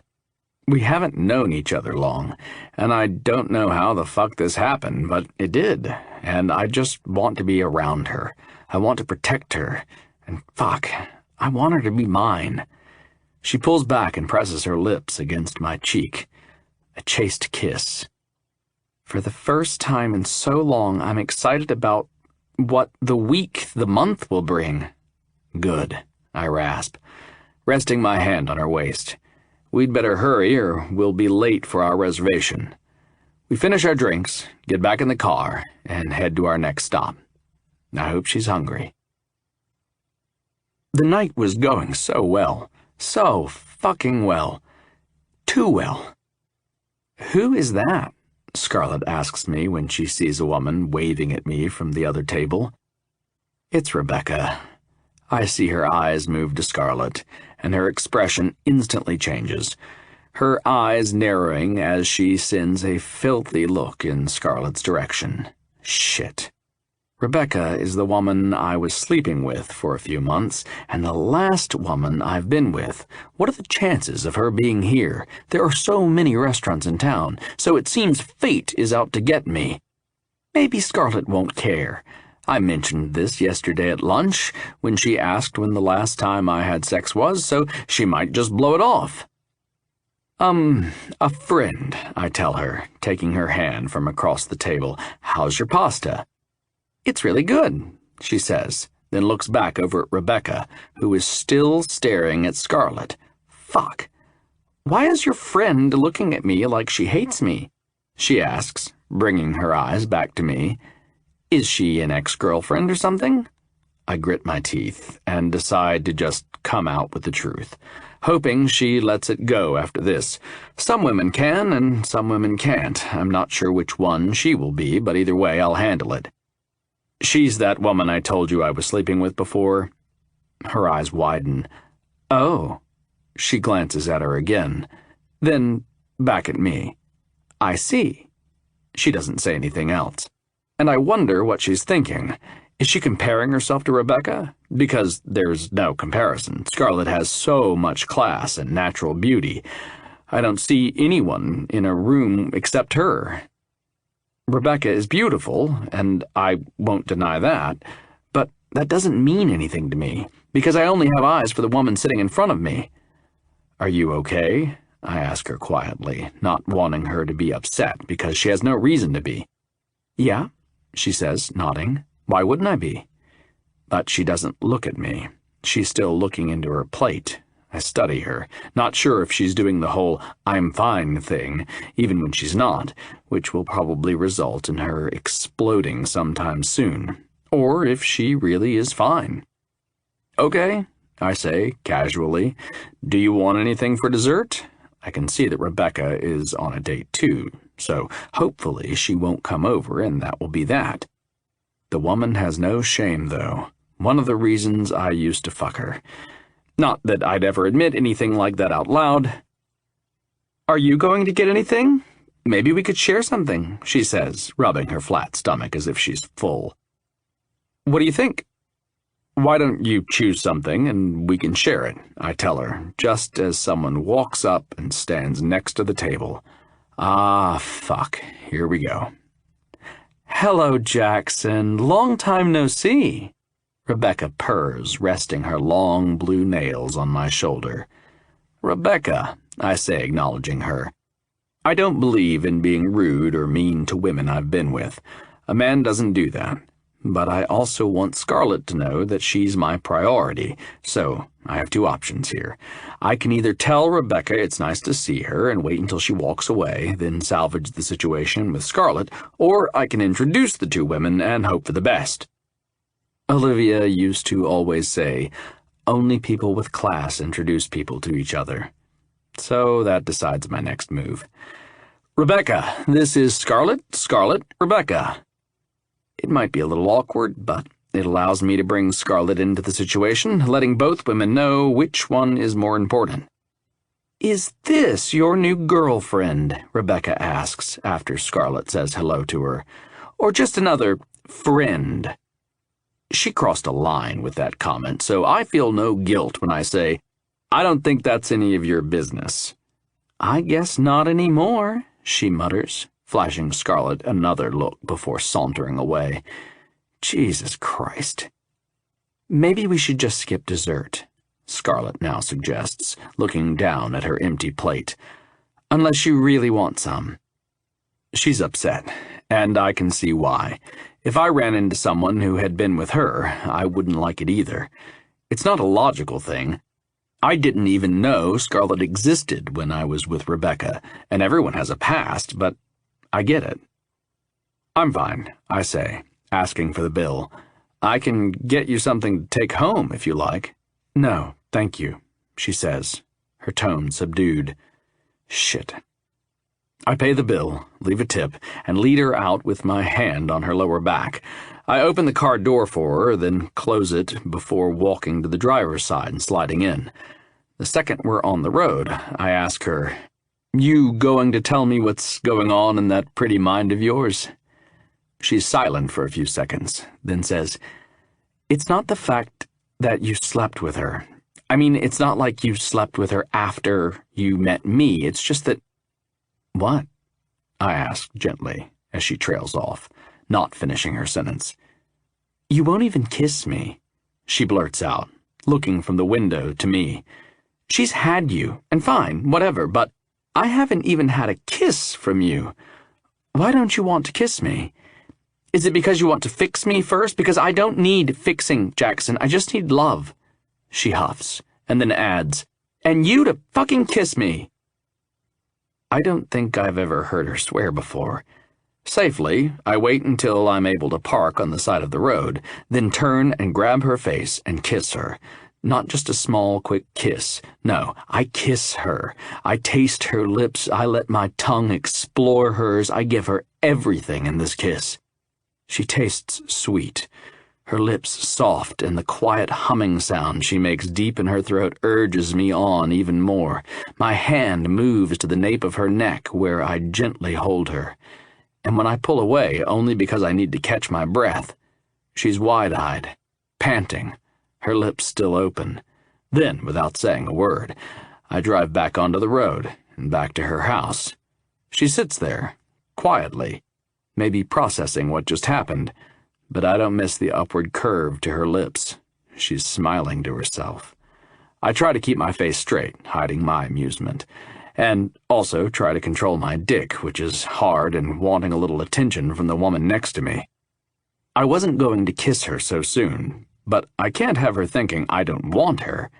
I had no idea she was waiting for me to kiss her so badly, or I would have done it earlier. She has a demanding side, and I find myself drawn to it. The more I get to know her, the more I like her. Olivia would have liked her. Yeah, she really would have.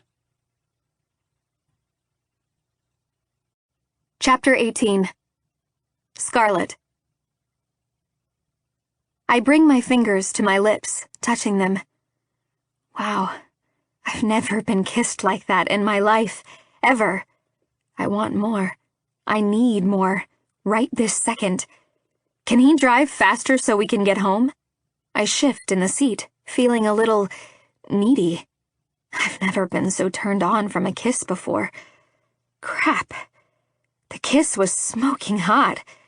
The tension rises in the car, and I don't know if I should say something or not. Is he going to kiss me again, or did he just kiss me because I pushed him? If that's the case, I have no problem pushing more.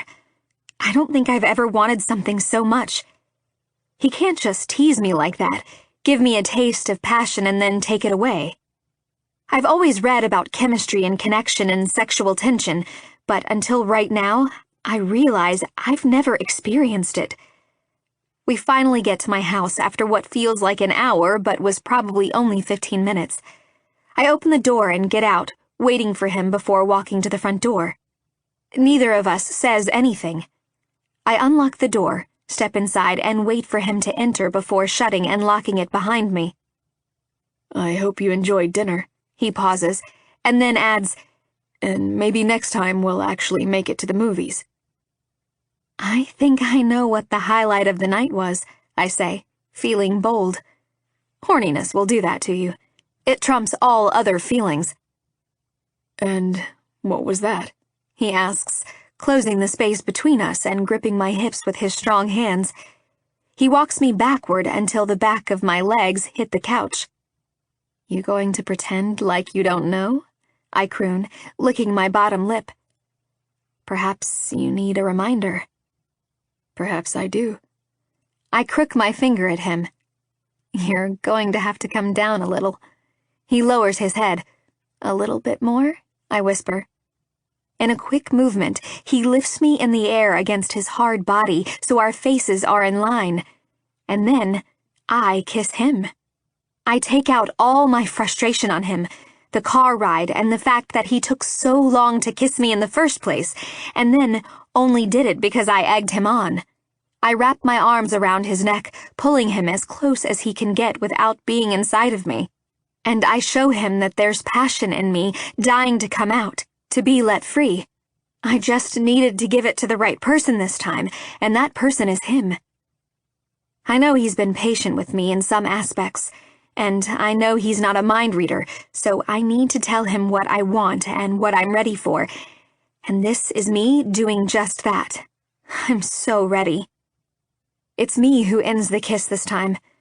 I look into those gray eyes and smile when he says, You are the furthest thing from cold, Scarlet. Fuck, you taste so good.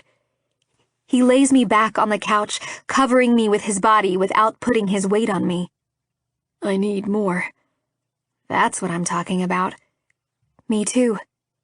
He starts to kiss down my neck, The sensation's indescribable. I arch my neck, giving him more room, silently begging for more. My whole body is tingling, and I've never felt so alive. I squeeze my thighs together and run my hands down the material of his shirt. I want to touch his bare skin. I lift the shirt up and gently run my nails down his back. Jackson moves the neck of my dress to the side to kiss my collarbone, and I make a soft moaning noise that I can't stop even if I want to. When he slides off the couch onto his knees, I miss him immediately. I want him back on top of me, his mouth all over me. I need more torturous kisses. He does something even better, though. He pulls me to sit up, lifts my dress up, and I help him pull it over my head. Fuck, he groans, and I grin. I'm wearing the new lingerie I bought today, a black strappy lace bra and matching panty set. The bra has a thin strap that goes around under the cup part, which gives it an even sexier, almost bondage-like look. When I saw it, I knew it was perfect. He cups my breasts over the bra, then pulls the cups down and kisses each nipple before sucking on them in turn. Pleasure shoots through my body, right to between my legs. I've never experienced passion like this, and now that I know what I've been missing, it almost makes me sad. So much time wasted, but better late than never.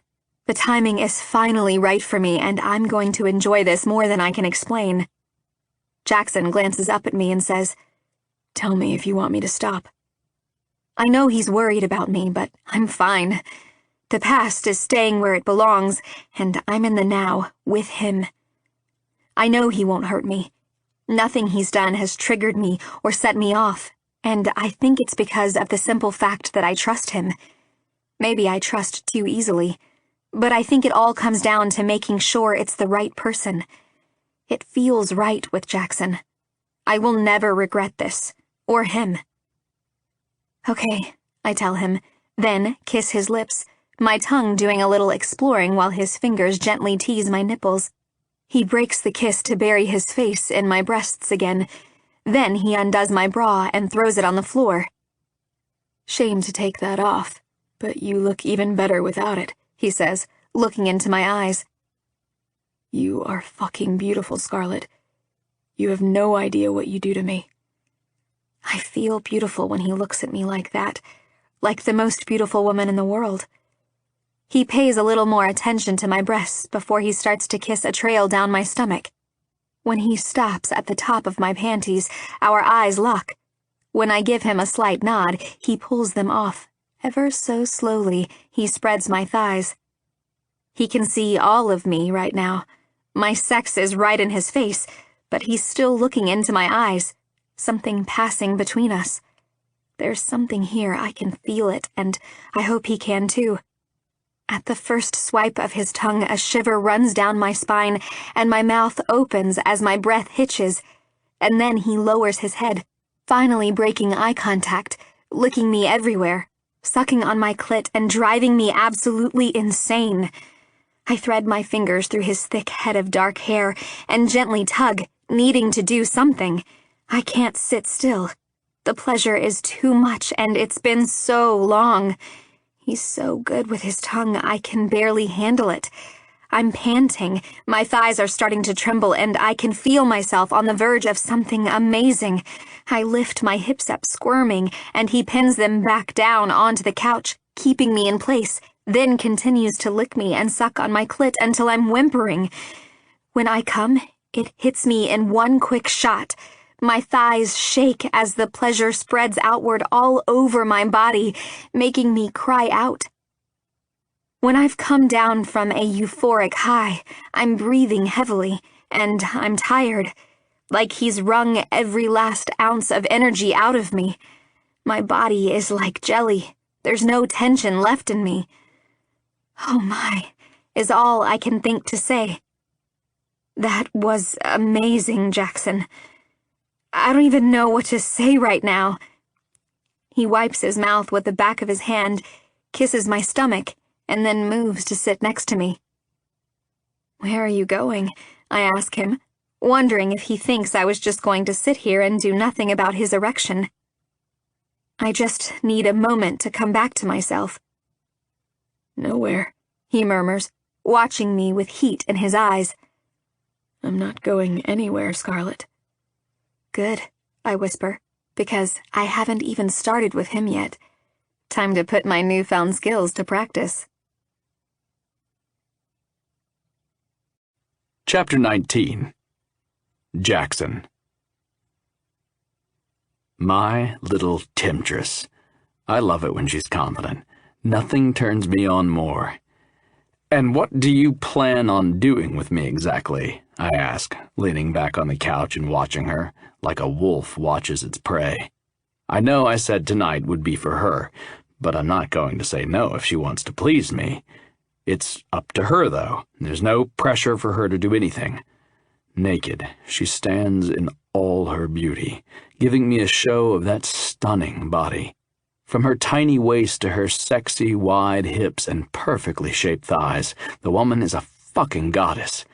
She brought me to my knees, and apparently she's about to return the favor. She lowers herself in front of me and reaches out, a little timidly, to undo my belt. I lie back and make no movement. This is all on her. If she asks me for something, I'll give it to her, but otherwise, I'm just going to sit here and see what she's going to do. She gets the belt undone and then lowers my zipper. "Help me slide these off," she says, so I quickly remove my shoes, then slide the jeans down my ass and thighs. She pulls them off my legs. I'm left in my boxer shorts and my shirt. Which is the next thing she demands that I lose. "Take your shirt off, and your boxers." I oblige, removing the items, then sit on her couch, buck naked. She takes me in from head to penis, starting with my eyes, then down to my chest, my pecs, my abs, and then to my cock. She lingers on my cock for a few moments, her eyes going wide. "It's even bigger than the guys on the video," she mutters, raising her eyes. I knew it. "Babe," I grit out, my cock practically pointing at her, begging for some attention. She's naked in front of me, on her knees, those tits right in front of me, and I'm about to lose my damn mind. Oh, right, I'm being patient. I take a deep breath, control my body, and relax. What's a little blue balls, right? She licks her lips, then takes my cock in her hands at the base, then she lowers her head, licking the tip before sliding as much as she can into her mouth and swirling her tongue around it.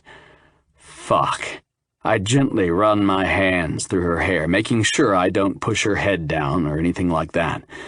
That video she was watching must have been extremely educational, because everything she does feels so good.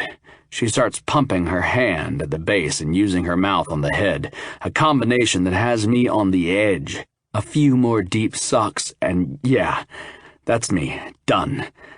"I'm going to come, Scarlett," I grit out between clenched teeth. I try to gently move her head back because that wasn't a fucking warning. I'm about to explode. "Scarlett." She doesn't move or let go of me. She keeps sucking until she's wrung every drop of my cum out of me, and then she swallows it and licks her lips afterward. Fuck. I think I've died and gone to heaven. "Wow," I breathe, picking her up and bringing her onto my lap. "You're amazing. You know that?" "You liked it?" she asks, burying her face in my neck. "You couldn't tell?" I tease, stroking my hands down her back. "It was perfect. You're perfect. Loving that is not something I can fake, Scarlett." "That's true," she says, kissing my neck, amusement in her tone. We just hold each other for a little while, feeling my skin against hers for the first time, peppering soft kisses on whatever part of her I can find. Her skin is so pale, soft, and smooth. I could touch it all day. She has a rare beauty about her, almost an old-school beauty, like she should have been born in an earlier era. I don't know how else to explain it. She just has something about her that is so different from all the women I've been meeting. "Can we go to my bed now?" she asks, after a while, not letting go of me. "You want me to stay the night?" I ask, thinking how much I'd love to have her in my arms all night long. I can't remember the last time I actually stayed the whole night in a woman's bed without sneaking out in the early hours. "Yes, of course," she says, sounding sleepy and sated, and I haven't even been inside her. I definitely think we should save that for another day, considering the way tonight escalated. I stand with her in my arms and carry her to her room, laying her down on the white sheets, then sliding in next to her. She rests her head on my chest, wrapping her arm around me, and falls straight to sleep. I can't remember the last time I cuddled a woman all night, but I wouldn't want to be anywhere else right now. The second my eyes close, I fall asleep. I wake up feeling warm and content. Scarlett is still fast asleep next to me, so I gently slide her off me and get out of bed. Luckily for me, I woke up early enough to head home and get ready for work, because we didn't set an alarm. Wishing I had time to make her some breakfast or perhaps pick something up for her, I write her a note and place it on the bedside table, kiss her forehead, then get into my car. I already can't wait to see her again tonight. The next case I'm working on is another highly publicized one.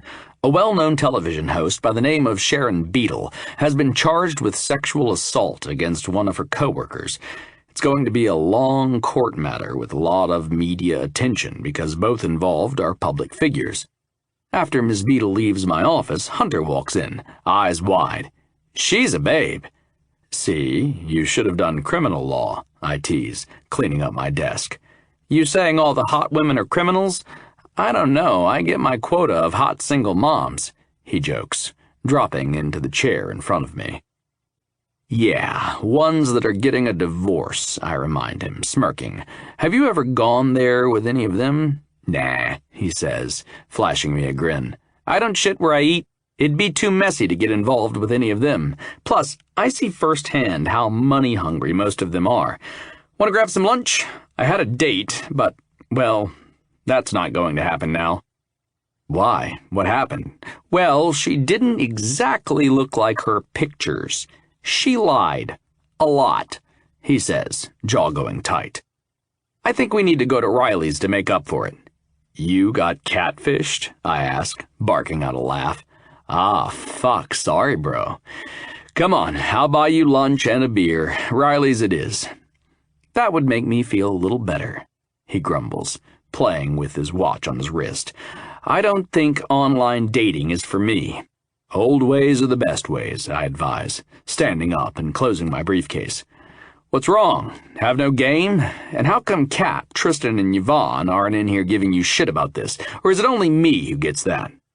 "As if I'm going to tell Kat," he says, rising to his feet and stepping toward the door. "She'll never let me live it down." "Tell me what?" Kat asks, sticking her head in. "What I miss?" "Nothing," we both say at the same time. She looks between the two of us. "What happened? Is it women problems? Because I'll have you know that I give excellent advice." Hunter and I share a look, then exit the room, walking past her. She actually does give wonderful advice, if I'm being honest, but she'll also give you shit about it later. She follows behind us, an amused expression on her face. "Oh, come on! I'm not that bad." I wave bye to her and exit the building. Time to try to cheer Hunter up a little. Chapter 20. Scarlett. "Did you make all this yourself?" I ask Jackson as he pulls everything out of the picnic basket. Bread, different cheeses, crackers, olives, sun-dried tomatoes, wine. He's thought of everything. "No," he admits, looking a little sheepish. "There's a place that sells everything just like this, so you just buy it and you're good to go." "That's a pretty cool idea," I say as I cut a slice of cheese and place it on a cracker. Tonight, he's taking me to the concert. Are these things normal men do? I have no idea. I think I need to find some girlfriends so I can talk about these things. "I'm glad you like it," he murmurs, popping an olive into his mouth. "Not as much as I liked last night," I mutter under my breath, then grin cheekily and take a bite. Jackson stills, then starts laughing, his shoulders shaking. Plenty more where that came from. There better be, I say, lip twitching. He leans over and wipes a little cheese from my lip with his finger. Feeling bold today, are we? And less tightly wound, I add, laughing when he shakes his head at me in exasperation. I haven't had an orgasm in quite a while, okay? I forgot how good they are. And that one, well, it was indescribable. Is this your usual picnic conversation? He asks, kissing me on the temple, his tone laced with enjoyment. Or maybe you just feel more comfortable around me now.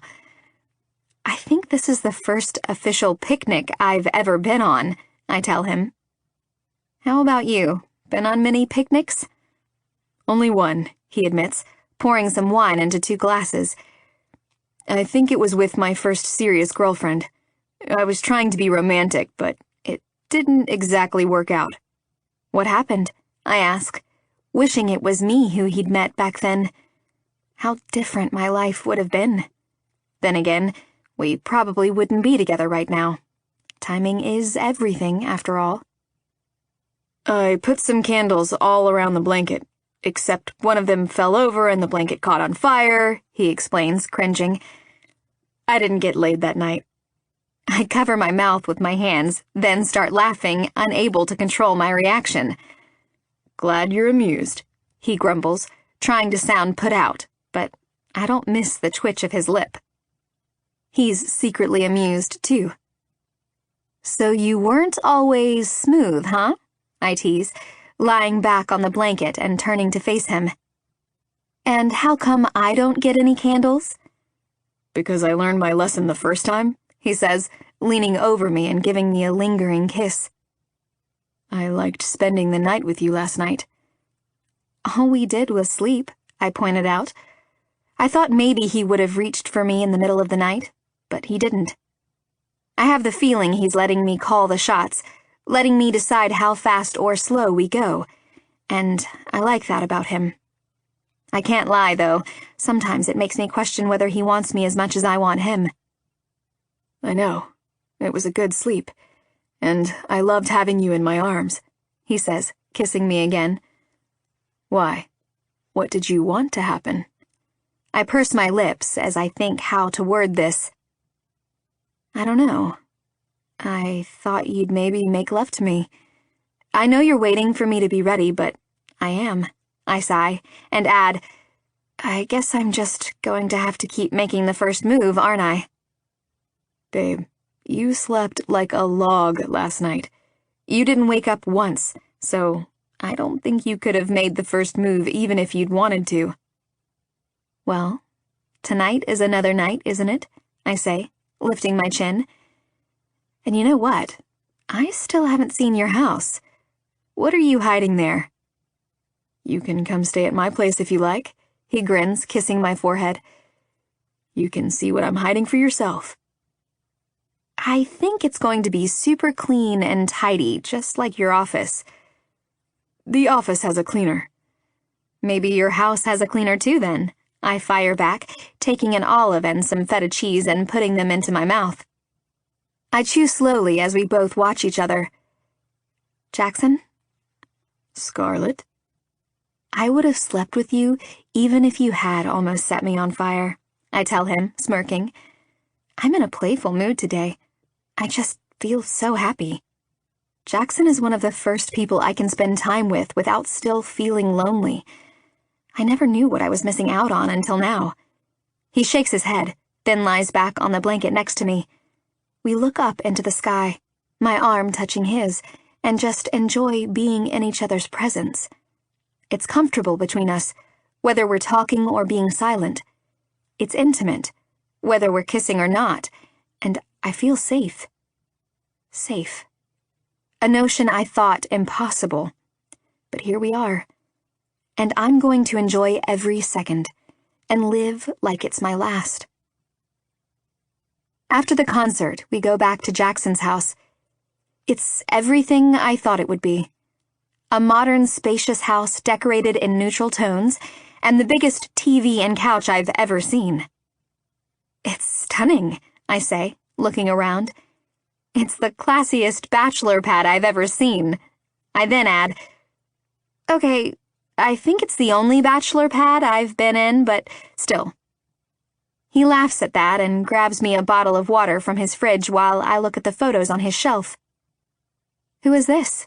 She's beautiful. She has dark hair and an olive skin tone and stunning green eyes. In the picture, she's looking at the camera, but he's looking at her.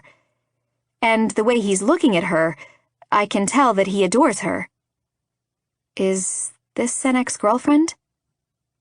Olivia, he says, handing me the water and then pulling me away from the shelf. I take it he doesn't want to talk about it. What happened to this Olivia? How come he's never mentioned her?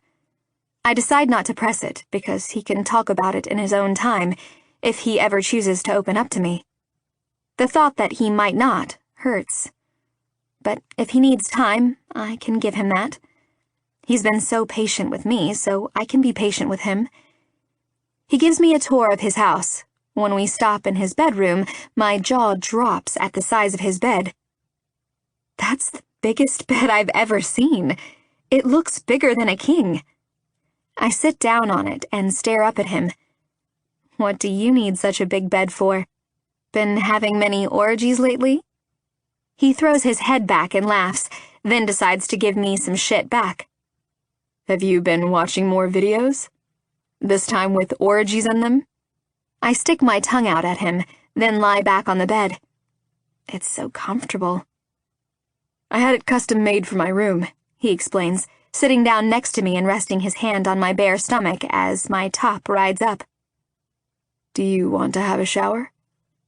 With you? I ask, brows rising. Do you think I'm going to say no to that? I should hope not, he says as he starts to undress me. I lay there holding my breath as he removes my jeans first, then my panties, then my top and bra. I watch him as he takes in my body, from head to toe, nothing hidden. It's quite a vulnerable thing, to have a man with a perfect body look at mine. I'm a little on the curvy side, but I'm not overweight or anything like that. Still, I'm far from perfect. Darren would tell me I needed to lose weight. But the look in Jackson's eyes tells me that he likes what he sees. He likes me just the way I am. Acceptance. Another new thing for me. He starts to strip down, and now it's my turn to watch. He gives me a bit of a show, removing his t-shirt and flexing for me, which makes me laugh and get hot at the same time. My eyes are still glued on those abs of his when he takes off his jeans and boxer shorts. He's hard. Why do I feel like he's always hard? Come on, he commands in a husky tone, offering me his hand. I take it, and he walks me into his bathroom, which might just be my new favorite room in his house. It's lavish, with a wide two-headed shower and a spa. Wow, I murmur, while he turns on the water. Remind me to get the details of your interior designer. I feel him freeze up next to me, and I know something is wrong. What is it? Nothing, he says, brushing it off. Don't worry about it. He goes cold, and for a second I feel a little awkward. Why won't he just tell me whatever it is that gets to him? Does it have something to do with Olivia? I don't know. I know I shouldn't push, but I don't want to have to watch what I say to not have him go cold on me and ruin the moment between us. You can't do that, Jackson, I decide to say in a soft tone. I don't want to start our first argument, but I want him to know that it doesn't exactly feel good when he shuts me out. Gray eyes soften. He takes me in his arms and places me under the warm water. My hair gets wet, and even though I washed it this morning, I don't mind. It's not something I like to talk about, he explains, water dripping down his body. I just need a little time before I can talk about it. Can you give me that? Okay. I can leave it alone for now and hope that when he's ready, he will talk about it. I lift up on my tiptoes and kiss him. The perfect distraction. The mood shifts and everything else is forgotten for now. He pushes me back against the cold tiles, kissing me deeply, his hands wandering down the sides of my stomach and landing on my butt. He grips it and lifts me up, pinning me against the tiles. I wrap my legs around his waist and my arms around his shoulders. He's strong, and it's so sexy. Everything about him is sexy, including his mind. Especially his mind. His dick is hard against my skin, so hard. I want you, I say against his lips, droplets of water trying to escape into my mouth. Please, Jackson. Let's go to the bedroom, he says, about to put me down, but I want him here like this, and right now. We can make love in the bedroom afterward. Right now, I want him to take me against the wall. I've never been fucked in this position, never been held up like this before, and it's exciting and new, and I want to experience it with him. No, here, please. I think it's the begging that gets to him, because one moment he looks like he's not sure, and the next, he's slowly sliding himself inside of me. I dig my nails into his back and hold on for dear life. Chapter 21. Jackson. Why do I always lose control when I'm with her? No, better yet, why can't I say no to her and those hazel eyes? With all the restraint I muster, I slowly push myself into her, not wanting to hurt her. She's so fucking tight, and I'm not a small man. I take my time, groaning when I'm finally all in and resting my forehead against hers. This would have been much easier on my bed, which is why I wanted to take her there, but the little minx didn't want to. She never wants the easy option. You feel so good, I tell her as I start to move, thrusting in and out in a gentle pace, holding her weight up by her thighs with my hands. Are you okay? She nods, her eyes heavy-lidded, and starts kissing me hungrily. Yeah, she's more than okay. I push away the satisfaction I feel at that and continue to... I can't even say fuck. It's more than fucking. So much more. Her breasts press up against my chest, her pebbled nipples begging for attention. With one hand, I turn the shower off and carry her into my room and onto my bed. I don't bother grabbing a towel, there's no time for that shit. I lift her off my dick and lay her down on the bed, spreading her thighs so I can have a taste. I don't think I'll ever get tired of eating her pussy. Actually, changing my mind, I decide to roll with her onto my back so she's straddling me. Climb up on me. Put your pussy on my face, I tell her. Her eyes widen. You want me to... what? Sit on my face, I clarify, running my hands over the globes of her ass. I give her a light slap. I want my mouth on you. But I want to try it this way this time. Okay, she agrees, looking a bit skeptical, going by how wide her eyes still are. She climbs up, a little shyly, and spreads her thighs on each side of my face. I flash her a grin that's all teeth, then lift her down onto my face, my tongue ready and waiting for a taste of her sweet flesh. She makes a moaning sound at first contact, and I can tell the second she gives in as her body relaxes and she grabs hold of my headboard. I love it when she loses her inhibitions like this, when she forgets all her worries and insecurities and just enjoys the moment and the pleasure. There's nothing like it. I put my tongue to work until she comes, her thighs squeezing the shit out of my head. Once she's done, I grip her hips and gently lift her off me, laying her onto her back. Are you on the pill? I ask. I don't want to use a condom, but I will if I have to. The feel of her on my dick raw is the best thing I've ever felt, but I can't let that cloud my senses. She nods. Yeah, I am. That's good enough for me. I slide back into her, muttering a curse, and start to move. My lips find her breasts, and I take my time playing with them, licking, sucking, and running my teeth along them. I look up at her from between them. Our eyes connect in an intense moment. I want her to come again before I do, and I hope I can hold out until then. I reach down and play with her clit, using her wetness on my finger, which does the trick. Only then do I allow myself to finish, looking her in the eyes and letting her see every emotion that crosses my face, all the pleasure that she's giving me. "Fuck," I grit out, my chest heaving. I pull out of her slowly, then lie next to her on the bed, reaching my arm out so she can rest her head on it. She does, and kisses my rough cheek before settling. She's quiet for a moment before she says, "I could get used to that."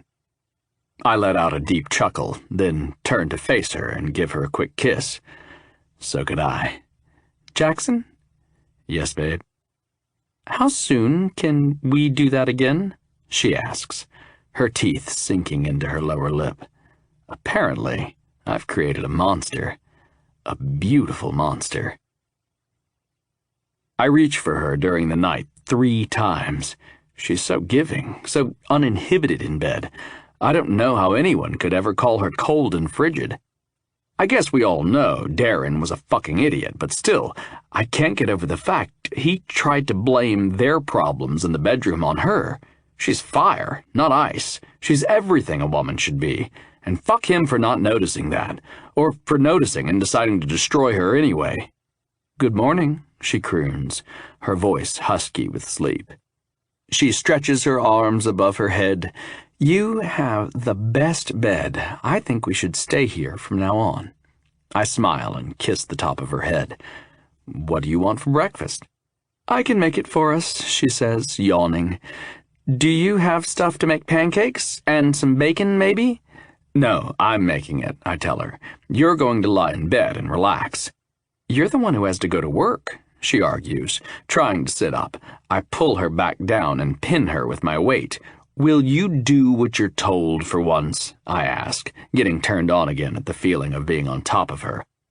"I did everything you asked last night," she reminds me, lifting her stubborn little chin. "I even sat on your face. I'd never done that before." "If you're trying to distract me, Scarlett, it's working." I groan, feeling myself getting hard. I haven't fucked this much since I was a lot younger. Yet, apparently, she brings it out of me. "I just want to make us breakfast is all," she huffs, trying to push me off her.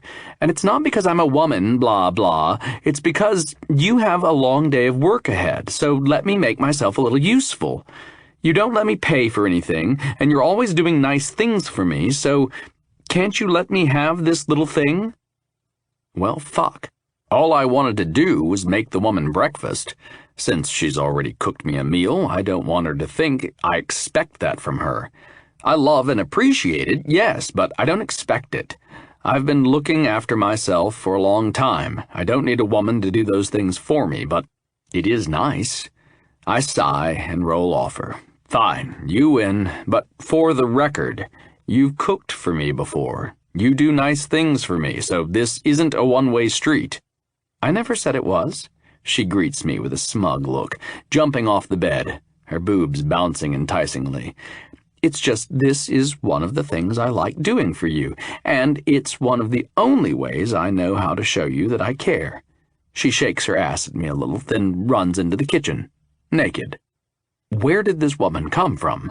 She's come so far from the woman I first met in my office that day. She's come out of her shell.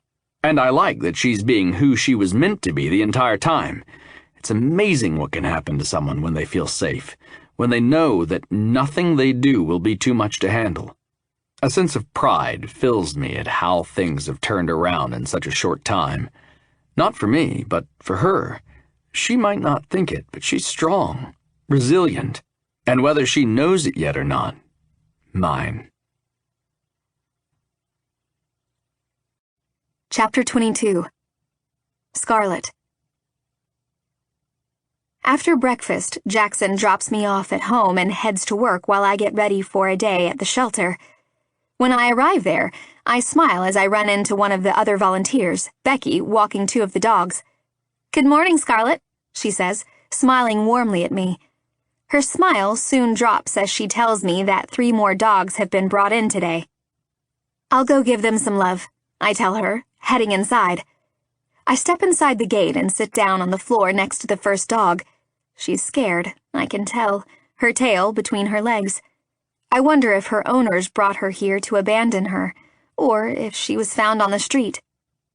"Hello, sweetie," I tell her, reaching out my arm.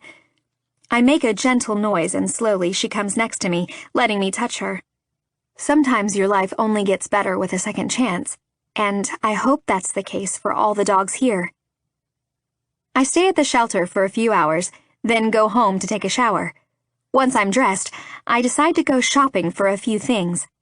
After buying some plants and loading them into my car, I walk through the mall, having a look at all the clothes and variety stores. I come to a stop when I see Valentina in one of the jewelry stores, browsing through some bracelets. I smile when she sees me.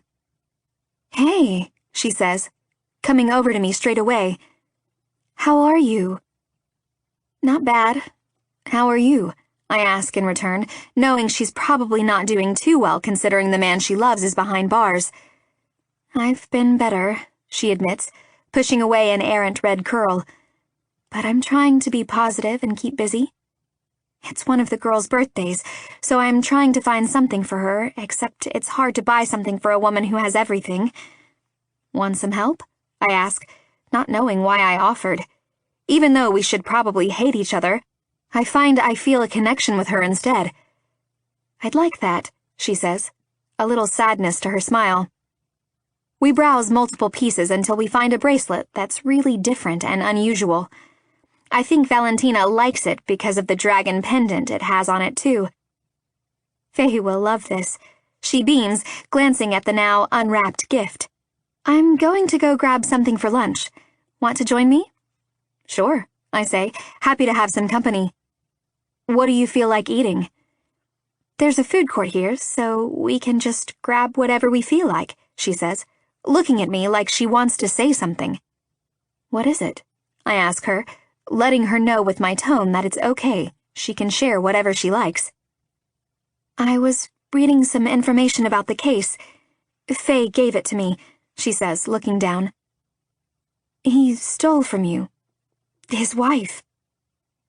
I don't know why, but I would never have suspected that." "It's okay," I say, forcing a smile.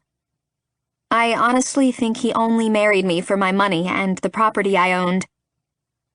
It hurts to say that, not because of anything to do with Darren exactly, but because it's an ego hit no matter who we're talking about, and it hurts my pride to admit it. "I'm so glad he's dead," she admits, cringing as the words leave her lips. "I know that sounds bad, but with what he did to you, it hurts me to know I wasn't the only woman whose life he made a living hell. I'm sorry you had to go through whatever he put you through." "Me too," I say, linking my arm through hers. "I wouldn't wish that on anyone, and I'm sorry Irish had to pay the price. But both of us are free now, and I think we need to make the most of that." "You're right," she nods, curls bouncing. "I'm trying to. It's hard without Arden, Irish, here, you know? I know it doesn't seem that bad, especially after everything you and I have been through, but the man is my soulmate, and I feel like I'm just wandering around aimlessly without him." "I'm sorry," I say, meaning it. "I would never wish any more pain on you." "It's not your fault, Scarlett," she says gently, stopping me and looking me in the eye. "No one blames you for anything. You're innocent in all of this. It sucks that Irish has to do prison time. It really does. But he killed Darren, so it is what it is. 2 years will fly by, right?" "Right," I agree with her. "I know that people will probably look at us and wonder how we both got caught with a man like Darren, but I think only you will understand when I say he wasn't always like that," she says to me, shrugging. "Before the drugs, I mean. He was good to me, loving." "I know," I whisper, "but the person he became was a monster." "He was," Valentina agrees, "and I don't feel bad for how things have ended up. He was a weak man. Did you know his father was abusive to his mother? Instead of breaking the cycle, he ended up turning out just like him." I actually didn't know that about Darren, so I stay silent. He never spoke about his now-deceased father much, and his mother is in a senior care facility.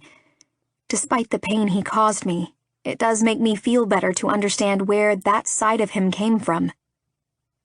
We stop at the food court for pizza and soda and sit down opposite each other.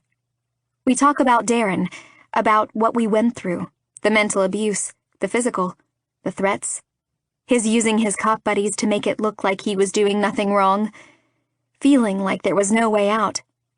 And then we talk about now, about being free, about how life goes on, and that our past doesn't define us.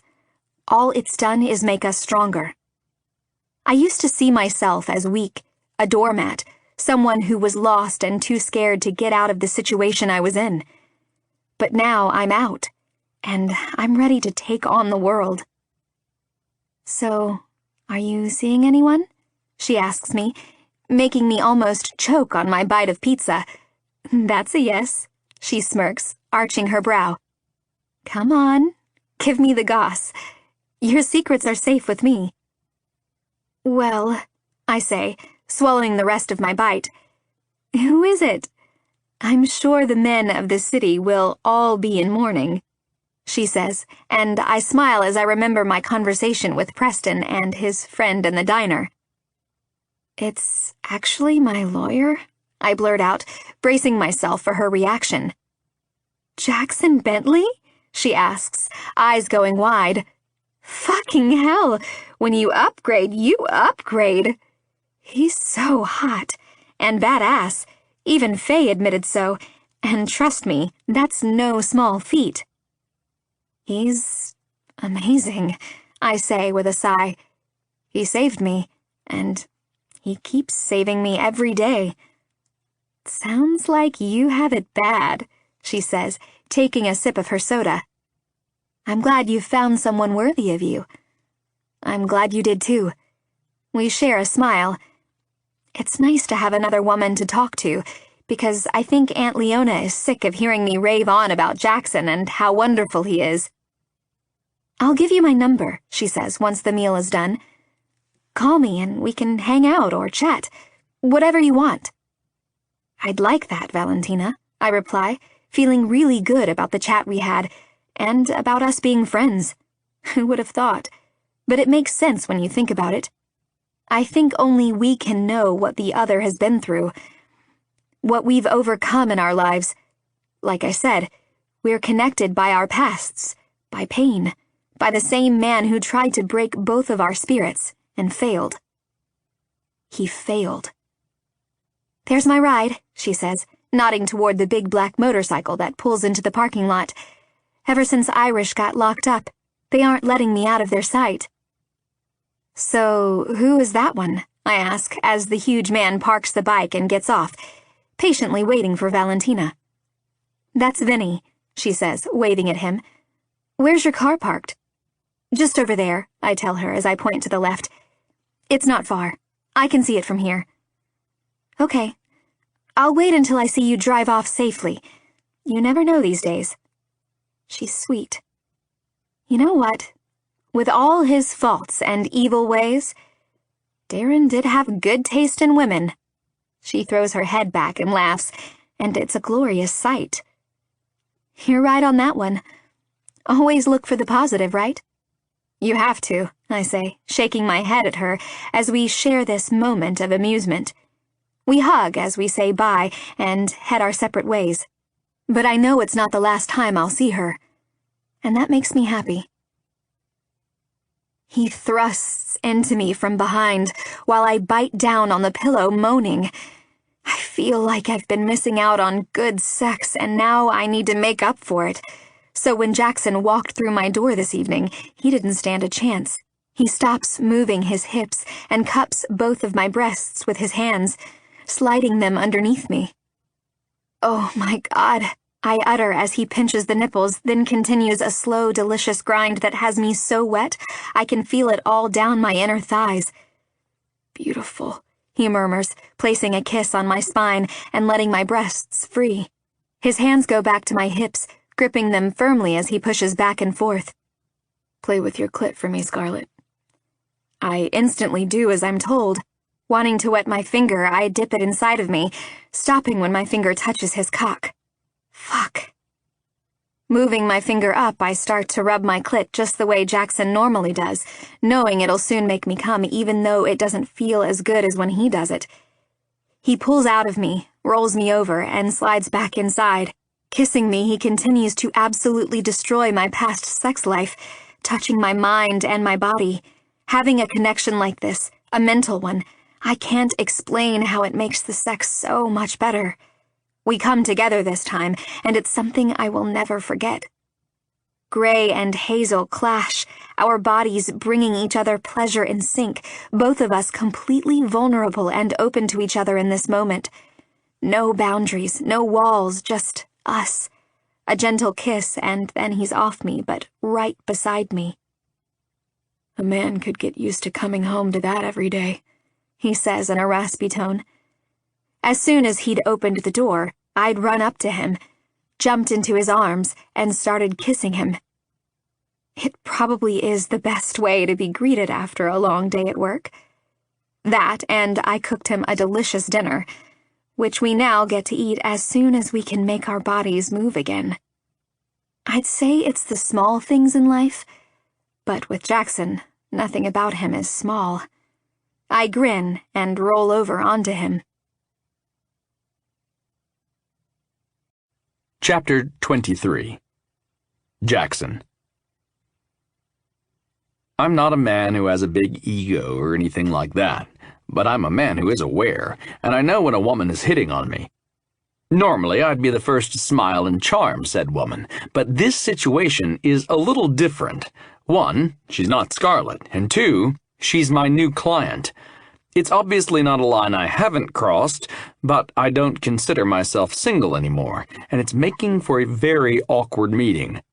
There's also the issue that I'm defending her from a sexual assault charge while she's hitting on me. Oh, the irony. If I've ever questioned a client's innocence, it's definitely hers. How do I get into shit like this? Are you free for a drink, Mr. Bentley? Sharon Beadle asks, cocking her hip to the side. She's an attractive woman, like Hunter pointed out, but I'm not interested. I actually have to get home, Miss Beadle, I tell her, closing up my briefcase. Let me walk you to your car. The sun has just gone down, and I'll walk her to her car like I would any woman who leaves my office at this time. Sharon is a well-known television host, so she's famous in town. I think she's used to getting her way, but she needs to realize I'm here to help her win her case, and that's it. Scarlett is the only woman I crossed the line for with the whole client thing, and she's the only woman I will ever cross that line for. She's an exception. I just thought we could discuss my case further, she pouts. Which is ridiculous, because we just spent the last 2 hours debriefing everything. Besides, I'm getting a ride home, and he isn't here yet. I grit my teeth. I will wait with you then, and anything else you have to discuss, we can do it at our next meeting, Miss Beadle. I keep my tone even and pleasant, but the truth is, I just want to get home to Scarlett. I walk to the door and wait for her to follow. She does, rubbing her body against mine as she passes. I grit my teeth, not liking the fact that she thinks anything she wants is hers. Life doesn't work that way, and there's no way I'm dumb enough to go for a woman like her. Harsh, but true. I like them sweet, gentle, and real. Sharon sways her hips exaggeratedly as she walks in front of me, but I pay her no mind. There's nothing she can do to tempt me. I'm not that man, and I've never been that man. Olivia used to tell me that if she ever found out I'd cheated on a woman, she'd kill me. I'd never betray any woman like that, especially Scarlett. She turns around to face me. Are you sure there's nothing I can do to persuade you to change your mind? Sorry. No, I say, jaw tight. It's not long until her ride pulls up, and I raise my brow when I see it's a cop I recognize. Goodbye, she says to me, winking, and then opens the passenger door. I'll see you next week, I call behind her. She climbs into the car, slamming the door harder than necessary, and the older gentleman drives off. I'm about to do the same. Finally. When I get to Scarlett's, dinner is on the table, and she's dressed in red lingerie. Holy fuck. Wow, I mouth, walking over to her and giving her a kiss. You look fucking sexy. How hungry are you? She asks me, pushing my jacket off my shoulders and letting it fall to the floor. Hungrier for you than for the food, I reply, lifting her into my arms and pushing her back against the closest wall. These look amazing in this, I tell her, cupping her breasts and pulling the bodice down so I can see a peek of her pink pebbled nipples. Fuck, look at them. They're just begging for my mouth, aren't they? I've been waiting for you, she says, biting her bottom lip. I missed you. I missed you too, I tell her before slamming my lips onto hers. I carry her to her bedroom, throw her on the bed, and undress myself. Then I show her just how much I missed her. How many women have you told that you love them? She asks me, lying on her stomach, the sheets covering only half of her deliciously curved ass. Well, there's my mom, I say, chuckling when she rolls her eyes and mutters, That's not what I meant. The only woman I ever said I love you to was my high school girlfriend, the one I almost set on fire, and to be honest, I don't think I did. I cared about her, wanted her, and definitely lusted after her, but I don't think I even knew what love was back then. I was too young, I tell her, running my fingers down her back. I always like touching her in some way or another, even if it's just a light caress. Why do you ask? Just curious, she murmurs, resting her head on the pillow, tilting it toward me slightly. I want to know everything about you. I'm learning things slowly, bit by bit. And what does my answer tell you? I ask, knowing that women generally don't ask questions for no reason. That you're careful with your heart. It's a true statement. I can be guarded. When I love with my whole heart. And I'm not just going to give someone the power to hurt me, especially if they turn out to be something else. That's a valid observation. Isn't everyone these days, though? Some people love like they've never been hurt before, she says, closing her eyes. They're either really brave or really stupid. Maybe they're both, I say, pulling the sheet from her body, taking a slow peruse. What are you doing? She asks, and I can hear the smile in her tone. Having a look, I say, rolling her over and moving closer so our bodies are pressed together. Are you hungry? A little, she says, opening her eyes and stretching her arms above her head. She has no tattoos or piercings, just smooth skin, yet her body is still a piece of art. We should eat something. It's getting late. We should, she agrees, but neither of us moves. I've been thinking I need to find something to do. I'm getting bored. My garden is almost done, and when it is, I'm all out of projects. I just need to buy the outdoor furniture and plant a few more roses. You should figure out what will make you happy, and then do it, I tell her, liking that she can never sit idle. I'm the same. I also like that she has the choice of doing nothing because of her financial security, but doesn't want to. She likes to be useful, needed. Sitting around and being pretty isn't an aspiration for her like it is for some other women I've met. They just wanted a man to look after them so they didn't have to work. They wanted to use their looks to get by as some kind of currency. A thought like that would never even cross Scarlett's mind. I will, she says, lifting her chin as if I'd ever doubt her. Her comment about furniture does give me an idea, though. How have you been, Jax? Demon asks me from my spot on the couch. Bastard always steals it. Fine, I tell him. I'm pissed with him and how he handled the whole MC debacle. It felt like he chose them over me, and not just because of his undercover work, but I felt like that's where his loyalty lies now. This man I consider my best friend, so when I need something, he should be able to be there for me, Instead, he chose the club and didn't share the information he knew with me. I don't really know what to say to him about it. Something has shifted between us, and I don't think anything can fix it. Will we always be cool? Of course, but do we have that same level of undeniable trust and loyalty? I don't know. He's an undercover cop, but right now he just feels like a biker, not the guy I grew up with. The one I met in fucking kindergarten. Demon and I have been through everything together.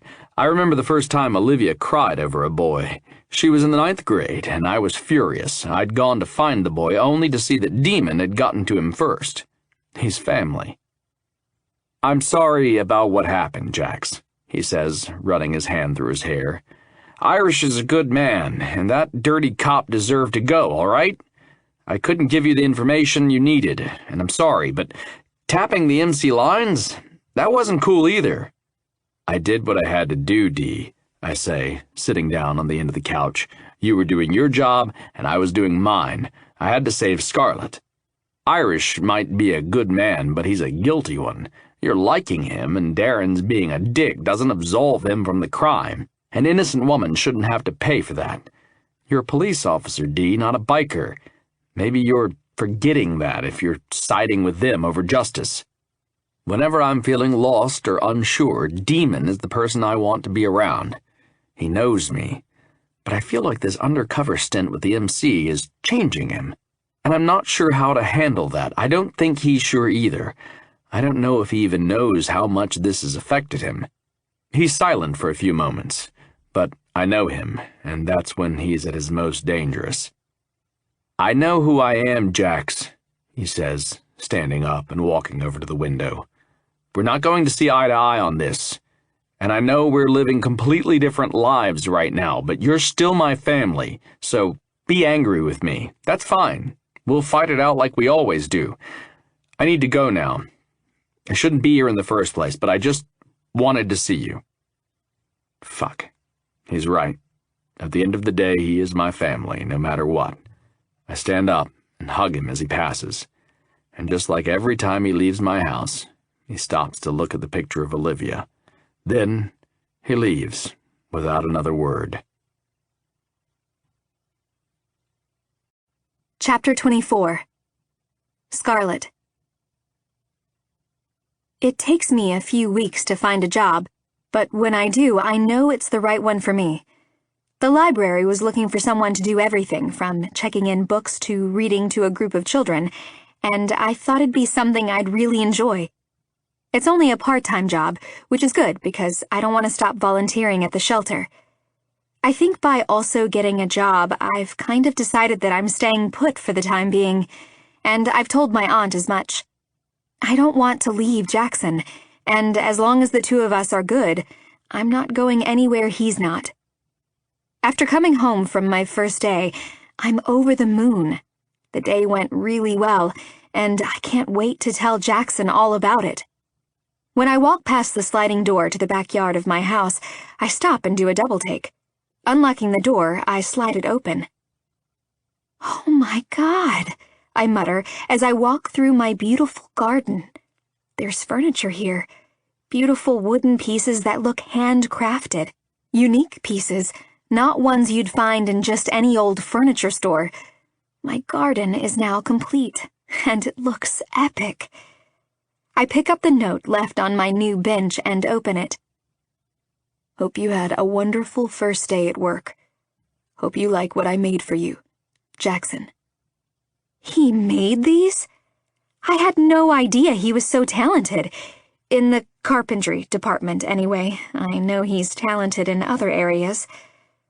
Wow. I'm absolutely blown away by this gift. He knows how much I love my garden, and how hard I've been working in it to make it my little slice of paradise. And now it's complete. I've never known such a thoughtful man in my life. I sit down on the bench, running my fingers over the smooth wood, wondering how long it took him to create this. Is there anything he can't do? I send him a picture of his card and type, "Thank you. You are absolutely amazing. I can't stop smiling. What other hidden talents are you hiding? Love, Scarlet. I focus on the word love. Should I put that in? Is he going to read it and get freaked out? I take a deep breath and contemplate just taking a risk and sending, but then decide to be safe instead. So I delete the love, Scarlet part and hit send. Is it too soon to tell him that I've fallen in love with him? Because I have. So deeply, I don't know how I'm going to take it if he doesn't feel the same. I spend some time admiring the 5 different wooden pieces, then head to the bathroom to have a hot shower before getting started on dinner. We've been staying at each other's houses several nights a week.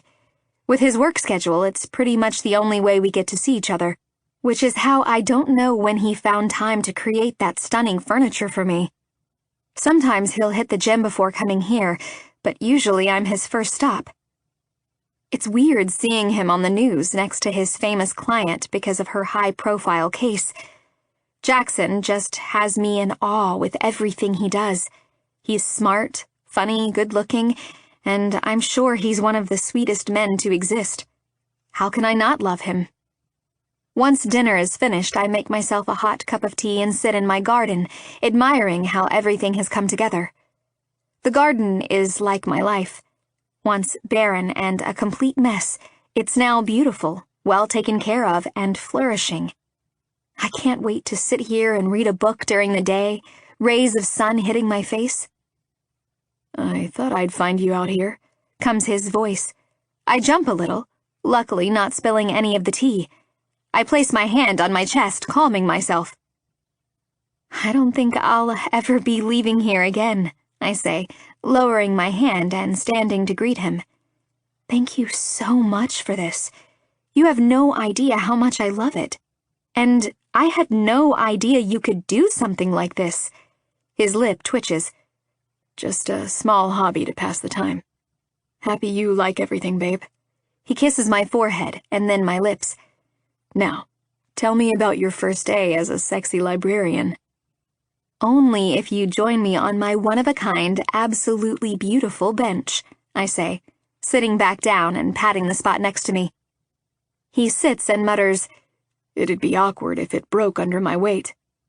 It won't, I say with confidence. And work was so good. They showed me how to use the computer and the filing system, and there were these super cute kids who came in for a group reading session. I had a lot of fun. I can tell by the way your eyes are lighting up as you talk about it, he says, shaking his head when I offer him some of my tea. I'm happy you found something you love. I did. Him. Me too, I answer, resting my head on his shoulder. Today has been the best day ever. I pause, just enjoying the moment. Dinner is in the oven if you're hungry. What did you make? He asks, kissing the top of my head. Lasagna. I run my hand over his knee and then rest it on his thigh. He lifts it to his mouth and kisses my knuckles. You spoil me, he says, standing and offering me his hand. I take it. Says you who made this? I say, pointing at the bench and then at the table and chairs. I feel extremely spoiled today. And loved. He hasn't said it, but I feel loved. No one has ever been so caring and thoughtful with me before. I can't stop smiling, and I just feel so happy all the time. Is this what a healthy, loving relationship feels like? Just wait until I get you into the bedroom then, he says, wiggling his eyebrows. Are we the old couple who only have sex in the bedroom now? I tease, greeting him with a smug look. Oh, you're going to pay for that one, he grins, shaking his head at me. Nothing old about us. I laugh and walk past him. He gives my butt a little slap as I head back inside to get the food out on the table. I've just opened the fridge when he closes it, spins me around, and lifts me up against it. How about this? Different enough for you? My breath taken from me, all I can do is look at his mouth, those lips that keep talking when all I want them to do is kiss me. Nothing to say now? he asks, smirking. We kiss, and then he slowly lowers me back to my feet. I want to be up against the fridge again. Shame we're a boring old couple, right? That's just mean, I say, huffing. You're going to turn me on and then leave me hanging? You going to take back what you said? He asks, trying to keep a straight face. He then grabs me and throws me over his shoulder. So, if I took you to the room now and fucked you, you wouldn't find that any good? I would, I say, slapping his butt, which is now right in front of my face. I was just joking, I take it back. I can practically feel the satisfaction coming off him. He doesn't like to lose, even when we're playing around like this. Lawyer complex much? He starts walking toward my room, but then stops in my office, where I keep my computer and bookshelves. How about here? He asks, sitting me on the desk and lifting my top. Here? Here is good. He gets me naked and makes love to me right on my damn table, and he teaches me important lessons. 1, it's easy to get him worked up. All it takes is a few carefully chosen words. 2, if it's even possible, working him up makes the sex better, and it's already amazing. 3, I wouldn't care if we never left the bedroom. I just like being with him. I've never had this playful side to me before. It's him who brings it out of me. He makes me a better person, and I can only hope that I do the same to him. Jackson Bentley is everything I never thought I'd find. And now that I have him, I just have to hope that he wants to be kept. Chapter 25. Jackson. You are not going to hang out with the wind dragons, I tell her, groaning when her face drops. I don't want to tell her what to do. She's had enough of that in her life. But how do I let her walk into a place filled with biker thugs who have no problem engaging in illegal shit? What if something happens to her and I'm not there to protect her? I didn't get invited to this fucking MC expedition. I think I'm about to lose my shit. Men will be all over Scarlett because, well, look at her, and I don't know how she'd handle that. Okay, maybe I don't know how I'd handle that. I'm not going to the clubhouse. I'm just meeting Valentina for a drink at a bar, she says, sounding confident. Only Scarlett would make friends with her former husband's mistress. Don't get me wrong, Valentina seems like a nice woman, and I appreciate the kind of things she said to Scarlett. But why can't they just meet for a lunch or something? If they go to a bar, all the wind dragons are going to be there too. I know they don't let their women wander around alone. There's always someone making sure they're safe and protected. Can you try to see this from my point of view, though? I ask her, trying to keep my tone even. I don't want to get angry and raise my voice. I need to stay calm. You're going out partying with bikers. I don't know what that entails exactly, but I don't think it's just cake and soda, Scarlett. I was thinking of taking her to Riley's, Jackson. I'll be fine. You talk about that place all the time, so I thought I'd check it out. And you don't have to worry about me so much. She pauses, looking down at her feet, and then right in my eye. I'm stronger now. I can handle myself. It's just Valentina, not the whole club. I know who you are, I say, softening. Fuck. What do I say to that? It's not that, babe. You're beautiful, and you're going to a bar with a biker chick who knows all the biker men in town. Do you get what I'm saying? They will be all over you, and I'll be sitting here stressing out, wondering if you're okay. She lifts her chin. I'm going. I want to see Valentina. She wants to catch up. And you know I don't have any friends. I'll be fine, Jackson, I promise. I grit my teeth. She's looking at me like I'm the enemy all of a sudden. Like I'm telling her what to do and being unreasonable about it when I don't think that's the case at all. Her defiant hazel eyes are watching me, waiting for me to say something to her declaration. I don't know what she wants from me. I shouldn't have to back down and not say what I want because of her past. At the same time, it does play a big role in her actions and reactions. I get that she doesn't have any female friends, and this is her opportunity to make some and be a little social, but fuck. I should introduce her to Kat and Yvonne, so she doesn't have to hang around with fiery-haired biker chicks and their friends. Okay, if that's what you've decided, I say, watching my words very carefully. I don't want her to think that she can't be open with me about things. Maybe she'll be fine with Valentina, who maybe won't bring the wind dragons to this little bar date. Maybe Valentina will take care of any situation that arises, but if she doesn't, maybe Scarlett just needs to learn the hard way. I don't know. Really? She says, eyes widening. What, did she think I was going to argue? Put my foot down or some other shit like that? I'm not a controlling man at all. I'm protective, though, so no, I don't like this. And yes, I'm going to think of a way that I can protect her from this situation she's put herself in. Right now, though, I'm just going to let it go. There's no other way without her getting defensive. I don't want to become her enemy, or her keeper.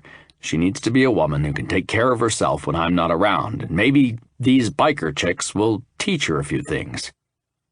You're a grown woman. Your decisions are your own, I say, shrugging. I hope you have a good time. If you want me to drop you off and pick you up, let me know. I decide to change the subject until I figure out a way to handle the situation. All I know is that Scarlett and a bunch of big men mixed with alcohol and drugs isn't my version of a good time. The thought alone makes me want to kill someone. Maybe I'll be seeing Irish very soon after all. Do you want to come for a jog along the beach with me? I don't feel like going to the gym today. Okay, she says, sounding a little wary of me. When do you want to go? Whenever you're ready, I tell her, needing to work off my frustration. I'll go get changed and put my sneakers on, she says, disappearing from the living room. I sit there, wondering why Darren had to choose the future MC old lady. Couldn't he have chosen a teacher or a yoga instructor or something? I'm being ridiculous, I know, but so is Scarlett. I don't think she'd like me going to hang out with a bunch of strippers, and yes, it would be the same. I've heard Kat going on about how hot the men in the MC are, and now they might be around Scarlett. Wait, am I jealous? No. No, I'm just concerned for her safety. They're a fucking outlaw motorcycle gang, not some Cub Scouts or something. Okay, maybe I'm a little jealous. I trust Scarlett, and I know she won't do anything, but if I'm being honest with myself, I don't fucking like it. I know she needs to do her own thing, though, and I'd never stop her from doing what she wants. She is her own woman. Still, that caveman part of me seems to be raising its head. What if something happens to her, and she's put in an unsafe situation? An idea pops into my head, and I wonder why I haven't thought of it up until now. Demon. Demon can keep an eye on her, protect her, and make sure she's safe.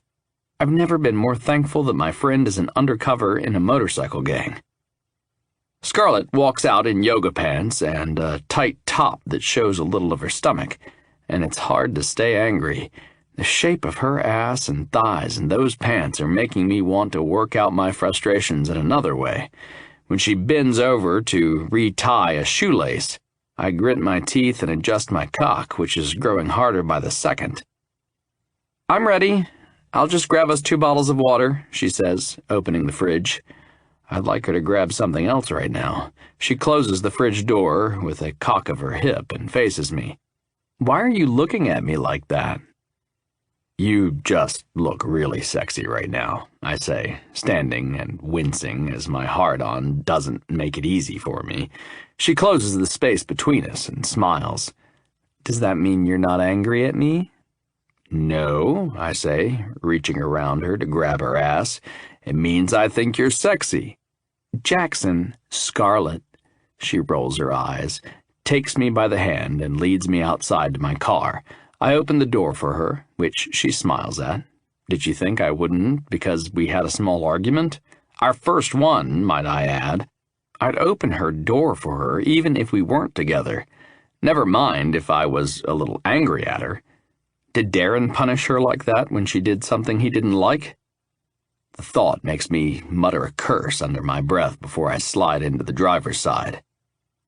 "Can I drive your car one day?" she asks, eyeing the steering wheel. "You can drive it any time you like," I reply as I put my seatbelt on.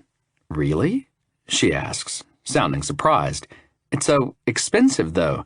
Don't most men not want anyone else to drive their cars, their most prized item?" "A car is a car, babe," I say, pulling out onto the road. "It's just a thing, and it can be replaced. You can drive any of my cars whenever you want." I can feel her eyes on me. She reaches her hand over and rests it on my thigh. There are much more important things, aren't there? Yes, I agree with her. Does this mean you aren't going to hang out with the biker chicks? No, she says, smirking. Nice try, though. I sigh and drive us to the beach. Nice try indeed. When I get home, I give Demon a call. "Jackson," he says into the line, "everything okay?" "Yeah," I tell him, "everything is fine. Scarlett is going out with Valentina. Does that mean all the Wind Dragons are going to be there too?" He's quiet for a second, and then he starts laughing like he finds this hilarious. "Are you jealous, brother? I assure you that your woman is safe around the Wind Dragons. You don't need to worry about it if any of them show up." "That's not what I asked," I grumble. He chuckles, then puts me out of my misery. "If Tina's going, then yeah, one of the men will probably tag along to make sure she's okay. Irish has been adamant on her protection while he's not there." "And what if that one man tagging along was you?" I suggest in a casual tone. "You want me to tag along with your woman and Tina and make sure they don't get into any shit?" he asks, unable to hide the amusement in his tone. "Yes," I reply. No point in lying. "You don't think I have anything better to do on a Friday night?" he asks, and I can picture the bastard smirking. "You owe me," is all I say. "Oh fuck, here we go," he groans. "What old shit are you going to bring up now?" I smirk. "I don't know. There are so many times I've taken one for you. Let me think. How about when you were in the academy and you wanted to impress a girl, so you made me go on a date with her friend?" I pause. "Who ended up being a man?" "Fine," he replies, then starts laughing to himself. "Fuck, that was a funny night." I'm glad he thinks so. Chapter 26. Scarlett. Glancing around Riley's, I tug on my black crop top, pulling it lower even though it only exposes maybe an inch or two of my stomach. I decided to wear it with a long, flowy maxi skirt and black strappy sandals, red lips, and my hair down and wavy. An edgier look for me, but I'm trying new things, right? I remember the look on Jackson's face as I left, knowing that he didn't like what I was doing, but I did it anyway, even though it probably isn't worth it. To be honest, though, I just like knowing that if I want to do something, I can. He won't stop me or threaten me. I won't come home to a slap in the face or complete emotional manipulation. He won't treat me badly because I did something he didn't want me to do. It's freeing for someone like me. Someone who would have never dared do something like this before. Something her man openly didn't want her to do. "Do you want another drink?" Valentina asks me, dancing to the beat of the song. "Sure. I'll get one for us," I tell her, leaving the small dance floor to head to the bar. The owner, Riley, is one of the most beautiful women I've seen. She has that whole pinup girl vibe, with her dark hair, red lips, and winged liner. "Could I get 2 more beers, please?" I ask her. "Sure," she says, smiling. I lean over the bar and tell her, "My boyfriend comes in here all the time. He loves this place." "Which one is yours?" she asks, grinning. "Jackson," I tell her. "Ah, one of the lawyers," she says. "He seems nice. I'm glad they've made this place their regular. Being such a new bar, I really need the business." "The place is great," I tell her, glancing around. "I can see why he likes it so much." She places the beers on the bar, and I hand her the money. Hey, I know you, a man says, coming to stand next to Riley. You're the chick on bail. I shake my head in surprise as I see Preston, the man from the diner. Actually, those charges were dropped, but thanks for saying that super loud. Riley barks out a laugh. He's not one for subtlety. Where's your partner in crime? I ask, referring to Parker. Parker has a real job, he says with a straight face. He's a doctor, actually. I'm a mixologist. Is that a thing? I ask him, bringing the beer to my lips. I actually have heard of mixology before, but I just want to annoy him. It's funny that he works here, in a place that I've heard Jackson talk about so often. He nods, looking offended. I'm the best cocktail maker this town has ever seen. That's quite the proclamation. I'll have to order a cocktail next, I tell him, grinning. I take Valentina's beer and return to the dance floor and hand it to her. Thanks, she says, taking a big sip. We dance together for the next few songs, then head back to the bar to sit down for a little while. It feels good to dance again without feeling self-conscious. I don't even hear Darren in my head anymore, telling me I can't do things. What are you doing here? I hear her ask a man. Just came out to grab a drink, he tells her, a smirk on his face. What a coincidence. Valentina sighs, pursing her lips. What trouble could I possibly cause in a random bar with Scarlett? She asks him. The worst thing we'd probably do is start a Darren hate club. I smirk at that. It'd probably be the best thing we could do. I wonder if she'd let me be president. Can I get you another drink? The man turns and asks me, studying me from beneath his thick, dark lashes. I'd actually noticed him in the bar before, watching me. I don't get any bad vibes from him, though. I had no idea he was one of the Wind Dragons. I shake my head. No, thank you. I think I'm fine for now. She's taken, Demon, Valentina says, wrapping her arm around me. No matter how hot you are, she lowers her voice and mutters, which is pretty damn hot. I have to agree with her. The man is extremely good-looking, with his baby blue eyes and dark hair. But I don't feel anything when I look at him. Not even that spark of attraction. Everything in me is for Jackson only, but I can appreciate when a man is very, very handsome. Just being a gentleman, Demon responds, not fazed by Valentina's comments one bit. How considerate of you, Valentina smirks, tucking a curl behind her ear. I had no idea you were such a gentleman, Demon. Don't let the name fool you, he replies. Thank you, Demon, I say, meaning it, the unusual name sounding foreign on my tongue. That's what I'm here for, he says cheerfully. To ply you both with alcohol, let you have a good night, and then safely take you home. Sounds like a good time, Valentina replies, downing her drink. What about you? You going to have one too many? Nope, he replies, scanning the bar. I'm going to be an adult and pace myself. Valentina points. Oh, look, a beautiful woman. Nice try, he replies, barking out a laugh. I'm surrounded by beautiful women every day. Going to need more than that to catch my eye. If you're here, you might as well do shots with us, she says, calling Preston over. Can we get 3 shots of whatever you suggest? Preston looks at me. I know just the shot. Demon flashes me a curious look, probably wondering why Preston gave me a friendly look, but I just shrug. Preston makes the shots, then slides them over to each of us. I notice mine has a little love heart on the top. Demon notices it too and brings his narrowed eyes to Preston. To new friends, I say, lifting my shot up. We clink and then down them. That was actually really delicious, I tell Preston. Thank you, he beams, then moves on to serve another customer. Someone has a crush, Valentina grins at me. Maybe he'll give us free drinks from now on. Doubtful, Demon mutters, nodding his head in time with the music. This place is pretty cool, isn't it? Yeah, I like it. Something different, Valentina tells him, then pulls his arm. Come on, let's dance. The three of us stand in our own circle and dance with our drinks in hand. I smile, laugh, and just enjoy the night and the company, feeling free and wild.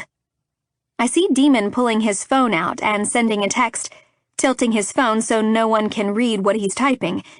Maybe he's sending out a booty call. Who knows? Do you want to dance? Preston asks me, coming up behind me. No, she doesn't, Demon tells him, coming to stand next to me. I throw him a dirty look and pull Preston aside. I'm taken, Preston, but hey, if you want to be friends, I'd like that. I don't have many of those. Why are all the hot chicks taken? He asks, frowning. But then he offers me his hand. Friend sounds good, though. We share a grin. Is that guy your boyfriend? He asks, nodding to Demon. No, I say, laughing. He's just someone I met tonight, actually. He hums. Come to the bar if you want some free drinks. He walks away and Demon and Valentina close in on me. Told you, she says, while Demon just silently broods. You're a babe. Look who's talking, I tell her, nodding to the bar. Want some free drinks? She throws her curls back and laughs. Fuck yes, I do. We twine our arms together and head to the bar, Demon scowling and following behind us. You could totally be a biker chick. You have the strength of all the women in the MC, Scarlett. Don't let anyone tell you otherwise. We're drunk, really drunk, and having deep and meaningful chats. I study her for a moment, wondering if she knows how much that comment means to me. Most of my life I was weak, but I'm not that person anymore. I saved myself, and Jackson gave me my freedom back. With those two things, I'm now unstoppable. I can do anything I want and be anyone I want to be. I'm so glad I met you, Valentina, I say, resting my shoulder against hers.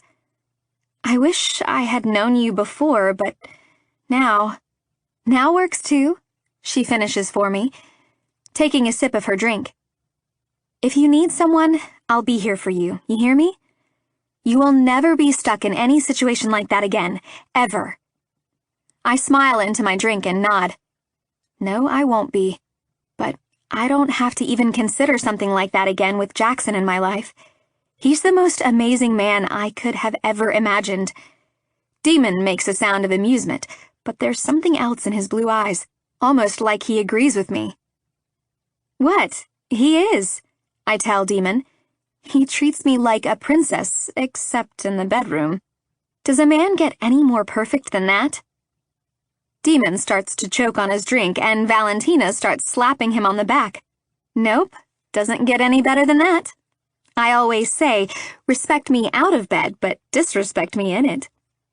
We both start laughing, like she said the funniest joke in the world. I'm so happy I came out tonight, I tell her. Jackson was worried all the biker men would come. I lower my voice to a whisper. I think he was jealous. Demon starts chuckling, and I look at him and nod.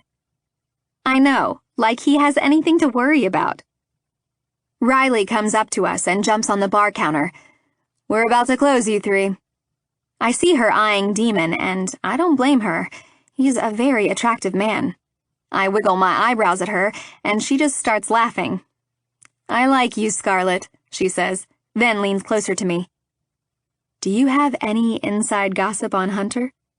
The family law guy? I ask, raising my brows. He's nice, but I don't really know him. Although I can tell you he's an excellent attorney. He was able to get all my accounts and property transferred back into my name after my dead husband stole it. Why? Do you like him? Just curious, she murmurs, then pours herself a glass of whiskey.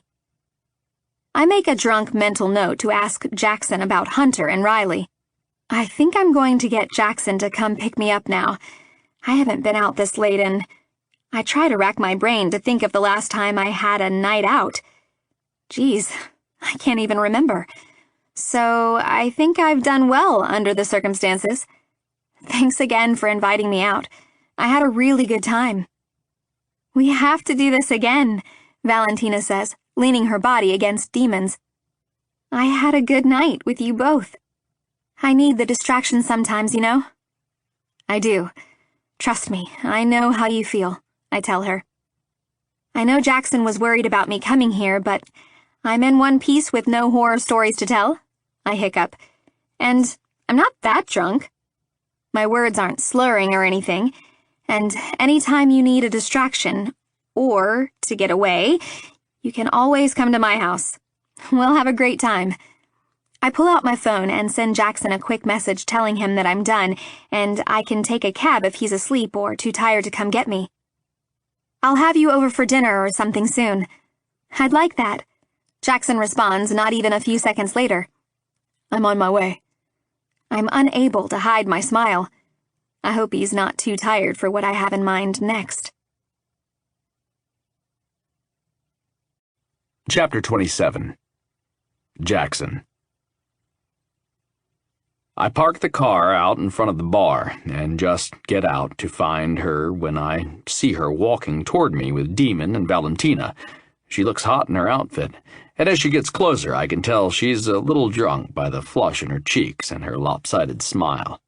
"You got here quickly," she says, wrapping her arms around my torso and squeezing me tightly. I hug her back, thankful for her being back in my arms. I see Demon's amusement at her comment and choose to ignore it. Well, I had nothing else to do at, I glance at my watch, 3 in the morning. Scarlett giggles a little and glances up at me. "Thank you for coming to get me. I think I'm ready to be tucked into bed now." She turns and hugs Valentina, whispering something into her ear, then Demon. I raise my brows at him as she hugs him tightly and thanks him for a fun night. He shrugs slightly at me, but then grins. Asshole. I say bye to her new friends, one of them my oldest friend in the world, and open the car door for her, patiently waiting for her to get in.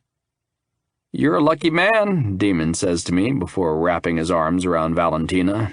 "You don't need to tell me that," I say, tapping the roof of my car before sliding in. I turn to Scarlett, who already has her eyes on me. "Good night?" She nods, twice.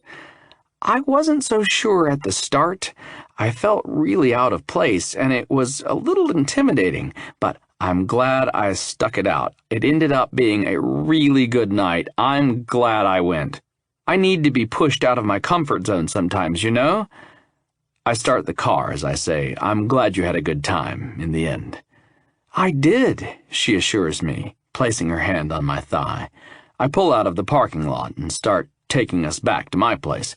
I can feel her gaze still on me, so I glance at her. From the look in her eyes, I know she's in a bit of a mood, and the way she bites her lower lip only validates that. She wants some dick, mine to be exact, and she wants it now. I pretend I don't notice all of this, flash her a smile, and return my attention to the road, both hands on the steering wheel. From the corner of my eye, I see her shift in the seat a few times, suddenly uncomfortable, and I know exactly why. I turn on some music, the sound filling the car but not easing the building tension. I know she's decided to take matters into her own hands when she moves closer to me, as much as she can with her seatbelt still on. She presses a kiss onto my neck. I grit my teeth, wishing we were already home so I can have my way with her. She's not the only one feeling this way, especially after waiting up for her ass all night, hating the fact she was surrounded by fucking bikers. "Jackson," she murmurs, breathing onto my skin. "Yes," I reply, keeping my eyes on the road. There's no way I'd allow myself to lose concentration and put us in danger by crashing this car. Another kiss to my neck. She turns my head slightly toward her so she has access to my lips, kissing me softly at first, then deeper, her tongue peeking out to taste me. I want to take control, grab her face in my hands and devour her lips, but I can't, so I allow her to kiss me how she wants while I continue to drive. I stifle a moan as her fingers move to my zipper, undoing the button of my jeans, then sliding the zipper down. I'm not wearing anything underneath because I was lying in bed naked when she called and just threw something on quickly to come get her, so it's easy access for her to take my cock out. She glances at me before stroking it a few times, then lowers her head. Fuck. I don't move my eyes from the road as she takes my hard length into her mouth, deeper, deeper, all the way to the back of her throat, then makes a humming noise, a noise of pleasure like she likes what she's doing. There is nothing sexier than that to me. Fuck, I grit out between clenched teeth, the pleasure hitting me with each swipe of her tongue, each suck as the woman drives me crazy. A moment later, I mutter, fuck again, but this time for a different reason. As I see the lights on, I quickly tell her, baby, stop. A cop is behind us. She lifts her head and wipes her mouth. What? Don't look, I tell her, amusement in my tone. She sits back in her seat and stares forward, her body straight and stiff, like we're both about to get arrested. I quickly do up my jeans, wincing as my still hard cock is shoved away under the denim, and pull over. I roll down my window and wait patiently for the officer. When I see him walking toward the car, I realize I know the man. He was the first officer called in for a case I was working on, and I had to write down his testimony to use in court. You can probably guess what's going on in here. Whether he actually says anything about it is another situation, though. Scarlett looks like she's about to have a panic attack, so I reach over and give her my hand. She has nothing to worry about. Has she forgotten already what I do for a living? This is nothing. I can talk my way out of anything. It's late, and the officer is probably bored and making sure I'm not drinking and driving. That, and he probably noticed Scarlett bobbing on my lap, but it's really his word against mine. For fuck's sake, I'll say she lost her earring or some shit. Officer Carlton's eyes widen when he sees me. Jackson Bentley? How the hell are you? Good, thanks, I reply, smiling. How are you? How are the wife and kids? All good. He glances into my passenger seat, flashing a tiny flashlight at Scarlett. You two on your way home from a night out? She is, I say, nodding toward her. I just went to pick her up. You haven't had anything to drink? He asks, and I shake my head. I can tell that he considers giving me a breathalyzer test, but decides not to. I appreciate that. He nods once and steps back. All right, get home safely, you two. Thank you, I say, waiting until he walks away before continuing on. I look to Scarlett, whose hand is now on her chest, which is heaving up and down. Holy crap! I bring her hand to me and kiss her fingers. The car is still filled with tension, although it's different now because it's mixed with her shock. After a few seconds, I see her shoulders relax. We're almost home, I tell her, turning onto my street. A cop nearly caught me with your dick in my mouth, she whispers, eyes going wide. I grin and park in my driveway, turning the car off and getting out. I move to walk around and open her door, but she's already out and coming over to me. When she jumps into my arms and kisses me, I catch her and press her against the car. I never know how she's going to react sometimes, and I'm not going to lie. I like seeing what she'll do next. There was a chance she wouldn't want to start where we left off after that, but here she is, tongue in my mouth and nails running down my back over my thin cotton t-shirt. I missed you tonight, she says against my lips, and I can taste the alcohol on her mixed with mint. I can see that, I mutter, moving my lips down her neck. The moaning noise that leaves her pouty lips makes me rock hard again, and I find myself lifting her in one arm and heading for the front door. With my other hand, I unlock the door and push it open, closing and locking it before dropping her onto the first place I come across, which happens to be the couch. I get down on my knees and lift her long skirt up, sliding the silky material over her skin. I slide down her white lace panties and spread her legs apart. I lift my head to make sure she's watching me before I pull her ass toward me and bury my face in her pussy, my tongue diving into her, licking, sucking, and devouring. Jackson, she moans, and I love hearing my name come out of her pretty mouth. I love her knowing who she belongs to. I belong to her, too. Chapter 28. Scarlet. I wake up early, my head hurting a little bit, but nothing too bad. I slide out of bed, brush my teeth, and drink some water, all while replaying the night's events in my head. I decide to thank Jackson by waking him up in the best way possible. I slowly lift up the sheet and crawl under it, then kiss down his stomach, his hip, and then his inner thighs before taking him into my hands and gently stroking. Even asleep, he gets hard, and I know the second he wakes up because his hands tangle in my hair and he says, "Good morning, beautiful," in a husky tone filled with sleep. I smile against his dick, then take it into my mouth, twirling my tongue around and over it, teasing him a little more. I love the taste of him, the feel of him. Taking him deep into my mouth just like I did last night in the car. I hollow my cheeks and suck as hard as I can, rising and lowering my lips on him. When he comes in my mouth, I swallow every drop without even thinking about it, and then lift my head and smile at him. "Good morning," I say, then climb up and lay on top of him. His arms come around me straight away. "And what a good morning it is," he murmurs, kissing the top of my head. "That was amazing, baby." I smile to myself and close my eyes. Glad you enjoyed it. I was going to go make us some breakfast, but I don't see myself moving from this spot for a long time. His arms tighten around me. I don't see you moving from this spot either. He sighs and rubs his fingers down my bare back. "So, since you had a good time last night, does that mean you're going to be traipsing voluntarily back into an outlaw motorcycle clubhouse?" he asks in a dry tone. My lip twitches as I reply. "I like them, Jackson. And you saw I was safe. No one made me feel uncomfortable in any way. No one tried to hit on me. Except maybe Preston, but I can't even take him seriously. Someone stayed with me for the whole night, mainly Valentina. I played some beer pong with Demon on my team, and he even drank some of the beer for me because I knew I wouldn't be able to drink so much of it without throwing up." "He did he?" he murmurs, sounding a little curious. "Yes," I tell him. "I like Demon, and Valentina said next time I can bring you along if I like. She said you're welcome as long as you aren't trying to put any more of them behind bars." He makes a sound of amusement.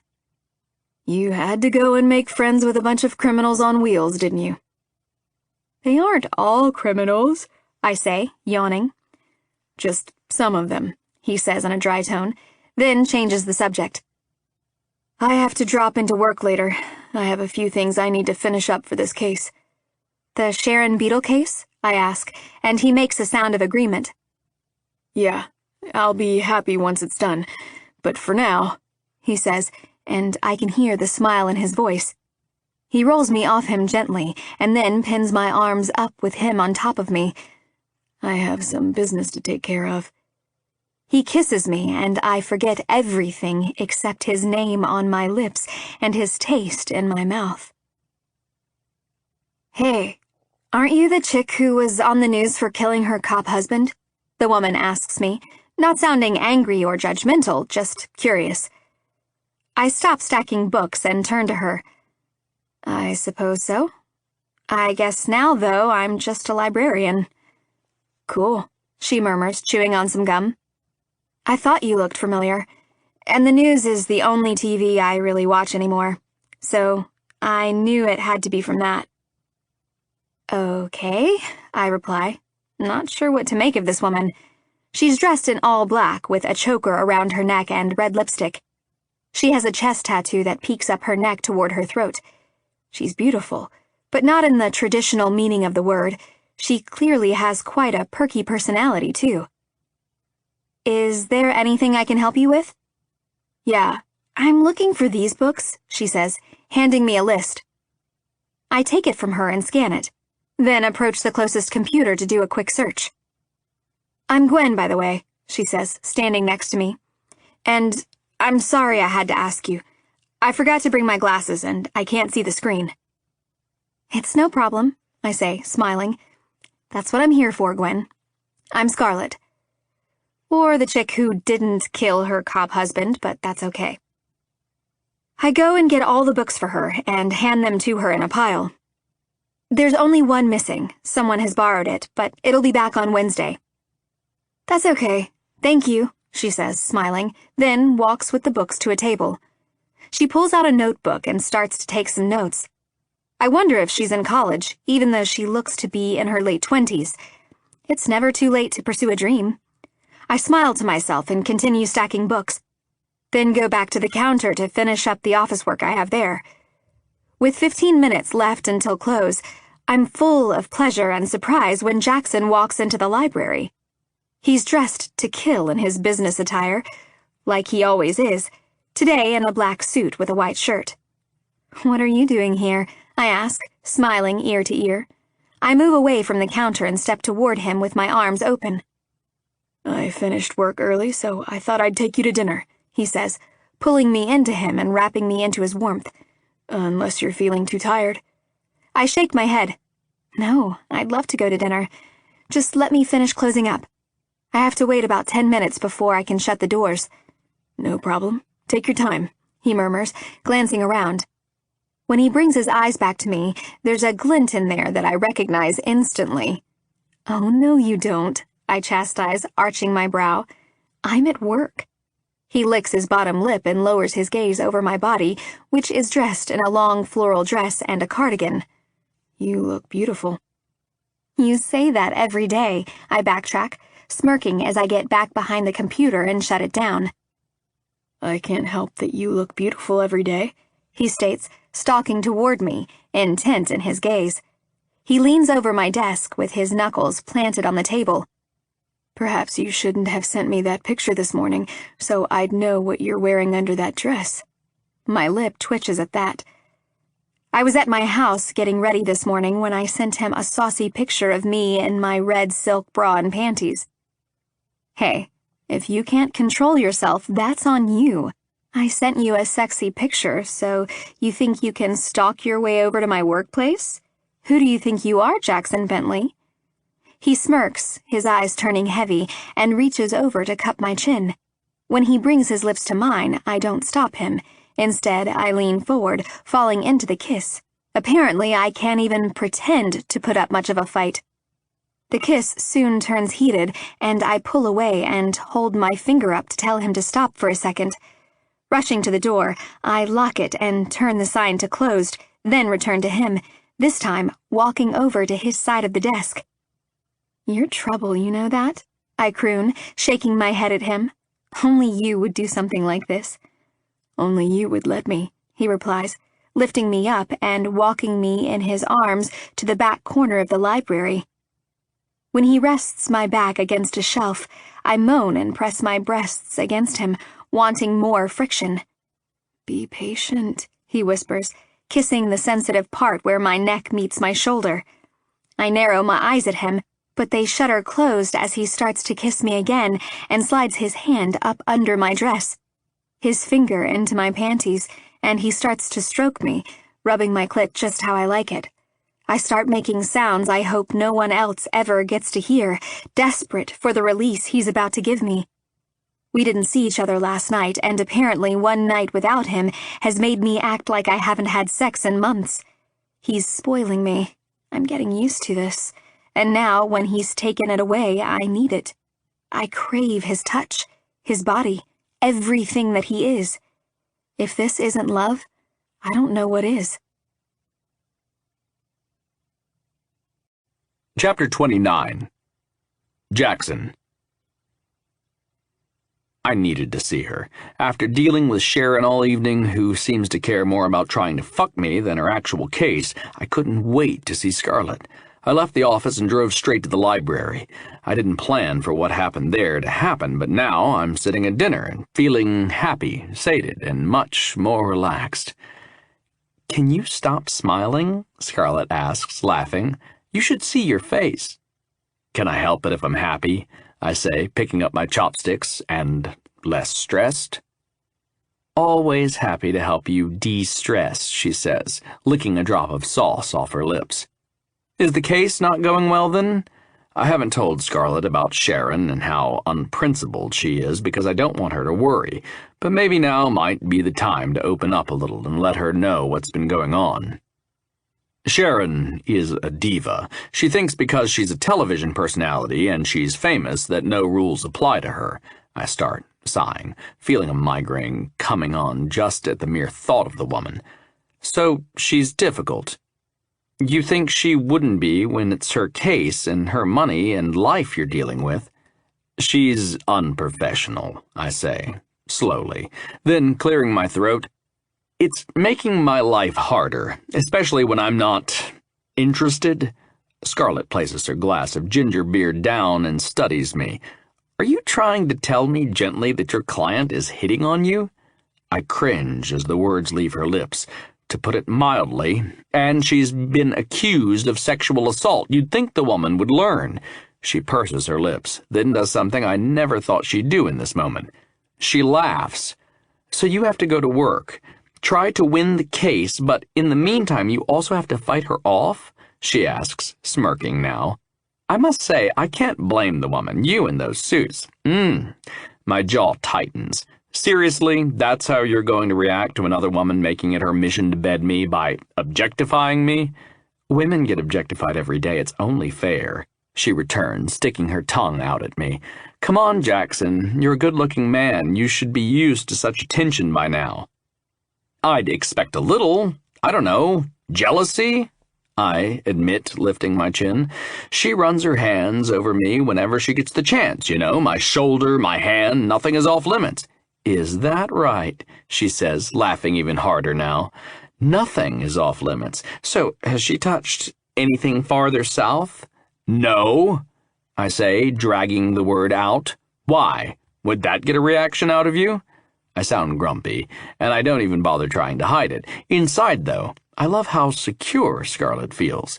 Knowing her past, I'd have thought that she might be a little insecure, which is why I didn't tell her about it. Apparently, I was wrong. In fact, she's finding the whole thing entertaining, at my expense, might I add. Scarlett tries to school her expression, but fails because there's still amusement written there. Well, it's not like you're tempted in any way, are you? I trust you, Jackson. I know you'd never do anything to hurt me. I soften instantly at her words. Of course I wouldn't. And hell no, I'm not even tempted. But that's not the point. It's like no one has ever told this woman no, and now I have to deal with it. She's unbelievable. Rejection doesn't do anything to her ego, no matter how many times I say no. It's like she thinks I'm playing hard to get. Want me to take her down? She asks with a straight face. Yes, actually, I do, I grumble, taking a bite out of a dumpling. Seriously, though, Scarlett says, clearing her throat, all jokes aside, is there anything you can do about this? Maybe have telephone or video call meetings? She can't touch you if all communication is via technology. That's actually a good idea, I say, nodding. I don't know how long I could claim to be too busy to meet with her in person, though. She's my main case right now and my priority client. Might lessen the personal meetings, though, she says, sitting back in her chair and tucking her hair behind her ear. I don't know. I'll try to think of other ideas for you without having to file a sexual harassment claim and getting shit from Hunter and Tristan for the rest of your life. They really would give me a heap of shit, too. I wonder if I could get Kat in on the plan, maybe get her to say something to Sharon from a legal perspective. I'm this close to telling her to find a new lawyer. I've never given up on a case, though, and I'd hate to have to do that. I'm sure I'd be given shit for that in the office, too. Maybe you should be a lawyer, I tell her, smiling at how she tries to fix the problem for me with a level head. I'm happy being a librarian for now, she says, winking, especially when my man decides to drop in unannounced and have his way with me against a stack of books. She pauses, cringing. Yeah, let's hope I don't get fired over that one. Are there cameras in there? I ask, really hoping there aren't. I'd feel like shit if Scarlett lost her new job that she already loves. Just around the building, she explains, not inside. I wouldn't have even kissed you if there were. Making a porno is not on my bucket list.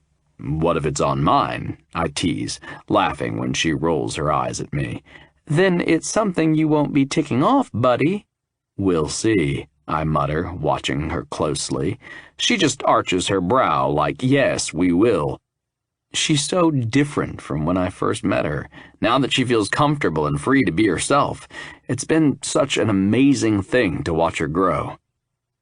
Have you ever played beer pong? She randomly asks. She must be thinking of her night with Valentina and Demon.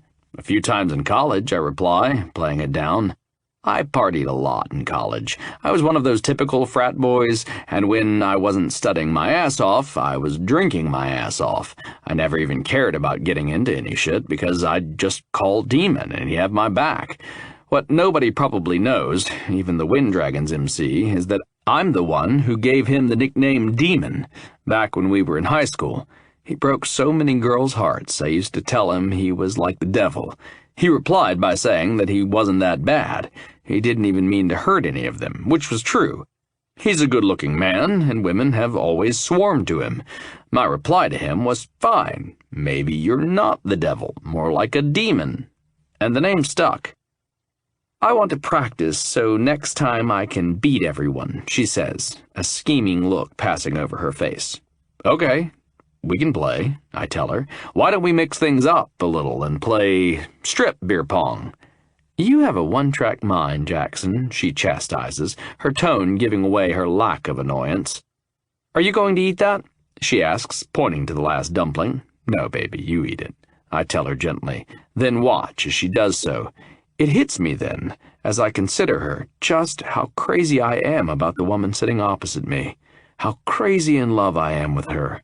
Fuck. I don't know when it happened, but I fell in love with her. She swallows her bite, then glances up at me through her long lashes and smiles. Do you want dessert? I shake my head, mind still blown by the revelation. Me either, she says, rubbing her stomach. I'm paying. That snaps me out of it. No, you are not. Don't be ridiculous. What's my money meant for, then? She asks, scowling at me. To sit in the bank and collect dust? I like to spoil you sometimes, too, you know. Buy something for yourself, I suggest. I don't know, buy another house, a car, a vacation, do whatever you want, but when you're with me, I'm not letting you pay for anything. I don't know why you bother to continue to fight me on this. Because it's not fair. Gender equality, Jackson, get with the program. Everything should be 50-50 in this relationship. We both hustle, we both spoil each other, we both clean. Did you see that on a meme? Because I'm pretty sure I did, I reply, brow furrowing. And you don't let me cook or clean, so you're being a little hypocritical right now. Fine, she says, lifting her chin. I'll pay for dinner, and tomorrow night you can cook. I cringe inwardly, both because I don't want her to pay and I don't want to cook, but I can't back down now. Fine. Fuck. I make decent money, and if it's not to spoil and take care of the people I love, then what the hell is it for? When she reaches for her purse, I can't take it. Nope, I can't do it. I'm paying, and I'll cook dinner tomorrow night. I'll make a scene.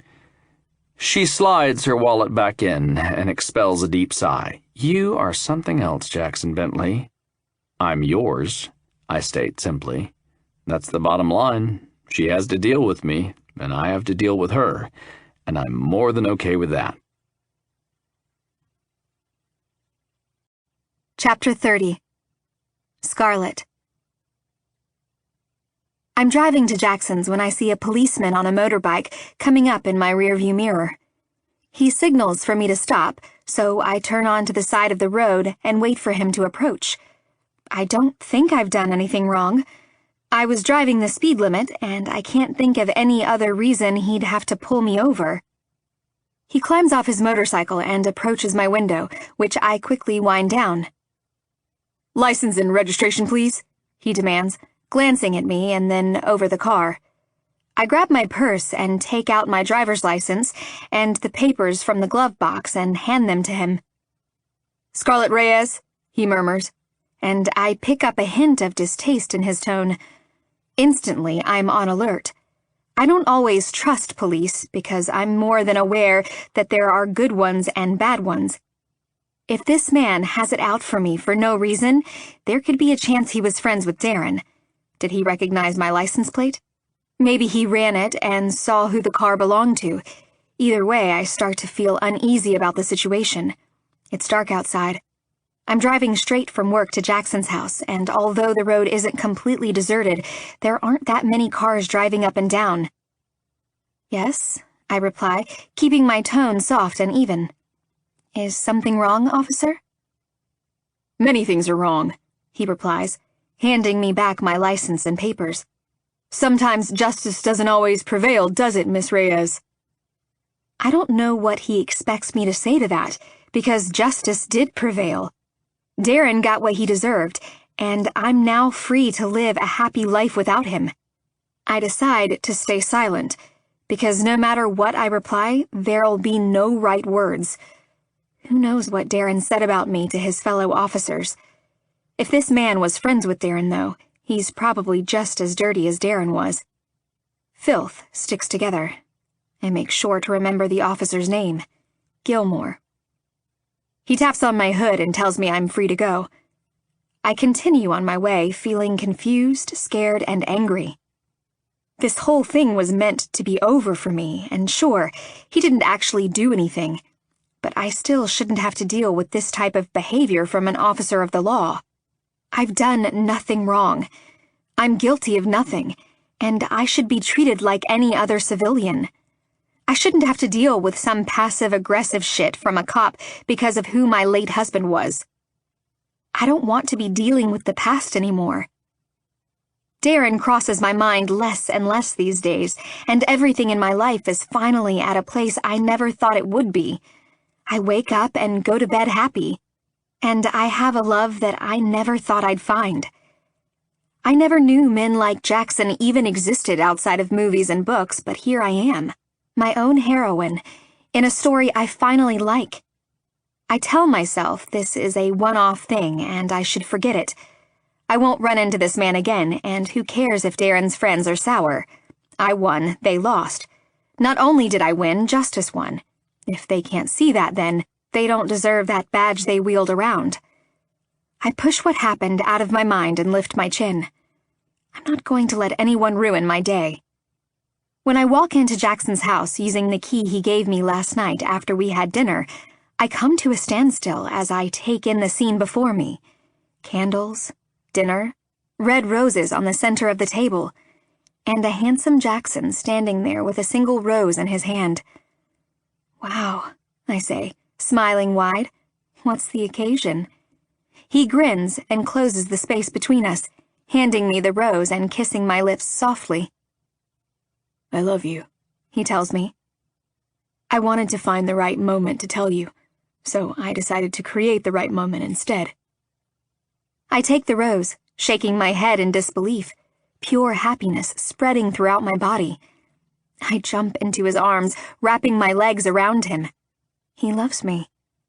I've known that I'm in love with him for some time now, but I didn't say the words. I didn't want to jinx what we have or scare him off, but deep inside I knew. And he loves me back. I love you too, Jackson, I say, kissing him deeply, then looking into his eyes. You have no idea how much. His hands, holding me up by the curve of my ass, tighten on me. I think I do know how much, he says, nuzzling my neck. I can tell by the way you take care of me. I will never take that or you for granted, Scarlett.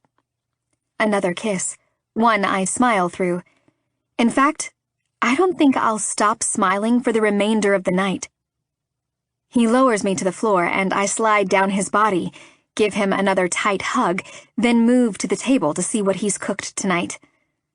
Steak, mashed potatoes, asparagus, and garlic bread, I say, my mouth watering. You did well, Jackson. Maybe I should let you into the kitchen a little more, especially when you do all this. I lift the rose that's still in my hand to my nose, breathing in the sweet scent. Jackson pulls a chair out for me and gestures for me to sit. I take my seat and lay the rose down next to my plate. I was going to tell Jackson about the cop, but I'm not going to ruin this moment. I'll tell him about it another time. Tomorrow, maybe, or the day after. Right now, though, I don't want this moment to end. Jackson Bentley is in love with me. Me. The same woman who once stayed with an abusive man because she didn't feel she was strong enough to leave. Didn't feel like she was worthy. A victim.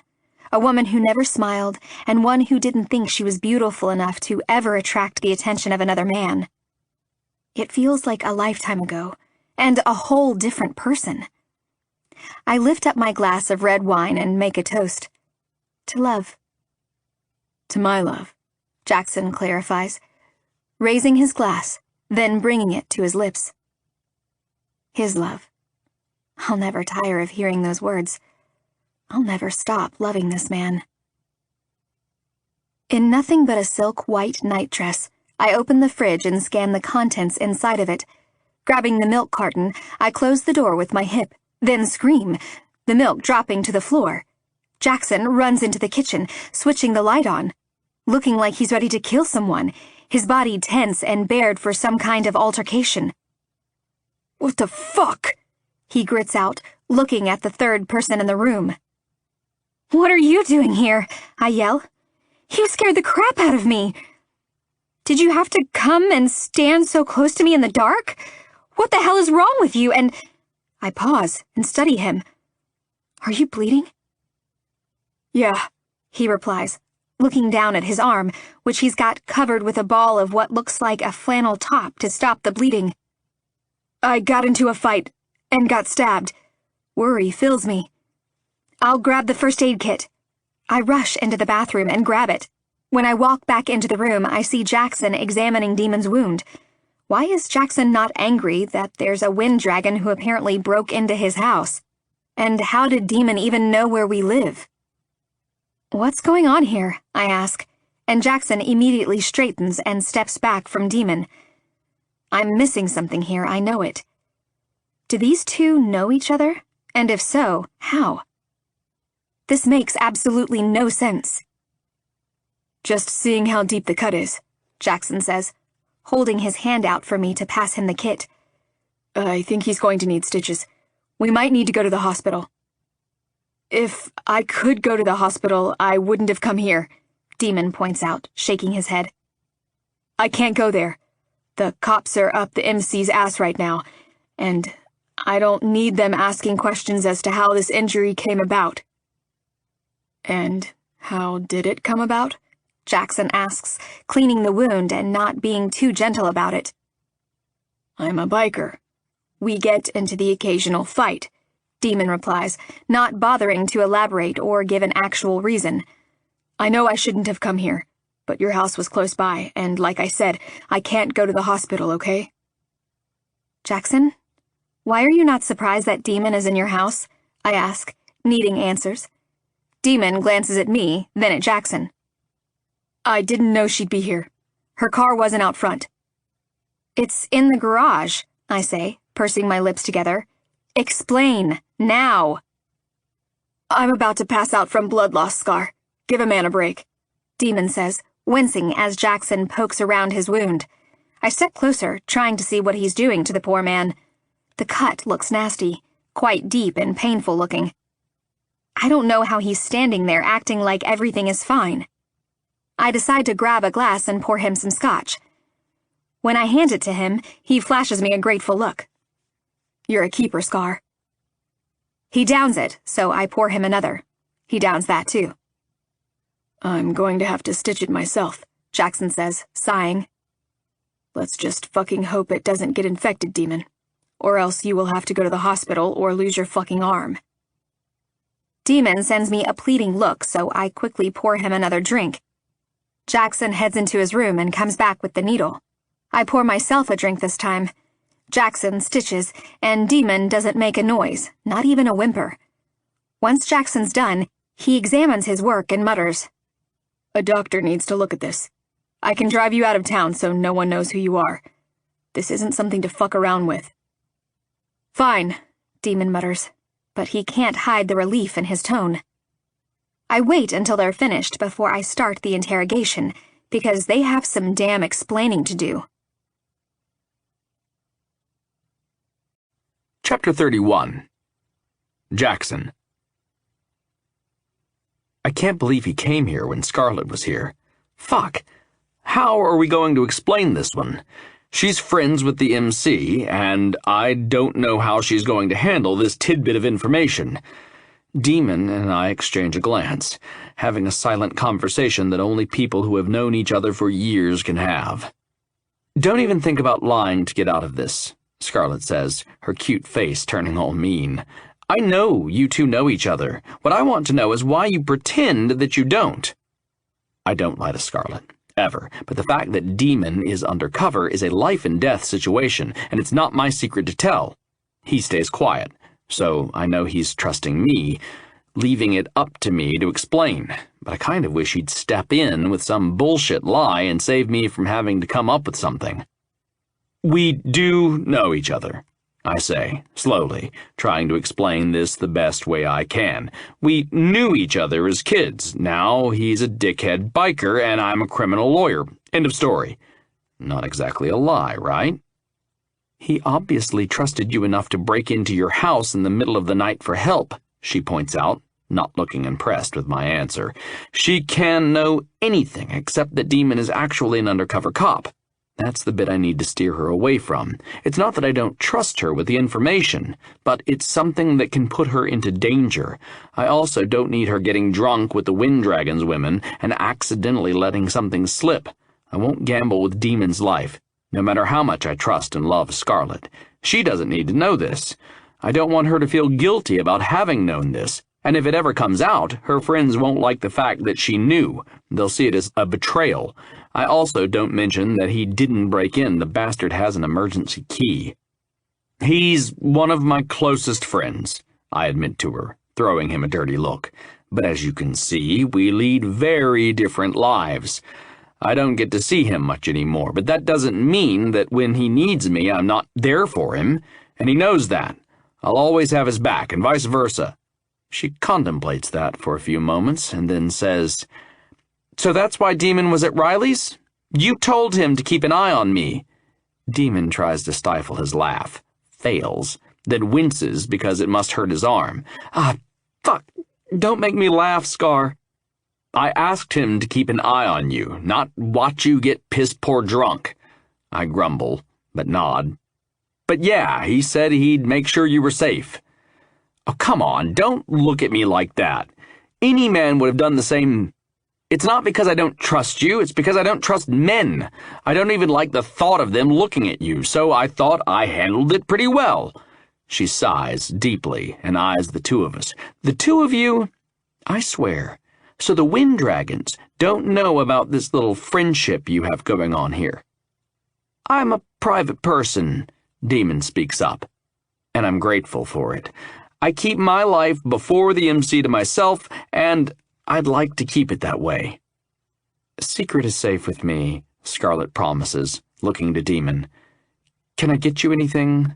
Water, something to eat? A blanket? I'm fine. Thanks, Scar, he says, smiling at my woman. Are you going to come for a drive to the hospital out of town? It might be an adventure.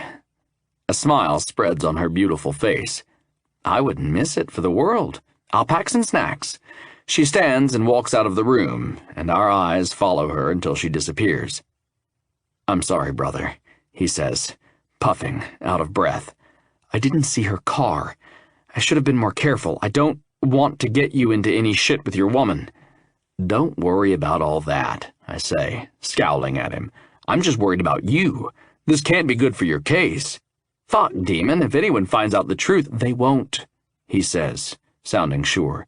It's not a crime to be childhood friends with a lawyer, all right? It's fucking fine. The same lawyer who put your fellow MC members in prison? It doesn't look good, Demon. They might think you gave me information for the case, or even worse, that it was you who tapped the lines for me. Then what? I ask, standing and starting to pace. Fuck. This is not good.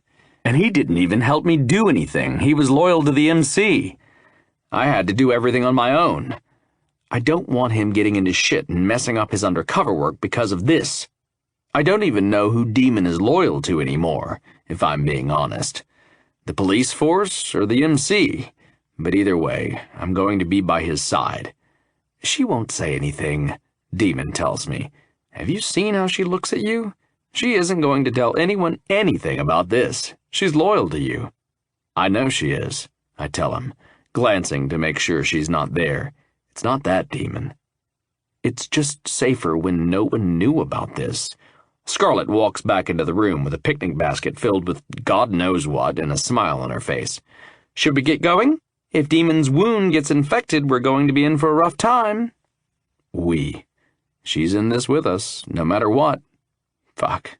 I'm so lucky to have this woman by my side. She has a body to die for, the most intense fuck-me eyes, an amazing smile that can be mischievous when she's up to no good. And she's a good, loyal woman.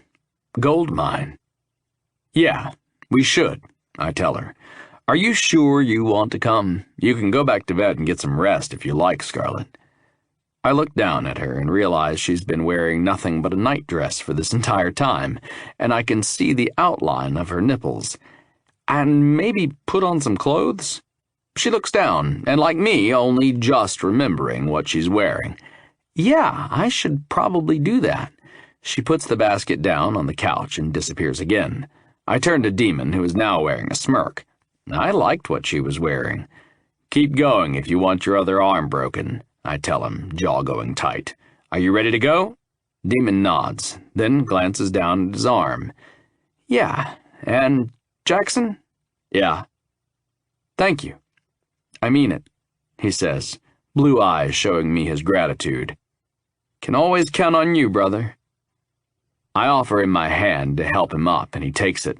What are friends for, right? If not to take you to the hospital in the middle of the night after a knife fight. How does the other guy look? You don't want to know, he murmurs, wincing. In fact, the less you know, the better. Jesus. I thought the Wind Dragons had gone boring, but apparently I was wrong. Who the hell would he be getting into a knife fight with? At least it wasn't with guns, but still. I don't know what shit Demon is getting into. And I don't like that I don't know because I can't help him.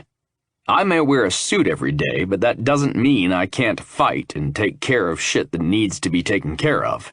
It's not who I am, but a fighter is buried inside of me. If anyone hurts the people I care about, there is nothing I wouldn't do to protect them. Noted, I say, sighing. What have you got yourself into, Demon? Just a little bar brawl, Jackson. Don't worry your pretty head about it, he defends, brushing off my worry. Scarlett returns in jeans and a black top, white sneakers, and her hair tied up. Okay, let's go. We all get into my car. Scarlett moves to sit in the back, but Demon opens the passenger seat door and tells her to sit in the front. He gets in the back. It looks like Scarlett has won the respect of one of the biggest badasses in town. I'm not surprised one bit. Chapter 32. Scarlett. And how did this wound happen? The nurse asks Demon. I need to file a report, sir. I can't just turn a blind eye to the fact that you have what looks like a hand-stitched knife wound in your arm. Demon simply turns to Jackson. As my lawyer, Mr. Bentley, what do you recommend I do here? Jackson looks to the nurse and says something to her that I can't quite hear. She shifts on her feet, then starts to tend to Demon's wound. I don't know what Jackson said, but I'm not surprised he got her to do her work without any further questions. The man can talk his way out of anything.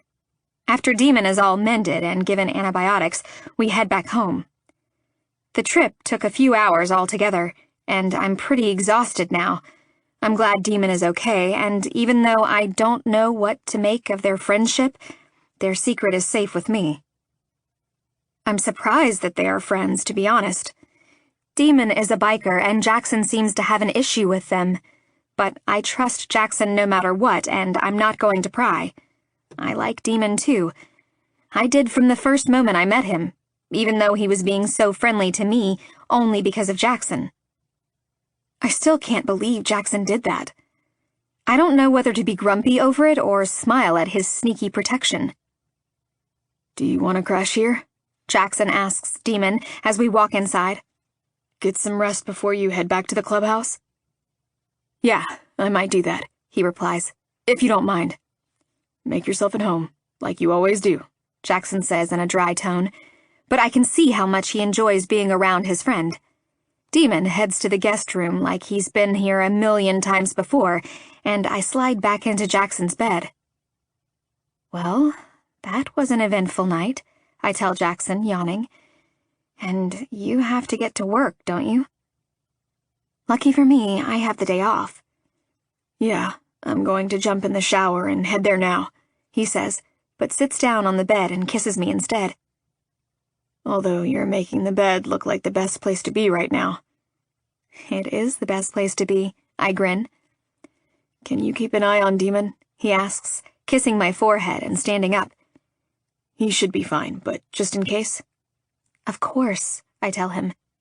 I'll make him some breakfast when he wakes up, too. Thanks, he says, amusement lacing his tone. He'll love that. In fact, he'll probably randomly drop by even more after that. And you'd love that, wouldn't you? I ask, already knowing the answer. Jackson is just a big softy when it comes to his friend. I'm glad he has someone, even if it's some weird secret friendship, because his parents don't live here and he doesn't seem to have anyone else outside of his work colleagues. Perhaps, he replies, flashing me a knowing smile. I'd better hurry. Okay, I mumble, burying myself into the sheets. What an eventful morning this has been. I wake up before Demon, who must have been tired after all the excitement of a bar brawl, breaking in, dealing with us, and then having to go to the hospital to get stitched up. I'm not sure what he likes to eat for breakfast, but I assume pancakes and bacon are a safe bet. I also scramble some eggs and bake some fresh bread to cover all bases. Good morning. How are you feeling? I ask him, gaze going straight to his arm when he walks into the kitchen an hour later. Yeah, I feel okay, he says, eyeing the spread I've laid out on the table. Fuck, Scar. You cooking for an army or what? I didn't know what you'd want, and I had heaps of spare time, I say, shrugging. Have a seat. Do you want some coffee? Love some, he murmurs, sitting down and starting to pile food on his plate. Is this how you trapped Jackson, with your cooking? I didn't trap him with anything, I smirk, bringing a mug of coffee to him. But I'm sure the food helped. You know what they say, the way to a man's heart is through his stomach. He takes a bite of his pancake and moans. I can vouch for that statement being very true. I roll my eyes and sit down opposite him, grabbing a piece of bacon and taking a bite. Are the men going to ask you where you went last night? I'm not a prisoner there, Scar. I don't have to explain my every move. We all have our own shit going on, he says, glancing up at me after trying the bread. Did you bake fresh bread this morning? I nod. You woke up and baked bread from scratch, just for my breakfast, he clarifies, a bewildered look on his face. Well, for both of us, yes, I reply, wondering where he's going with this. If he doesn't marry you soon, I will, he mutters under his breath, then takes another giant bite of the bread. You'd make a good old lady, Scar. After having met Valentina, I'll definitely take that as a compliment, I tell him, feeling happy as he demolishes the meal. You should, and I haven't seen Jackson open up to anyone like he has to you, especially after losing his sister. That really hit him hard. I didn't think he'd recover from it, if I'm being honest. I stay quiet and try to control my expression, because I didn't know Jackson had lost a sister. Isn't that something you tell someone you love? It sucks that I didn't know about such a big part of who he is, and something that obviously affected him a great deal. Pain changes people. I wish he'd have shared this with me, opened up to me. I want him to be able to feel like he can tell me anything. I want him to tell me everything. At the same time, I don't want to bring things up to him. Shouldn't he be the one to come to me with it? I don't want to push him to talk about something he's not ready to, but at the same time, what if he never says anything? I don't want to ask Demon about it, because this is something that has to come from Jackson himself. Were you close with her? I ask, not wanting him to know that I didn't even know Jackson had a sister. It makes sense now, though. The picture on the bookshelf. The one I assumed was an ex-girlfriend. It was his sister. Demon's baby blue eyes turn melancholy. Yeah, we were close. He smiles sadly and takes a deep breath. Jackson adored Olivia. And so did I. I study him for a moment and then ask, did you two, have a thing? No, he says, making a sound of pain. I loved her, Scar. She was the one. The timing never seemed right, you know? So I waited. But I waited too long, because she found someone else. I thought she was happy, so I let her be so she could live her life. I should have been selfish and gone after her, because deep down inside, I knew that no one could ever love her like I do. Do, not did. I'm sorry, I tell him, not knowing what else to say. You didn't know, Demon. We never know, he mumbles. You did what you thought was right to make her happy. I understand that. All I want is to make Jackson happy, I tell Demon, like he does to me. Have you seen the way he looks at you, Scar? He chuckles and adds, trust me, the man is happy, and when he's happy, so am I. And so are you, apparently. He chews slowly while watching me, then swallows before he speaks. Irish is one of my brothers, but I'm glad it's him in there and not you. And I'm glad Jackson fought for you to win your case. I'm sorry I didn't help him. It's something I regret. But my loyalty is also to the club, so my hands were tied. I didn't know anything about this, but I guess it makes sense. You don't have to apologize, Demon, I say, my eyes gentle on him. I understand. And after spending time with Valentina, I understand even more. You would never betray your family. He nods once. Yeah, but Jackson was my family first, he says, then goes a little quiet. After a few moments of silence, I decide to change the subject. Do you want me to check your arm? It's fine, he says, shrugging me off. The nurse said I was lucky because it didn't hit an artery, just the fleshy part. I just have to take the antibiotics and pain meds. I don't think he has a fleshy part on his arm, or anywhere else on his body, but anyway. Did you take them? No. I purse my lips and stand up and grab some water from the fridge, sliding the bottle over to him. You might want to do that. You trying to boss me around, Scar? He asks, amusement etched all over his expression. Just trying to take care of you, Demon, I reply, not taking the bait. If you want me to drop you anywhere, let me know. Otherwise, I'm going to be hanging out on the couch all day, watching movies, so you're welcome to join me. That actually sounds good, he admits, wincing as he lifts his arm. I don't think I'll be able to do much else today anyway. Don't ask me how I rode here on my bike, because I have no idea. Adrenaline, maybe? I suggest. I don't think you should ride home, though. Let me know what you want to do. I'm free all day, so I'm flexible. Can I choose the first movie? He asks, apparently having made his decision. If you take your pills first, I counter. Deal.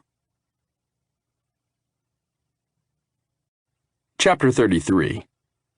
Jackson.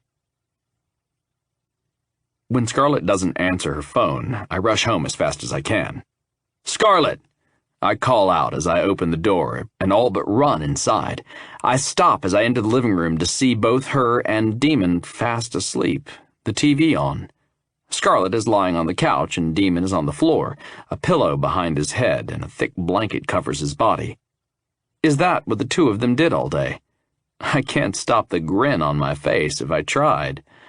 As I pull out my phone and take a picture of the two of them, not wanting to wake them up, I jump in the shower trying to wash away the day. It was a long one.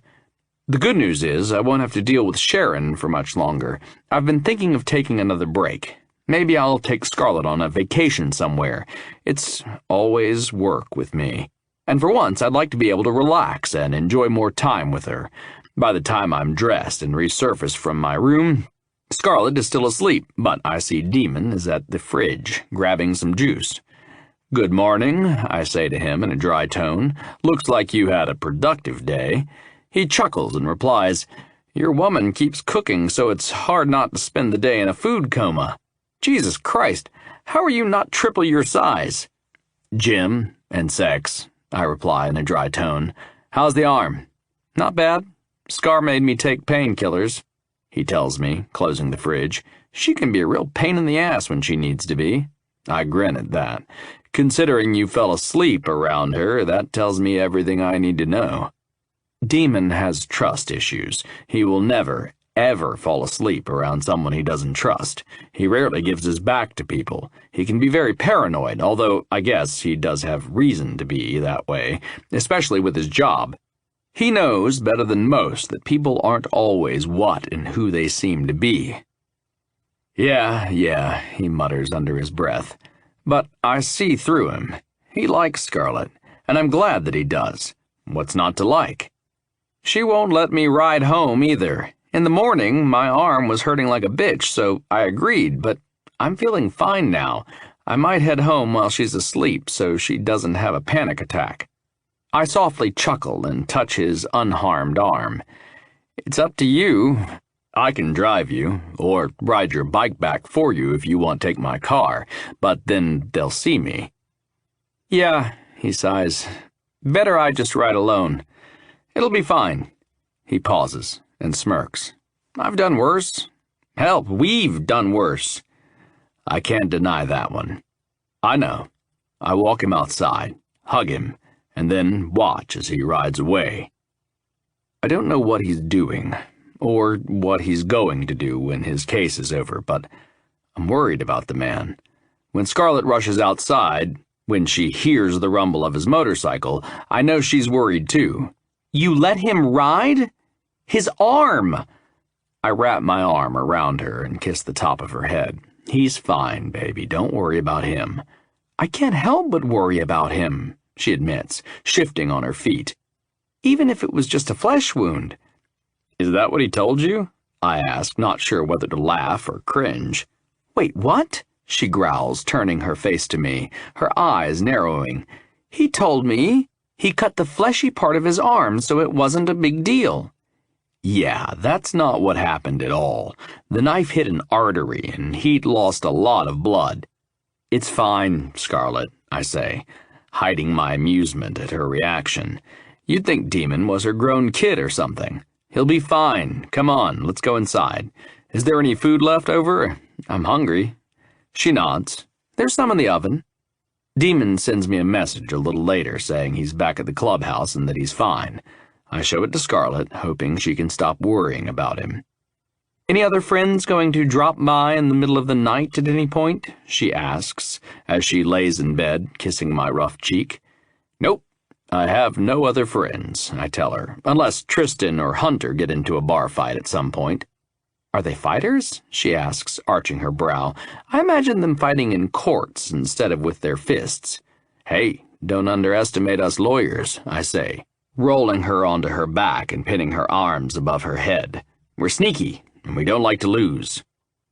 "I think some of them are a little rough around the edges, too," she murmurs, licking her bottom lip. "No matter how much they disguise it in expensive suits and good vocabularies." I throw my head back and laugh. "You're only saying that because you met Demon, and you now know that we grew up together." She grins and lifts her head to kiss me. "You're adaptable, Jackson. I think you'd fit in anywhere. Be king anywhere." "Are you going to be my queen anywhere?" I ask, kissing down her neck, because that's the only way I'd want it. She sighs in pleasure as I suck on her smooth skin, just enough so I don't leave a mark, then lift my face up and move my lips to her breasts, which are covered in a black push-up bra. I pull the cups down and latch on to one of her pretty pink nipples, sucking and biting enticingly, knowing how much it turns her on because her nipples are so sensitive. "Jackson," she whispers, her mouth dropping open, her eyes turning heavy. I love when she gets like this, so submissive, just waiting for me to please her and take care of everything. Trusting that I will take care of everything, I slide the straps of her bra down so I have easier access and continue to tease her until she pleads to give her more. Only then do I let my fingers roam farther down inside her panties, feeling how wet and ready she is for me. I'm hard as a fucking rock, but I want her to be so damn turned on before I slide into her. I want her to be begging for my dick. And then I'm going to give it to her and make her come more times than she thinks is possible. I pull her panties all the way down and remove her dress. Her bra is still clasped at the back, so she sits forward and takes it off for me. I appreciate that. I move down the bed, spread her milky thighs, and start to lick her from bottom to top. She squirms, and I pin her thighs down and continue to taste her until she comes. Only then do I let go of her thighs, lift her into my arms, and carry her into the shower. She stands there on shaky legs while I turn on the water, testing the temperature before placing her under the warm water.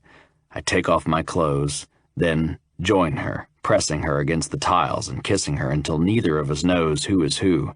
Then I go down on my knees, lift one of her legs up and over my shoulder, and go down on her again, and I'm only just getting started.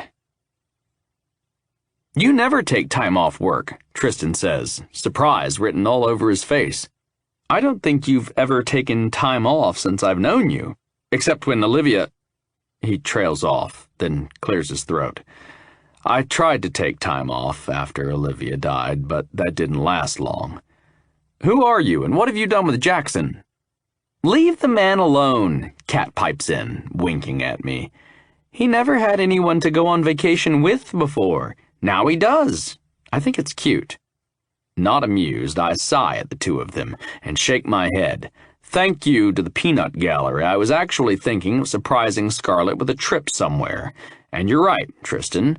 I haven't taken any vacation time, so I hope you can hold down the fort while I go away for as long as I want.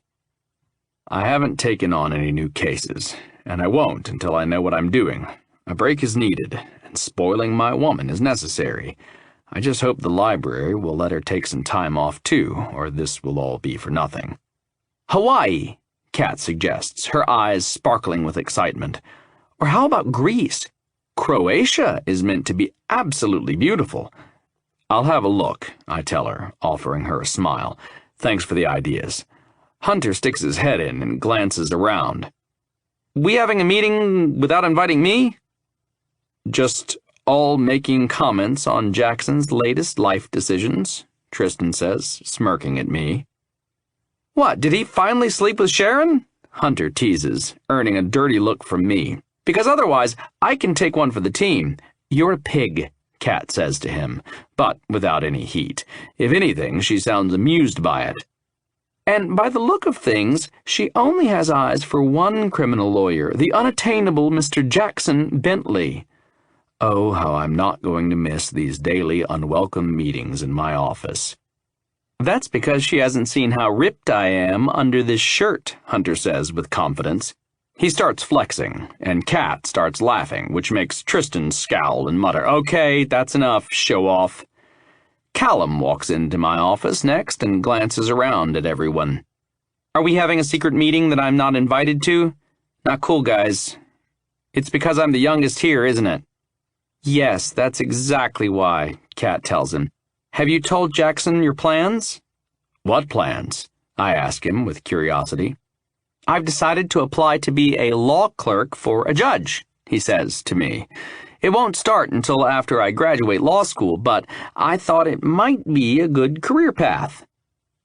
"Hopefully you get Judge Williams," Hunter says, then blurts out laughing. He's referring to the one judge every lawyer in the county tries to avoid. "That's cold, Hunter," Tristan says, looking to Callum. "Judge Greer is a nice guy. Maybe you will get him instead of the dragon. That's actually what people call her behind her back." Callum looks between all of us. I'm sure I can handle whoever it is, he says, confidence in his tone. If I can survive you lot, pretty sure I can survive some old-ass boring judge. You'll have to let us know who you end up with, Kat tells him, eyes sparkling. We're going to miss you, but how exciting. Doesn't anyone have any work to do, I ask, to which they all answer with a collective, not really. How are we one of the top firms in town? I wonder out loud. The other ones just really suck, Kat suggests, shrugging. She pulls on the red material of her blouse and adds, and we are pros at winging things. Oh, and we all have pretty great minds. And we're all good-looking, Hunter adds, a smirk playing on his lips. I heard one of my clients discussing it on the phone, actually. I scrub my hand down my face. I feel like I am losing some of my IQ listening to this. Why are you grumpy? You're going on vacation soon, Tristan points out. He turns to Kat and smiles at her. Maybe we should christen his office when he's gone.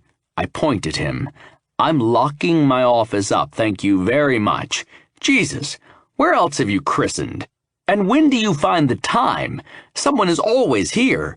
Poor Yvonne. Yes, poor Yvonne, Hunter says, clearing his throat. Not like she gets any sex here at all. Nope, not at all. We all turn to stare at him, my eyes going wide at that admission. So I'm the only person not getting laid in the office? I need to call Scarlett in for a visit. You and Yvonne? Kat asks, mouth forming the shape of an O. Well, I didn't see that one coming. She looks to Tristan, and then me, and I'm telling the cleaner to disinfect everything, and I mean everything. Really appreciate that, I tell her, meaning every word. I didn't realize the firm moonlighted as a brothel. And Hunter, never say the sentence, I don't shit where I eat, ever again. I never said it was me she was having sex with in here, Hunter throws out, looking amused. But thanks for the faith you all have in me, guys. Don't act so innocent, Kat tells him, laughing. So who is she having sex with? Why don't you ask her? He returns, with a stubborn lift to his chin. That's her business. Her business that you just told everyone in here, Kat points out, arching her brow. I didn't realize how badly I need this time away from this place. I love these guys. I do. But I could really do with having to miss them just a little bit. My phone rings, and everyone clears out so I can take it. Maybe there's a little professionalism left in them after all. I smile at the thought. My circus, my monkeys. Jackson Bentley, I say into the phone. Croatia is sounding great right now. Chapter 34. Scarlett. So, are you studying something in college? I ask Gwen, smiling as she walks over with piles of books in her hand. I am, yes, she beams. I'm one of the oldest students in the class, but I love it. I also love books. Feeling them, smelling them. I could do all my research on the internet, but I don't know, I like doing it this way. Well, happy to have you here, I tell her. Sometimes there's no one in here, so it's nice to have some company. What are you studying? English literature, she says, a dreamy look appearing on her face. Today she's wearing all black as usual, fishnets with black shorts, and an oversized off-the-shoulder top. She's a character, that's for sure. And after having a few conversations with her, I found her to be a really nice person. She's clearly a dreamer, and I like that about her. That sounds amazing, I tell her, nodding to the books. Although I should have guessed from all the classics I've seen under your arms. She laughs at that. Everyone is telling me I won't have many job opportunities, but you know what? At least I'm trying to make a career out of something I love. I'm 28 years old, and right now, I work as a waitress in a strip club. She looks me in the eye and adds, a fully clothed waitress. No judgment here, Gwen, I tell her, offering a small smile. And it's good to have dreams. If you can't follow them and whatever you're passionate about, what's left, right?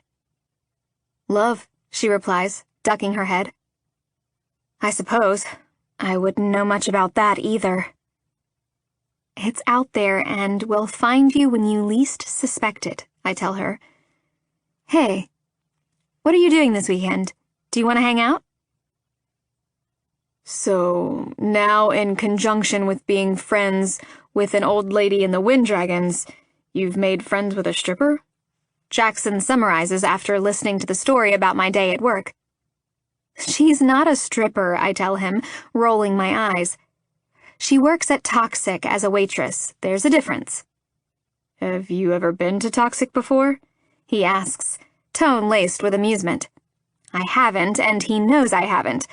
I've hardly been to any clubs, never mind a strip club.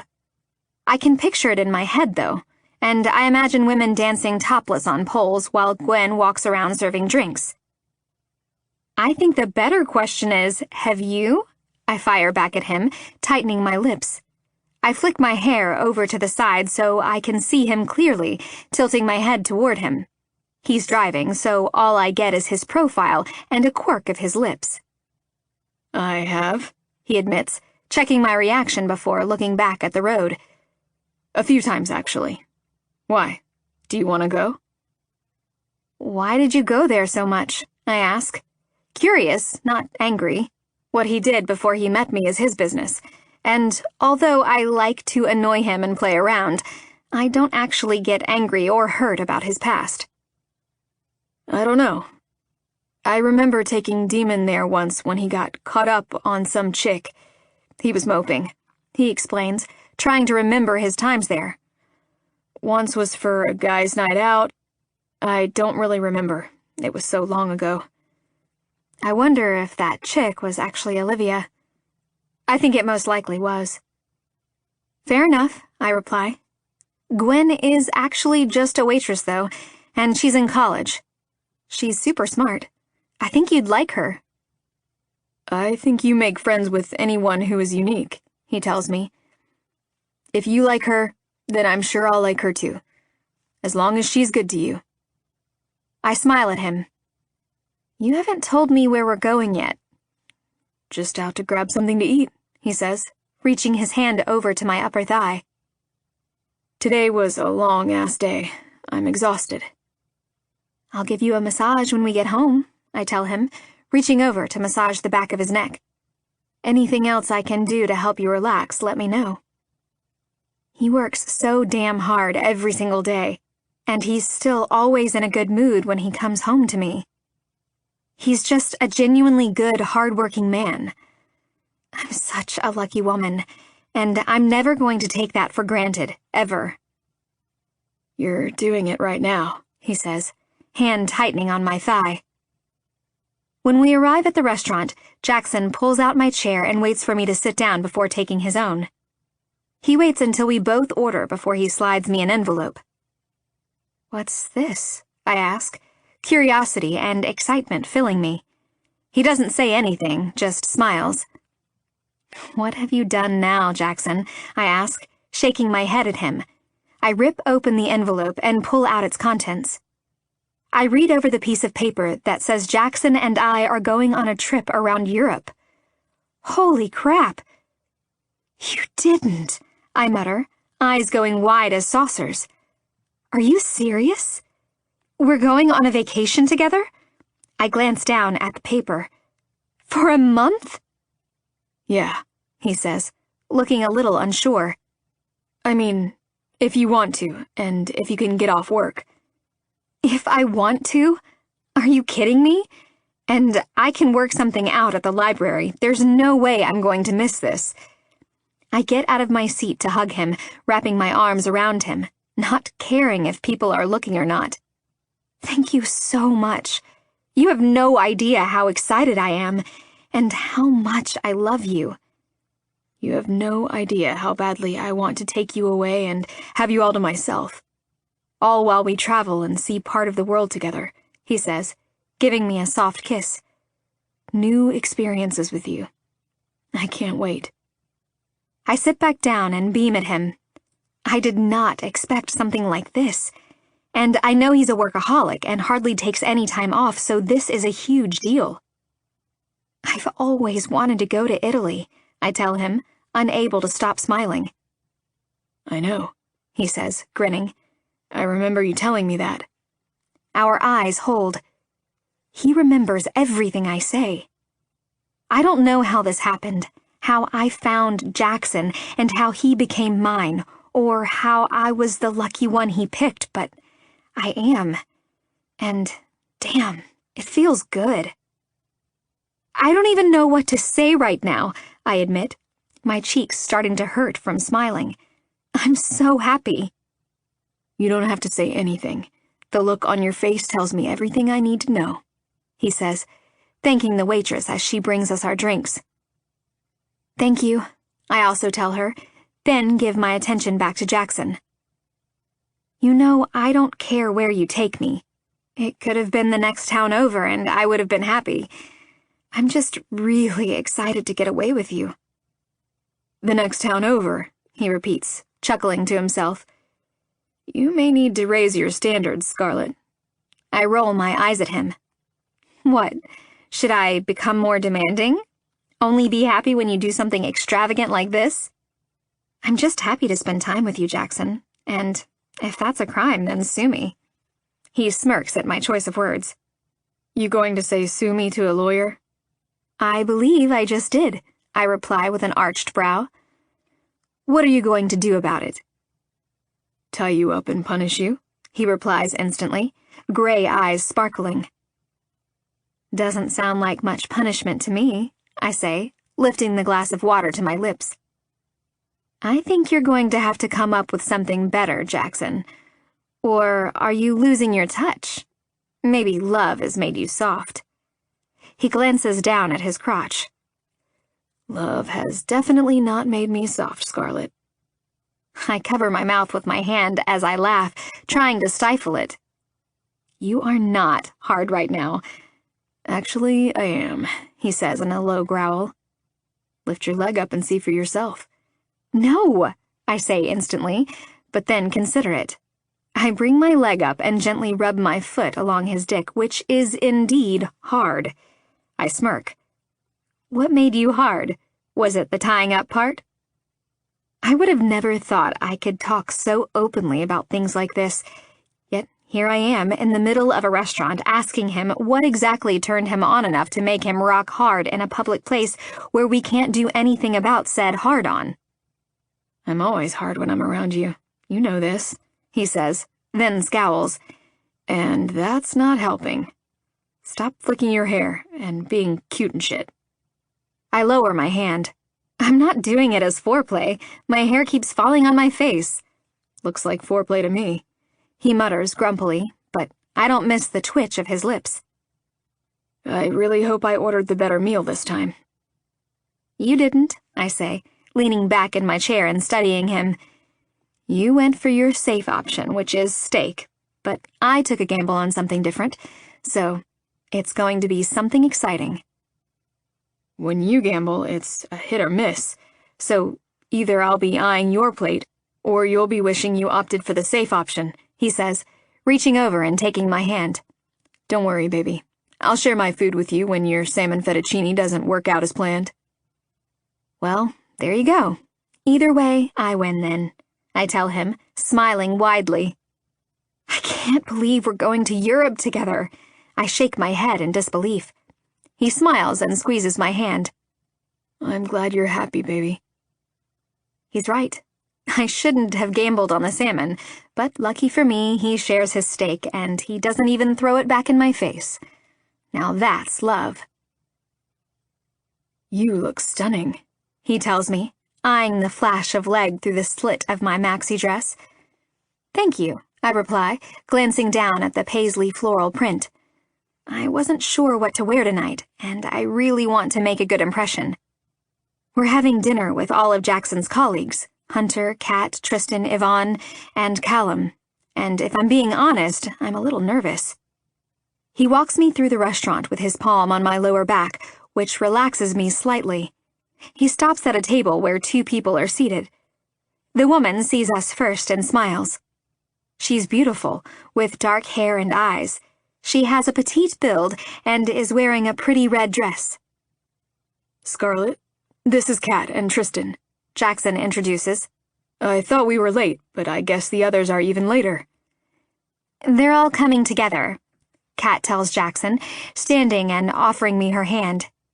It's so nice to officially meet you, Scarlett. You too, I tell her, smiling warmly.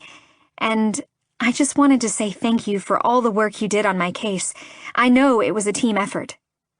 You're welcome.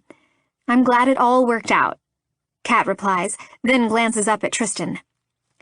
Just another day in the office with these guys. Tristan shakes my hand next, his blue eyes searching mine. It's good to see you again. I remember Tristan from my bail hearing, and while he also is a great lawyer, I'm glad Jackson took my case. By the way, you're way too good for him, Tristan continues, pointing to Jackson. Kat laughs, nodding. I agree. Who needs enemies when you have friends like these? Jackson mutters, pulling out my chair for me in between himself and Kat. I sit down with a grin on my face. I love your dress, Kat says to me, smiling. Have you been to this restaurant before? Thank you, I tell her. And no, I haven't, but Jackson tells me every time you have a work dinner, you end up here. Kat smirks and fiddles with the cutlery by her empty plate. It's true. I don't think I even need to look at the menu anymore. The food is good though, right? I ask, wondering why they keep coming back otherwise. The food is great, Tristan tells me as Jackson passes me a menu. I love this place. He doesn't like change, Kat whispers to me. If it ain't broke, don't fix it, he says, just as the others arrive. I'm introduced to them all, and they all seem really nice. It's a little awkward seeing Yvonne, considering she's the receptionist, so I've had to interact with her every time I came into the office to see Jackson. She doesn't make anything of it, though, and treats me like a friend. Do you want some wine? Jackson asks me, then turns to the others. I don't have to ask you. Maybe we should order several bottles of it. Yvonne raises her hand. I'll have some red, thank you. And by some, I mean a lot. Scarlett's here, Kat tells her. Can we at least try to act normal? Oh, don't act normal on my behalf, I tell them, smiling, feeling amused. They all continue with their banter, including me when they can. I can feel Jackson watching me, so I turn my head to my left and arch my brow at him. I suddenly feel my hand on his thigh, and I look back at Kat, who asks me a question. Sorry, what did you say? I ask her. She pours me a glass of wine and slides it to me. I said that we should do something this week. A little female bonding. What do you think? I think that sounds perfect, I beam. I'm slowly becoming a part of Jackson's world, and I couldn't be happier. Our world. Chapter 35. Jackson. I open my front door and cringe, knowing that I'm not meant to be here right now. Scarlett is having a movie night with her friends, the biker chick, the stripper, and now Kat and Yvonne, and I was going to have a few after-work drinks with Tristan and Hunter. But I forgot my wallet today, so now I need to sneak inside and grab it before I head back to the bar. Acting like a special ops agent, I tiptoe into my bedroom, undetected. Then, glance around frantically for my damn wallet. I look under the bed, but it's not there, so I try the pants I wore to work yesterday, which are still in the hamper. Bingo! I slide my wallet into my pocket and prepare to make a quick departure without being detected. Goosebumps by Travis Scott plays through the house, and I have to wonder what kind of party these women are having. I just step out of my bedroom when I walk into Valentina Sullivan. Jackson Bentley, she says, slowly narrowing her eyes on me. Valentina, I say, glancing down the hallway. I need to make a quick exit, so let's pretend you never saw me. Why? She asks, arching a brow. Don't you like your woman's friends? We're a great bunch. You should spend some time with us. I'm good, thanks, I say, quickly. Too quickly. Scarlett, she yells, smirking at me. Fuck, the woman is pure evil. Shh, I tell her, trying to hush her. I just came to grab my wallet. Wouldn't want to ruin your girls' night. I'll just be on my way. Scarlett comes down the hallway and smiles when she sees me. Jackson, what are you doing here? She runs to me and jumps into my arms. I thought you'd be at the bar. Forgot my wallet, I say, kissing her quickly. I'm just on my way there now. I look into her eyes, which are glassy. Are you drunk? Nope, she says, then starts laughing. Fuck me. I need out, now. Jackson wants to meet everyone, Valentina tells her with a straight face, but he doesn't want to ruin our night. In this moment, I feel no guilt for sending her boyfriend to prison. You could never ruin anything, Jackson, Scarlett says, threading her hand in mine. Come on, I know Gwen's been waiting to see you. I grit my teeth and head out into the living room, where everyone is lingering about. The women are either dancing, chatting, or eating, and all of them are in their pajamas. I feel like I've crossed enemy lines. Scarlett even turns the music down. Jesus. Everyone, this is Jackson. Jackson, you know Valentina already, and this is Gwen and her friend Nina, Scarlett introduces, and you know Kat and Yvonne already, obviously. Hello, I say, smiling at them. Nice to officially meet you all. I look at Kat, who smirks at me. When Scarlett had come to the office to bring me lunch this week, Kat and Yvonne cornered her. While I normally like to keep my professional life and personal life separate, I'm glad Scarlett has made friends. Do you want something to eat or drink? Scarlett asks. No, baby, I'm good. I have to go meet the guys. They're waiting for me. I say, leaning over and giving her another quick kiss. You guys have fun. Let me know if you want me to bring some food or anything back for everyone. I rush out of there like my ass is on fire. Riley's is packed to the brim, but the atmosphere and the company are good, so I can see why. Kat looked like she was having a good time, I tell Tristan after Preston hands me my next beer. Good. She hardly goes out anymore, he says, scanning the bar. She deserves a night out. Woman is a workaholic. We should all do dinner sometime this week, I suggest to him. What about me? Hunter interrupts, crossing his arms over his chest. Do I need to find a woman to be invited to this? He points to Riley. How about her? Riley comes over to me, and I don't like the smirk on her face. She slides me a beer. For you, from the woman in red over there. I share a look with Tristan, who starts laughing. I'm almost too scared to look over to see who it is, but I do. It's Sharon. Of course it is. Fuck, I mutter under my breath. Then ask the men, what exactly does one do in this situation? Sending it back seems rude, but I also don't want to give her any fucking ideas right now. I know what to do, Hunter says, grabbing the beer, drinking half of it in one gulp, then blowing Sharon a kiss. If you want to take one for the team, now is your chance, I tell him, trying not to laugh. But seriously, the woman is everywhere. I didn't take her for a Riley's kind of woman, but what do I know? The doors open, and in walks Scarlett and her crew.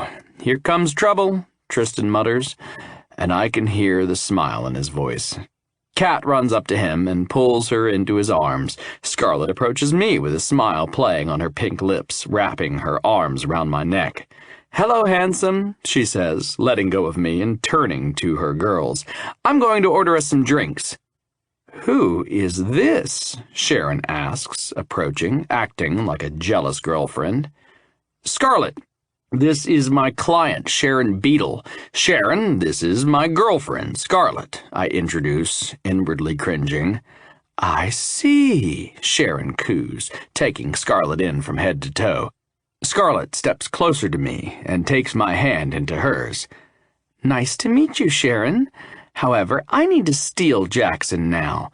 She pulls me away to the other side of the bar as Sharon goes back to where she was sitting. Scarlett gets on her toes and kisses me, then asks, what the hell is she doing here?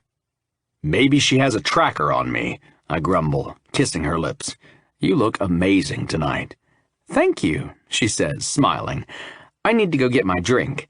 She walks back to the bar where her group's drinks are being made. When she greets Preston with a hug, I scowl. How the hell does she know this guy? The women all head to the dance floor while I turn to Preston and eye him skeptically. How do you know Scarlett? Scarlett? He asks, eyes going wide. Fuck, you're her man? You lucky bastard. I narrow my gaze on him. Just remember that next time you touch her. We're friends, he says, hands up. Plus, now that I know you're her man, he trails off, and not that biker guy, he heads off to serve other customers, and a few minutes later, Riley comes over and sits next to me. Having a good night? Yeah, I tell her, smiling as I watch Scarlett dance. She looks so free, a big smile on her lips. She's beautiful, Riley says to me, and not just on the outside. I know, I say, then look to her. What about you, single? No, she shakes her head. I'm married. She doesn't say it like it's a good thing. She says it in a sad, almost wistful way. I'm about to ask her more when I'm dragged to the dance floor by Scarlett, where we stay for the rest of the night. She loves to dance, and I love seeing her do something she loves, even if I have to hang around her crew for the rest of the night. Chapter 36. Scarlett. I wake up to a bottle of water, a banana, and 2 painkillers on the side table next to the bed. What a legend, I say to myself as I pop the pills and swallow a large gulp of water, hoping it'll cure my current predicament. I allow my head to fall back to the pillow, but smile when I remember everything we got up to last night. I've never had a girls' night out like that before, but the big surprise of the night was Jackson singing. I wish I could have recorded that so I could replay it on more than just my mind. Good morning, Jackson says as he walks into the room, looking like he wasn't out until all hours of the night. Did you go for a run? I ask him, wondering how he does it. How did you find the energy? He lifts up his shirt to flash me his 6-pack abs. These don't come easy, babe. If you want me to look good while eating your cooking, I need to run and spend time in the gym. Can you bring those abs over here? I ask him, my fingers itching to trace them. My tongue wants in, too. He steps forward, chuckling at my request. Why? Feel the need to get reacquainted? Indeed, I murmur, placing my fingers under his t-shirt and letting them roam. Oh yeah, that is nice. Are you going to come back to bed? I might need a closer inspection. Do you now? He asks, lifting his shirt over his head and letting it fall to the floor. This might help. He slides onto the bed in nothing but a pair of low-riding basketball shorts and climbs in next to me. Is this close enough? I don't know, I say slowly, feeling playful. Let me have a look and I'll let you know. I lift the blanket and run my fingers down the V of his hips and then back up through the center of his muscular stomach. That feels nice, actually, he says, sighing in content. Just nice? I need to up my game. I start kissing him down his stomach, from in between his pecs down to his navel and then lower. He doesn't stop me, just watches my every move with intent. When I pull down his shorts, he makes a sound deep in his throat, a guttural moan of pleasure, which turns me on so much that I take his cock into my mouth without any teasing, and he loves it. I move down to his balls and lick in between them before sucking on each in turn. I make sure to be gentle and look up at him in the eye so he can see who is pleasuring him. Me. Only I can give him this. He's mine. You look so beautiful right now, he tells me, pushing my hair off my face. You're a temptress, Scarlett. Fuck, a seductress. One look into those deep, soulful eyes and all I want to do is be inside of you. Well, he's going to have to wait until I finish playing. "Come here, Scarlet," he murmurs, and I lift my head to look at him to see what he wants. He touches my ass and adds, "Want you to sit on my face." I move into position, lowering myself onto him, facing his cock, and then lower my mouth onto him. I gasp on his dick. Couldn't think of a better way to wake up in the morning. The rest of the week passes by in a blur. Jackson is busy with court, and I keep myself busy at the library. I do a little more gardening and catch up with my new friends whenever I can. This morning, though, I can tell something is weighing on Jackson's mind. He's been quiet since he woke up and seems to want his space. Every time I come into the same room as him, he doesn't say anything, lost in his own thoughts. I have no idea what's wrong or why he won't say anything, but something is obviously upsetting him. Is it something I did? I know I shouldn't think that way, but old habits die hard. It's like he's gone cold, and I don't know why. I don't know how to fix it, and I don't know if I should just give him some space, but I don't like being pushed out of his bubble. Is everything okay, Jackson? I ask him, brow furrowing in concern. Do you want me to make you something to eat? Why do I always think food will fix everything? "Not hungry, but thanks, babe," he says, trying to force a smile, but it comes out as more of a grimace. "I'm going to head to the gym before work." He kisses the top of my head and then walks out of the house. I have no idea what is wrong, and I don't like it. He comes home from work late, and he didn't reply to any of my messages or calls all day. I'm sitting on the couch, feet curled up, a mug of coffee in my hands as he walks in. He doesn't even say anything to me, just gets in the shower. I don't know what to do or what to say. I don't want to push him, but this is our relationship, and he can't just do this to me without giving me some kind of explanation. He needs to tell me what's wrong. I can't help fix it if I don't know.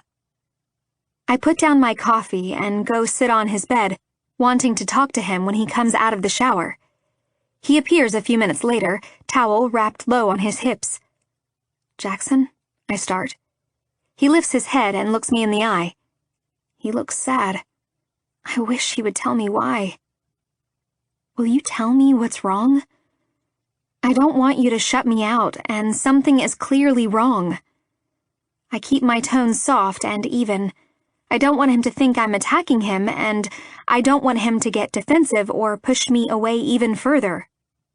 I think when you speak to someone, tone and body posture is everything. I want to let him know that there is no judgment here. This is a safe place, and he can trust me. It's just me and him. He can trust me, and he needs to, if he wants this to work. Chapter 37. Jackson. Will you tell me what's wrong? I don't want you to shut me out, and something is clearly wrong, Scarlett says to me, her eyes filled with confusion and sadness. I've been a zombie today, and although I tried to hide it, mainly by escaping, apparently I failed. I don't want to hurt Scarlett, and she looks like she's upset by me being so closed off, but today is just a really hard day for me. Really hard. I'm used to spending this day alone, lost in my thoughts, either working out in the gym until I stop from sheer exhaustion or opening a bottle of whiskey and drinking alone. However, this year, I have her, and I'm clearly not handling it very well. Today is Olivia's birthday. I went to her gravestone on my lunch break, and then I didn't even end up going back to work. I sat there for hours, talking to her, asking her questions, like, why didn't you just come to me? I would have saved her. I would have given anything to save her, anything. I don't understand why she didn't come to me. I'm her brother, her protector, and I fucking failed. I scrub my hand down my face, realizing that Scarlett is waiting for my answer, and once again I'm just lost in my own thoughts, not paying attention to anything outside of those. She's probably wondering what the fuck is going on right now, and as my woman, she deserves an honest answer. I wrapped the towel around me tighter and sit on the bed. My sister died, I blurt out, not knowing how else to say this. And today was her birthday. I'm sorry if I've been acting off all day, but yeah, I'm just not good at dealing with today. She reaches over and takes my hand, stroking my knuckles with her thumb. Silent support. I'm sorry about your sister, she finally says. Why didn't you tell me? Do you not like to talk about her? I shake my head. No, it's not that. I kind of pretend. I pretend that it never happened. It's easier that way. She was my sister, Scarlett, my only sibling. I don't know what happened or how she didn't come to me, but I wasn't there for her, and now she's gone. I don't know how I meant to get over that. I don't think you are, she says softly. I think you just miss her, and deal as best you can. Maybe you try to remember good memories, and how she would want you to be living your life if she were here. Maybe you hope that time will help heal, help make it easier, but also accept that there will always be a place missing in your heart because of her. And that's okay. It's okay to feel like this, Jackson. I just wish you wouldn't shut me out. And maybe one day you'll feel comfortable talking about her. You keep her photo out there. I've always wanted to ask about it, but I didn't because I knew it was something you didn't want to discuss. I'd hoped you would bring it up when you were ready. But I didn't. No, you didn't, she repeats, sliding closer to me and resting her head on my shoulder. Will you tell me about her now? I take a deep breath. She was beautiful, kind, gentle, loving. I used to have to threaten boys in school to stay away from her. She just had something about her, you know? Like people could somehow sense that she was special. I stop and smile thinking about her. She used to tell me she was an empath because she felt everything so deeply. I don't believe in any of that stuff, but it was true that she was sensitive. She sounds amazing, Scarlett tells me, ducking her head. I have to admit something. When Demon was here, he mentioned her, so I kind of already knew that she'd passed away, but I didn't want to ask you about it. My lips tighten. Demon loved my sister. It was obvious. I don't know why they didn't end up together, but I wish that they had. Maybe she'd still be here. I sometimes wonder if Demon has the same thoughts, but I'd never raised them to him. It had hurt him too much to even consider. I know the two of them had feelings for each other, and soon after is when she met her husband, the one who made her hate her life so much that she ended it, a man I will hate until my last breath. Demon and she were close, I admit, not going any further into it than that. I should have told you. I don't know. I've never had a woman I'm in so deep with that I had to explain, if that makes sense. She places a kiss on my stubbled cheek and sighs. Can I ask you how she passed away? My body stills at her question, but I know she needs the answer. She committed suicide. Her eyes widen. Shit, Jackson. I'm sorry. She jumps onto my lap and brings her arms around me, hugging me tightly, like with nothing but her will and love she can put all my pieces back together. Did you go to her gravestone? I nod. Yeah, I spent most of the day there. I tried to do some work, but couldn't concentrate. Tristan knows, and he shook his head at me when he saw me at work. I don't think anyone expected me to show up at all, but I was trying to stay distracted. Ended up sitting at her stone, bottle in one hand. I brought her the biggest bouquet of red roses I could find because I know they were her favorite. So romantic, she used to say. Little did I know she wasn't getting any romance or love. I don't know how anyone can harm something so beautiful. It's like he knew she was special, and instead of trying to embrace that and protect that, he decided to destroy her. I wonder if she thought she could fix him, or if she could love him into being a good person. I wouldn't be surprised.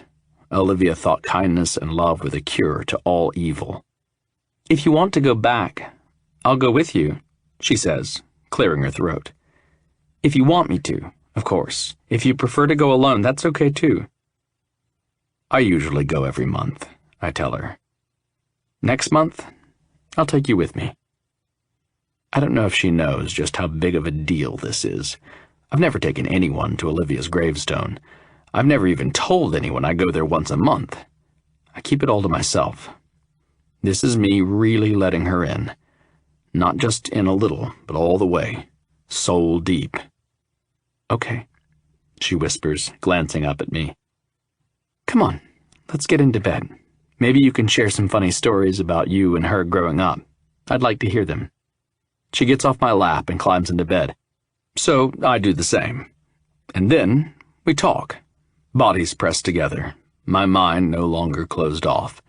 I share memories, stories, and jokes with her. She laughs, or she squeezes me tighter. She gives me whatever I need. She shares my pain, my frustration, my longing.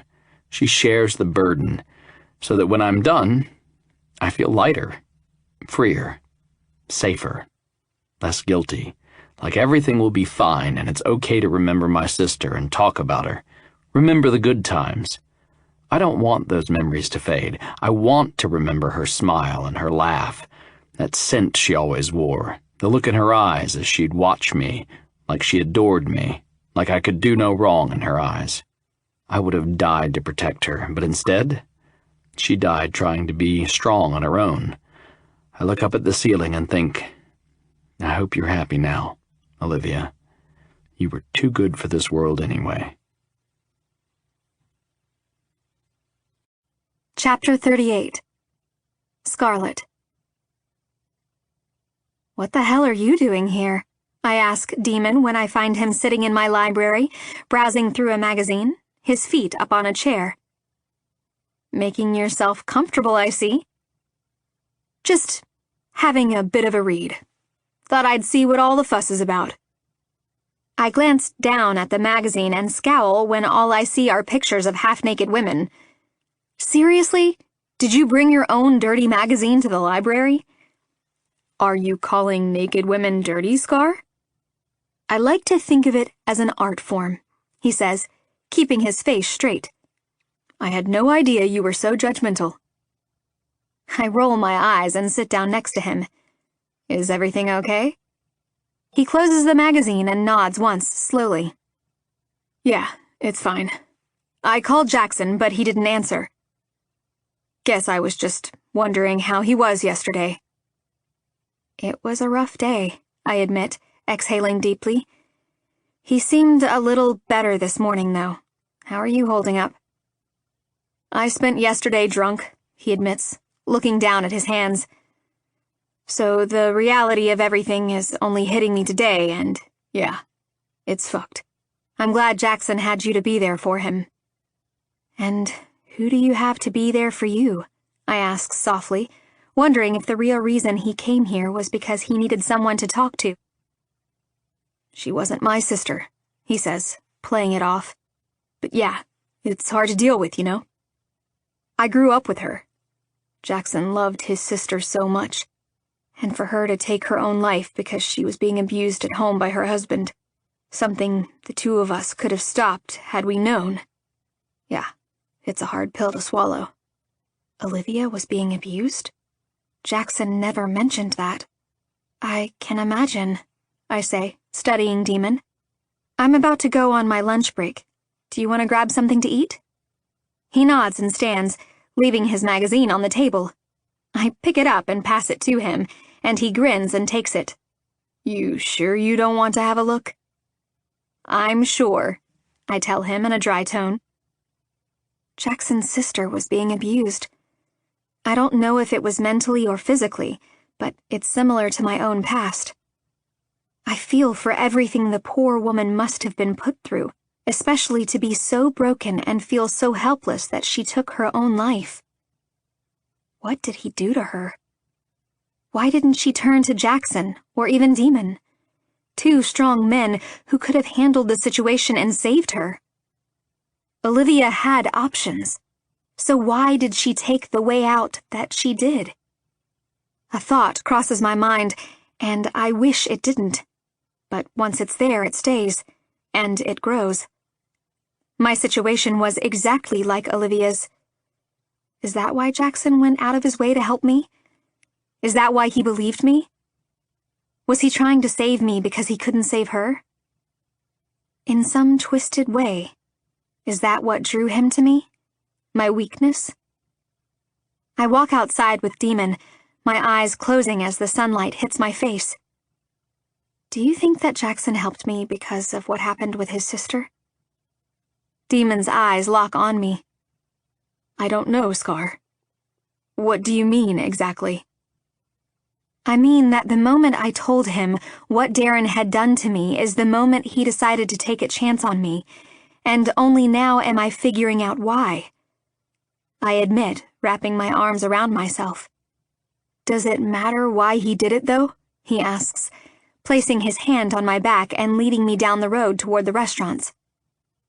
He believed you when the evidence was pointing in the other direction, and made it his mission to save you. He did his job, sure, but he also did it because he clearly was falling in love with you along the way. What if he wanted to save me only because he couldn't save Olivia, and that's the reason why he's with me now? There, I said it out loud. It may seem crazy, but it makes sense to me. He feels guilty over what happened with her, and now he's saved me from the messed up situation I was in. To what? Make amends somehow? If I didn't tell him about Darren and my past, would we be standing here right now? Demon stops and turns me to look at him. Jackson loves you. Fucking adores you, Scar. Yes, what happened to Olivia messed him up. I know it did me, but that doesn't mean the outcome wouldn't have been any different with the two of you. You were made to be with each other, in my book. Don't overthink shit. And I think you should talk to Jackson about this. I will, I say, sighing and forcing a smile. I will. Okay. What do you feel like eating? He studies me for a moment longer, but then lets it slide. Lady's choice. I lead him to my usual lunch spot. I don't miss the way women look at him as we pass, all practically panting. Why are you single, Demon? Like being alone, is his reply, and I don't push it. I guess everyone has issues. You just need to find someone who makes you want to work through them. Makes you want to be better. I send Jackson a message and tell him I'm having lunch with Demon, asking him if he wants to join us. He replies straight away, saying he's stuck in meetings, but he'll see me at home. I love you, I send him. I love you more, he types back. Demon and I have a nice meal together. Maybe he just wanted some quiet company, I don't know, but I like hanging out with him. Are you going to eat that? He asks as I stare at my dessert, too full to move. Yes, I reply, bringing my plate closer. You should have chosen a better dessert. He looks down at his sticky date pudding. I thought I chose fairly well, but now yours looks appealing. Always want what you can't have. Typical man, I tease, taking a bite of my cheesecake and exaggeratedly moaning. It tastes so good, too. You're evil, he states, eyes on my plate still. And I believe it's women who want what they can't have, not men. Trust me, I know. If you want a woman, all you have to do is tell her no. They get off on that shit. Charming, I say, pursing my lips. I can't imagine many women say no to you, though. I pause, and then add, unless you open your mouth and say crap like that. Then I can imagine it quite well. His lips twitch, and he takes a huge bite of his sticky date pudding. Give me an ego boost, then take it away, why don't you? Women are easy, Scar. It's not a big deal to me, you know? They come, they go, they're replaceable. Until I find one who isn't. I don't really have any plans to settle down or even have a girlfriend, or whatever they're calling it these days. Bae, I snicker, pushing my cheesecake toward him. Go on, have a bite. See if the grass is greener on the other side. He slides a huge piece onto his fork, then pops it into his mouth, chewing thoughtfully before swallowing and flashing me a smirk. Mine's better. I reach out with my fork and grab some of his. When it hits my tongue, I know he's right. Damn it. Well, there you go, he comments, tone superior. Not is all as it seems, is it? Can we swap? I ask, being dead serious. He just laughs and says, let's just order another 2. Deal. He signals the waitress, and I silently thank myself, not just for Jackson, but for everyone he's brought into my life. Chapter 39. Jackson. I'm making notes in my daily planner when there's a knock at my door. It's late and the office is about to close, so I assume it's one of the crew coming to harass me about something or other, and I'm surprised when Sharon, in a red dress with red lipstick, walks into my office. I'm just about to head out, Miss Beadle. You'll need to make an appointment with Yvonne at the front desk if you need to see me for something. I tell her, keeping my voice stern. She needs to stop thinking rules don't apply to her, because this is getting fucking ridiculous. I left my phone here this morning, she murmurs, glancing around. I'll just grab it and be out of your way. I look on my desk but don't see any phone, nor did I come across one during the day. I don't think it's here, I tell her. Only a few more weeks, and then I'll never have to see her again. I definitely left it here, she says, looking on the floor. It might have fallen down somewhere. In her dress, gold heels, and face full of makeup, she starts crawling around on the floor. I look up at the ceiling and pray for patience. Is Hunter still here? I feel like he'd really enjoy this situation right now. Oh, there it is, she says, sounding excited. It's near your foot, Mr. Bentley. I look down and see that there is indeed a small black phone under the corner of my desk. I pick it up, happy to be rid of her, and hand it to her. Thank you, she says, then takes me by complete surprise by jumping up on me, wrapping her arms around my neck and kissing me. She misses my lips properly, though, so it's more like her sucking on my lowered lip and chin. I'm about to push her off when, in a flash, another unexpected turn of events takes place. Demon walks into my office, sees whatever the fuck Sharon is doing to me, except instead of saving me, he assumes the worst, and that's how I got punched in the face by my best friend. I thought you were cheating on Scar, he growls. I pace up and down my office. How was I supposed to know a woman would be attacking you and trying to seduce you? Fucking hell, Jackson. How's your nose? Broken, I reply in a dry tone. I don't think it's actually broken, but the bastard deserves to feel bad over hitting me in the face. And even if I was kissing another woman, what the fuck happened to bro code? Whose side are you on here, demon? I yell, then point to my bleeding nose. Pretty sure this answers that for me. You're angry at me for being close with your woman and defending her honor? He throws back at me. If you were cheating on her, you fucking deserved that hit and you know it. And if you cheated, period, you wouldn't be the man I've known my whole life. Yet you still punch me without asking any questions. Trigger reaction to what I walk in on, brother. Can you really blame me? He asks, rubbing his knuckles. What? Did my face hurt your hand? Should I be saying sorry? I ask, voice laced with sarcasm. Your face is fucking hard, actually, he says, anger gone. He drops into my client chair and scans the room before bringing his eyes to me. Then the bastard laughs. Laughs. There's blood on my carpet, but he's laughing. You're an asshole, demon, I growl, sighing heavily. How am I going to explain this to Scarlett? I'll explain it to her if you want, he grins, adding, I'm going to go up a notch in her book. My eyes narrow to slits, and I can take the cloth from my nose. Explain what? That instead of saving me from that she-devil, you hit me in the face? A face she happens to be quite fond of. What did you come here for anyway? I haven't seen you since the knife fight, and Olivia's...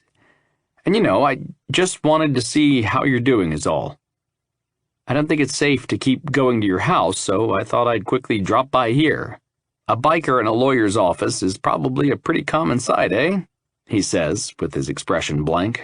Sometimes I'm so self-involved I forget I'm not the only person who loves Olivia. Demon must be struggling too, and trying to seek me out because I'm the only one who would know what he's going through right now. I'm doing okay, Demon. Or at least I was, I say, tightening my lip and touching my nose. How are you doing? Yeah. Okay, he says, looking anywhere except me now.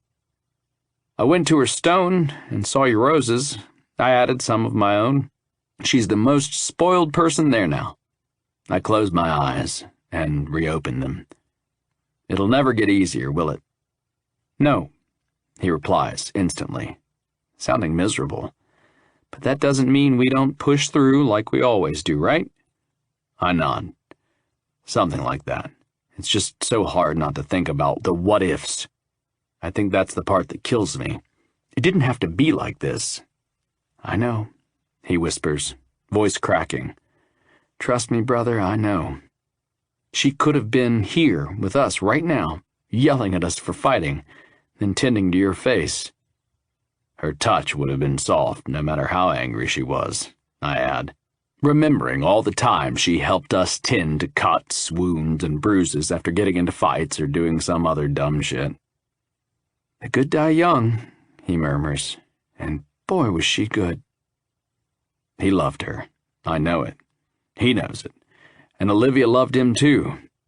We share a look, a moment of vulnerability where we don't hide the truth from ourselves, where we let our weakness, our pain show, and then we let it go, until next year. You all right to drive home? He asks me, standing up. Or you going to be a little bitch about the tap I gave you? I smirk, silently grateful the intense moment is now over. I'm good to drive, don't worry about me. I'll just send Scarlett over to sort you out. Ha! She's as soft as Olivia was, he blurts out, trying to be funny. But the words must hit us, because we both go quiet again. I disagree with this comment, though, because Scarlett is much stronger than Olivia was. Yes, she's gentle and soft and kind, but she also has a spine of steel. Until next time, Demon says, lifting his chin at me and then disappearing. I get into my car and drive home, ready to face Scarlett and explain why my nose looks like Owen Wilson's. She did what? Scarlett growls, rushing to me and turning my face from left to right. That bitch put her lips on you? I inwardly feel smug that she's finally showing a reaction to this whole scenario, but I hide it. Well, she tried. She mainly kissed my chin. And then Demon punched you? She asks again, making a tisk-tisk sound. What am I meant to do with the two of you? He shouldn't have hit you, but to be fair, he thought you were making out with that hag. I smirk at her choice of word for Sharon. He should have given me the benefit of the doubt. Fuck, I'd never cheat, Scarlett. He should have known better. Don't take it personally. It was a heat-of-the-moment thing. I probably would have done the same, she admits, brushing it off. You would have punched me in the face, I ask, doubt leaking from my words. No, she says slowly, but then she explains that she already knew Sharon was after me. Demon didn't have any of the background information, which is true. Still, I'm allowed to complain about being hit square in the nose by my best friend, who is a cop and a trained fighter. Not that Scarlett knows about that. Well, it doesn't appear to be broken, she says, examining me, which is the good news. Bad news is it's swollen and looks extremely painful. Why don't you have a shower and get changed, and then we can put some ice on it and give you some painkillers. I pull her close and rest my forehead against hers, as if I'd do anything to jeopardize this, Scarlett. I know, she says back, kissing my lips gently. You aren't that stupid. I trust you, Jackson. I know you're a good man, and an honorable one. You're loyal. Yet I still get punched, I grumble, which only makes her laugh. I'm glad you're enjoying this. She kisses my cheek. Do you want me to run a bath for you, Mr. Grumpy? I nod. Yeah, that actually sounds good. She smirks like she finds my sulky mood amusing and heads to the bathroom. I follow her and strip down along the way. Are you going to join me? She nods and turns the water on, then removes her clothes. I stare at her body from behind, the flare of her hips and the soft curve of her ass. She's so beautiful from every angle. I reach out and trail my finger down her spine, and she stills, then turns her head back to look at me, her hair flipping to the side. Feeling better, are we? Just admiring the view, I say, gaze roaming. You're so beautiful, Scarlett. And not just on the outside. She beams at me, and then bends down to test the water temperature. Well, fuck. I glance down at my dick, which is now standing to attention, and wonder which position will be most comfortable in that tub. She straightens and turns back to me, a sultry, playful look on her face. She bites her bottom lip, and then steps into the tub, beckoning me. She doesn't sit down, though. She waits until I'm in before she gets comfortable in between my legs. She ignores my hard-on, and I do the same, feeling so relaxed in the warm water with my woman's back pressed against my chest. Sometimes, the most intimate moments you can have with someone don't involve sex. I cup some water in my hands and pour it onto her shoulders, and she rests her head on my chest. Not a bad way to end the night, broken nose and all. Chapter 40. Scarlett. I haven't said anything to Jackson, but the conversation I had with Demon still plays in my mind. I know it's not fair, especially since I haven't brought it up with him, but the whole his wanting to save me because of what happened to his sister thing makes me wonder what would have happened if I hadn't told him about Darren. Would he have walked away from me, from my case? I don't know. I don't even know why I'm letting it get to me, but I haven't been able to stop thinking about it. It's always on the back of my mind. On an upside, my boss said I can have time off to go away with Jackson, so I won't have any issues with work. For 1 month, it'll just be us, traveling Europe and exploring together. I'm browsing through a travel book when Gwen walks into the library, and my mood instantly brightens. Her black skirt swirls around her legs with each step. I did something bad, she blurts out, before I can even say hello. She glances around to make sure no one else can hear her. At least, I'm about to, tonight. And I need to talk about it or I'm going to explode. If you haven't done the bad thing yet, can't you just not do it? I ask her, brow furrowing. You'd think so, she murmurs, shifting on her feet. But you see, I need some extra money this week, so I kind of maybe told my boss I'd get on the pole tonight. My eyes widen. Gwen, cancel it. If you need money, I'll give it to you. You don't have to worry about it. No, she says, waving her hand in the air. I don't want you or anyone else to give me anything. I'm a strong, independent woman, and I can make it on my own, she pauses. Even if it means flashing a little titty to get by. Gwen, no. But, no. Money is not what I need from you, Scarlett, she says, taking a deep breath and threading her fingers together in front of her. What do you need from me, then? Tell me, and it's yours, I tell her. I want you to be there while I dance, she says, looking nervous already. And throw money on the stage if no one else does. She tilts her head to the side, thinking, oh, and do you happen to know how to dance on a pole? I open my mouth, and then close it again. Let me get this straight. You needed extra money, so you agreed to strip on stage tonight. Except you don't know how to dance on a pole, and you want me to come and throw money at you just in case no one else does, so you're not embarrassed? She sighs and nods. Yeah, I think that sums it up. Okay, I've got this, but for the record, I have no problem giving you the money, Gwen. You don't have to do this, I tell her. I don't want her to feel like she's a charity case or something, because she's not. But I have money in the bank and there's no reason for her to strip. Apparently, she's stubborn, though, because all she says is, I appreciate that, but I'm doing this. Can I count on you to be there? I nod. Of course, Gwen. As for the pole dancing moves, I don't know any, but we could watch some videos online and see what we can come up with. I point to one of the computers. Start researching. We can hide in the back and see what you can pull off. I love you, she says, throwing her arms around me. I love you too, I laugh, watching as she all but runs to the computer. I send Jackson a quick message. We're going to Toxic tonight. We'll explain later. I think about it, and then send the same message to Demon, Yvonne, Kat, and Tristan. The more the merrier, right? We can all cheer Gwen on and make her feel like the best and hottest stripper in the world. I don't know how you're going to explain that, but okay, is his reply. I smirk. He didn't even object. Then again, I don't think many men would object to going to a strip club.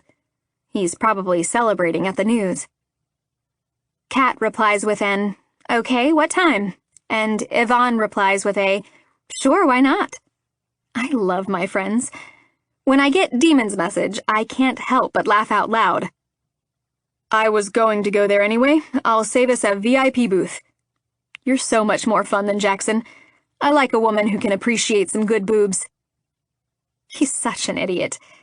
I head over to see how Gwen's getting on, giggling at the video she's watching of some girl doing fancy pole moves, twerking, and even doing the splits. Can you do the splits? I ask her, wondering how flexible she is. Most definitely not, she replies in a dry tone. I think we need to lower our standards a little, I say, clicking on a beginner video. We watch her dance for a few minutes. See? Even if you can't actually climb up the pole or anything, you can just use it as a prop to dance and grind against.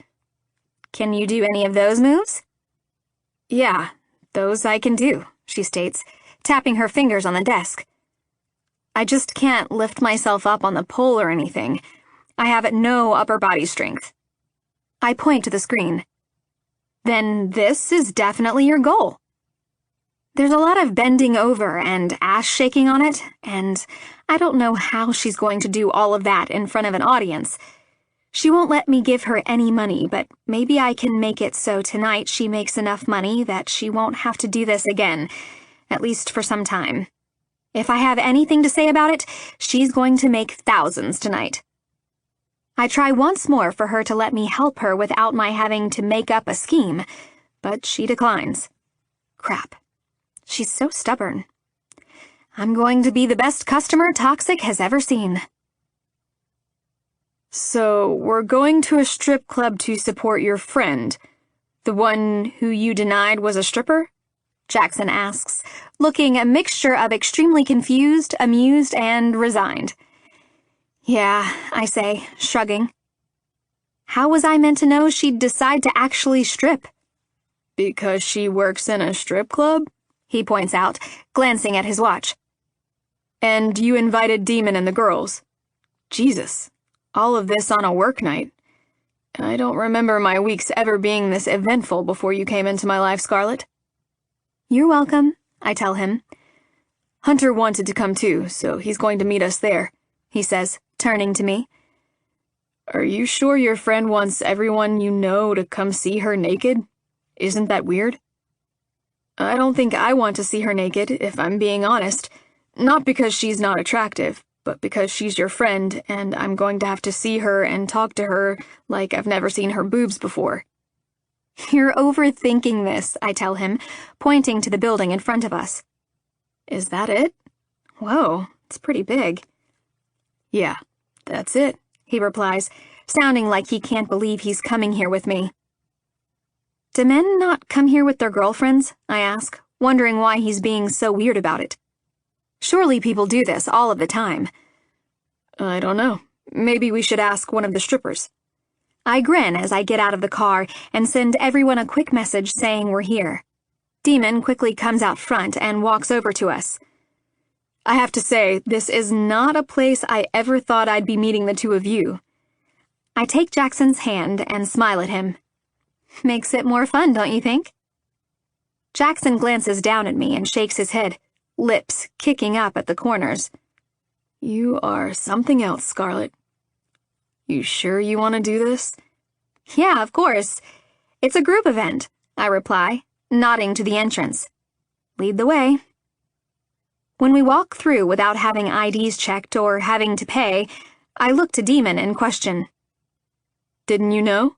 He asks me, raising a brow. The Wind Dragons own this club. I look at Jackson, who shrugs. I had no idea either, although I'm not surprised. Demon wasn't joking about the VIP booth.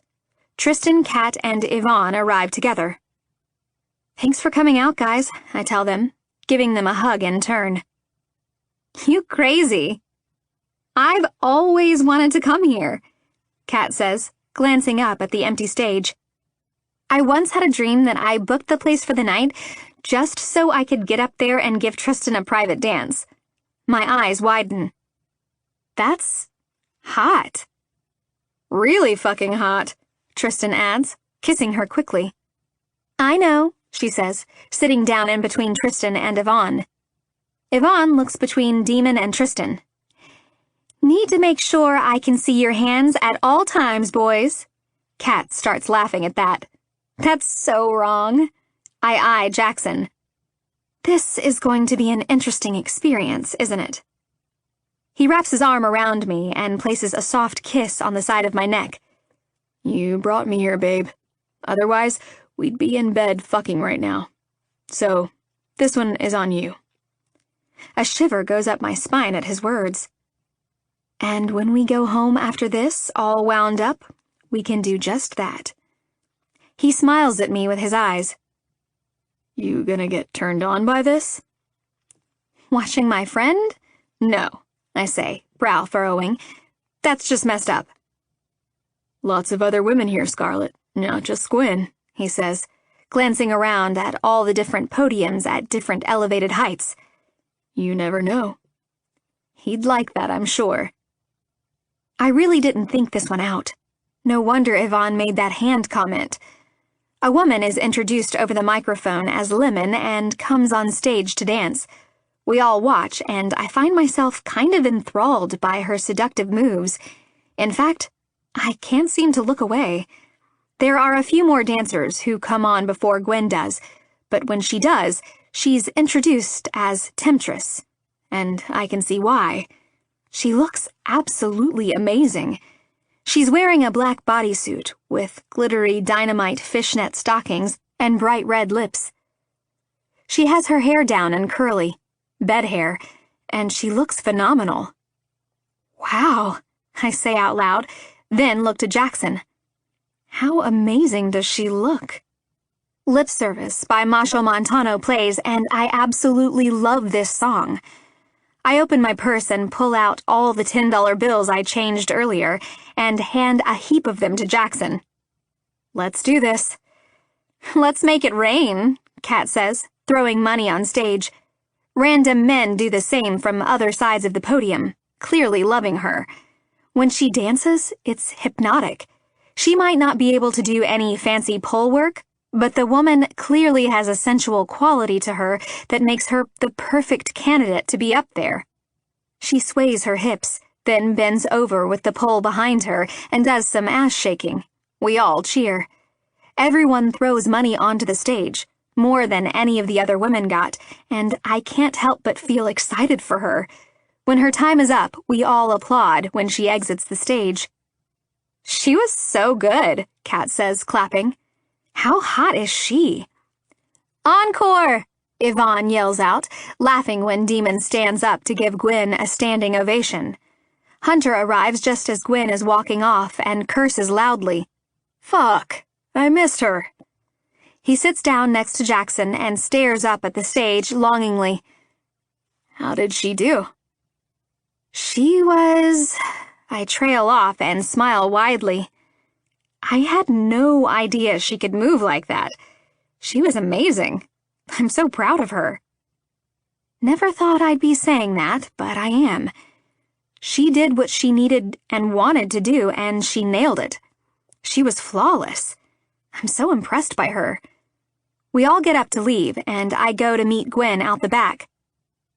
How did I do? She asks me, shaking with nerves. Oh my God, I've never been so scared in my life. I couldn't even look anyone in the eye. You were incredible, Gwen. Absolutely unbelievable. Do you have any idea how stunning you look? You nailed it, I say, hugging her tightly. Thank you for being here, she says, taking a deep breath. And turning it into something it probably isn't. It's whatever we make it, I say, winking at her. Do you want us to give you a ride home? She nods and pulls out the stack of money she got. There's at least 2,000 here, she says in disbelief. I know I have you to thank for that. Me?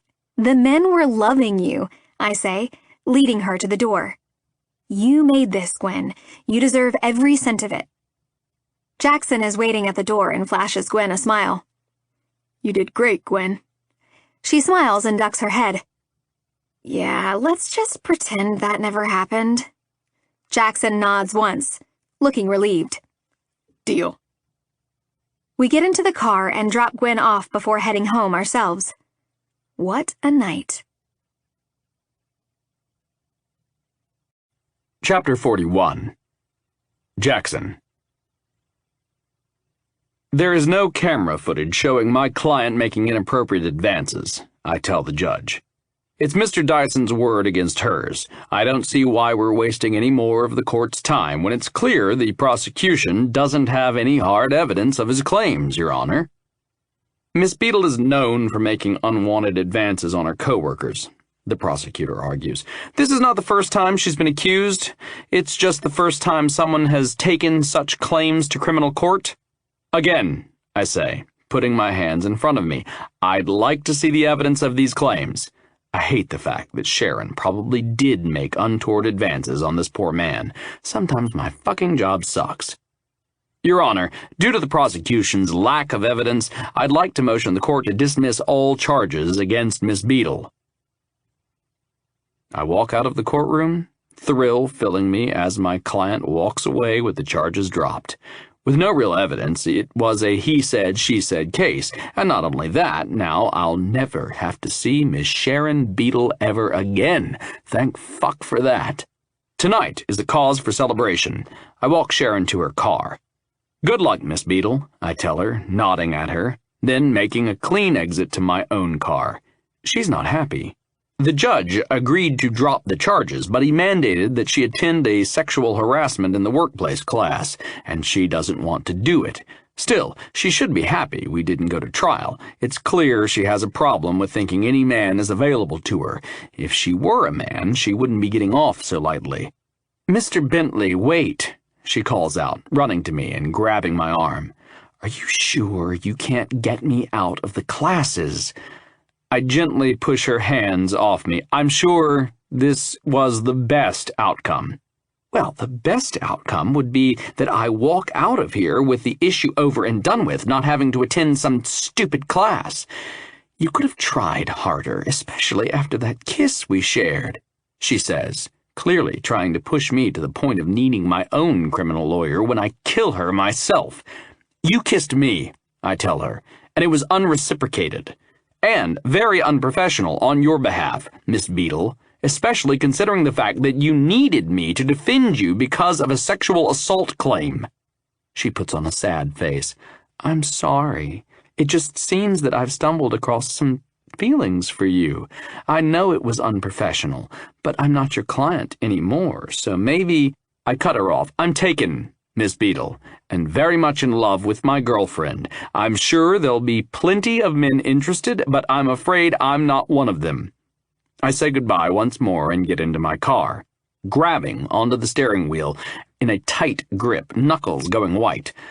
I don't think I've ever disliked a woman so much in my life. She's nothing but a spoiled woman who has been told she is much more special than she actually is. When I walk back into my office, Hunter sticks his head in and asks, "Can we make the strip club trip a weekly event? I had a great time. I stayed after you left, and it was such a good night." "No," I reply instantly. "A monthly event?" he barters, looking hopeful. "You can go as much as you like, Hunter, but I won't be joining you," I tell him, smirking. "It was a one-off event. Although, you never know with Scarlett. I'm sure if Gwen dances again, we'll be back." "Is Gwen single?" he asks, flashing his teeth as he grins. "I should ask her out." "You can try," I reply, laughing. "Good luck, man." "Whatever, women love me," he states with confidence. "Gwen will too." I laugh harder. "Fine," he scowls. "Well, I'm off to win the hot mom her husband's money." I chuckle to myself as he leaves, then close my briefcase. Scarlett is off today, and I'm going to leave early to spend some time with my woman. I can't think of a better way to celebrate getting rid of the hag. "What are you doing home so early?" Scarlett asks, running and jumping into my arms with a huge smile on her face. She's dressed in all blue, and it looks ethereal, like an angel running to me. "Won the case," I tell her in between kisses. "I came home after that, no point in hanging around the office." "Congratulations," she says, placing her hand on my chest. "I knew you would, and now you don't have to deal with her anymore, right?" "Nope, and if she needs a lawyer again, I'm not going to do it. She can find someone else. No amount of money is worth putting up with that," I say, cringing. I'm so happy it's over with. "Me too," she admits. "You worked so hard on that case, too. I hope you can take a little break or something. You work too much. Which reminds me," she adds, "I forgot to tell you that my leave was approved," she says, excitement bubbling in her gaze. "So I guess we're officially heading overseas." We share a grin. "That's perfect. I'll call the travel agent and get everything organized. We need to look at accommodations and everything, too. We're going to have such a good time." "I know," she breathes. "I cannot wait. Is it too early to start packing now?" "A month early?" I tease, then consider it. "Depends. Are you a light packer or a heavy one?" "I guess you'll have to wait and find out," she smirks, taking my hand and leading me to the couch. I sit down and she straddles me, her hands on my cheeks. I was just about to head back to my house and do some gardening and bake something, but now that you're here, what do you want to do?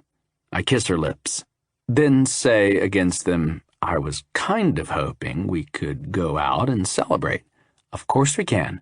What would you like to do?" "You name it, and we'll do it," she says, always wanting to make me happy. Fuck, I'm so lucky.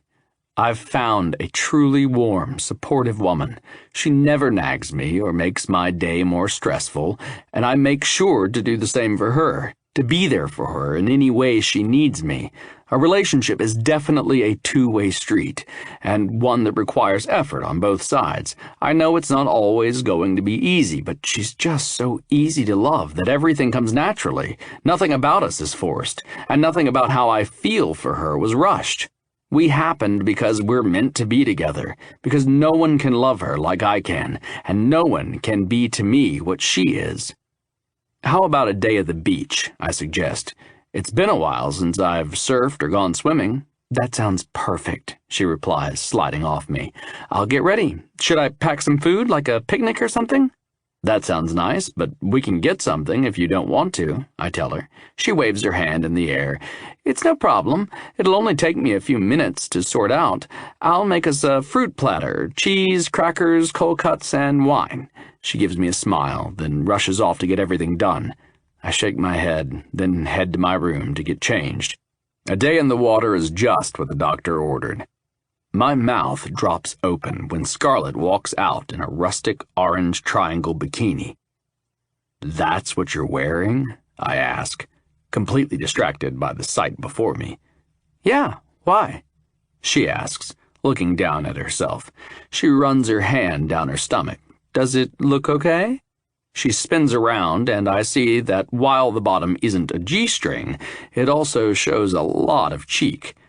Are you bringing something to wrap around yourself? I probe, wondering if she's trying to get me into a fight today. Yeah, of course, she says, sounding like I'm being silly. I then watch as she slides on a see-through cover-up thing that doesn't actually cover anything, and still shows off the round globes of her ass. I murmur, not knowing how to approach this exactly. I'm ready, she says, carrying the picnic basket. She slides her feet into a pair of flip-flops and places a wide-brim hat on her head, so everything is covered, except her ass, apparently. Scarlett, I say, slowly clearing my throat. Yeah? She asks, distracted, grabbing her towel. I step to her and take the basket and towel from her so she doesn't have to carry anything. I can see your ass. I mean, it's a very nice one, don't get me wrong. In fact, it's making me want to skip the beach and drag you into the bedroom. But I kind of like to not have to share that ass with the beach's male population. She points to my bare chest.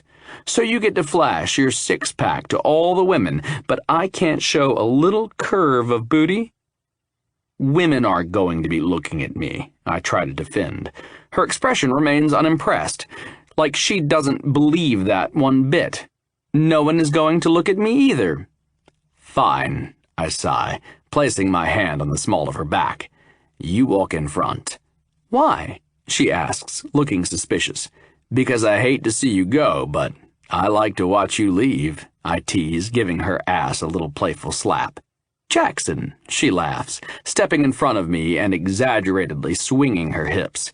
I grit my teeth as her ass jiggles, kind of wishing we weren't going anywhere now. We could have done a different type of celebrating at home, but I think that's going to have to wait a few hours. Lucky her company is just as incredible as the sex.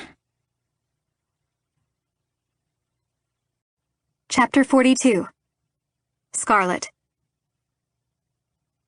I go back to Jackson's after work the next day, tired after a 10-hour shift. I place my bag on the kitchen counter and plop down on the couch, lifting my feet up and sighing in content. I send Jackson a quick message, asking what time he will be home and whether he can pick up something for dinner because I'm just too tired to cook right now. His home phone rings, but I don't bother to answer, both because I'm exhausted and because there's no way it's going to be for me anyway. It goes to voicemail. Jackson? A lady says, It's Mom, just calling to see how you're doing. Your father and I haven't spoken to you in a few weeks now. Are you still dating that girl? You know, I saw her case on TV. She sighs deeply, like she feels sorry for Jackson. He obviously told her about me, but she doesn't seem too impressed. What she went through was awful, just like Olivia, but I don't want you to think that you have an obligation to help a woman and be with her just because of what happened with your sister. You can save everyone, Jackson, even though I know you try to. You're a good man, son. But you don't need to take on problems that aren't your own. Call me whenever you can. She hangs up, but enough damage has already been caused. You don't need to take on problems that aren't your own. Why does his mom view it this way? Has he said something to her? I sit with my hands in my lap, wondering what to do about this. His mom just voiced all the worries I had about the situation in one extremely damning, heartbreaking voicemail.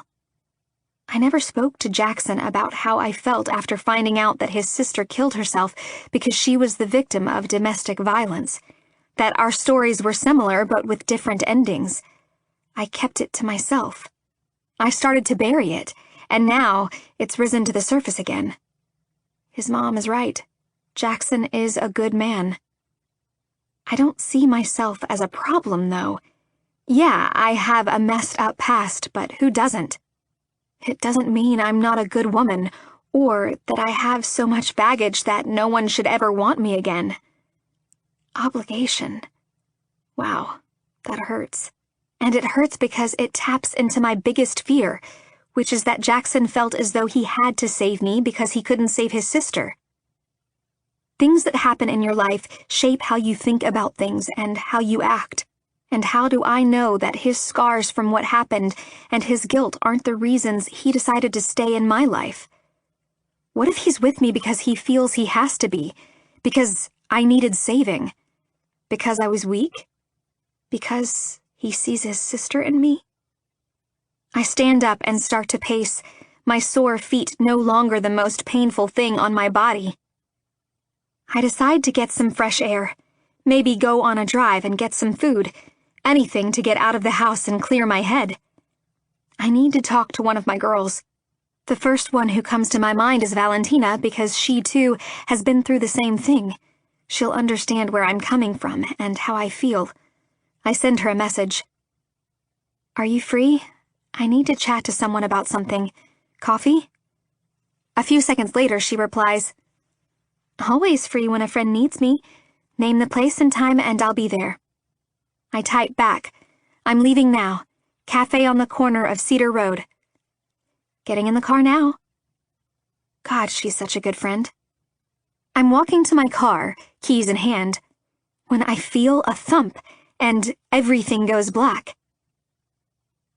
I open my eyes and sit up in a quick rush, wondering where the hell I am.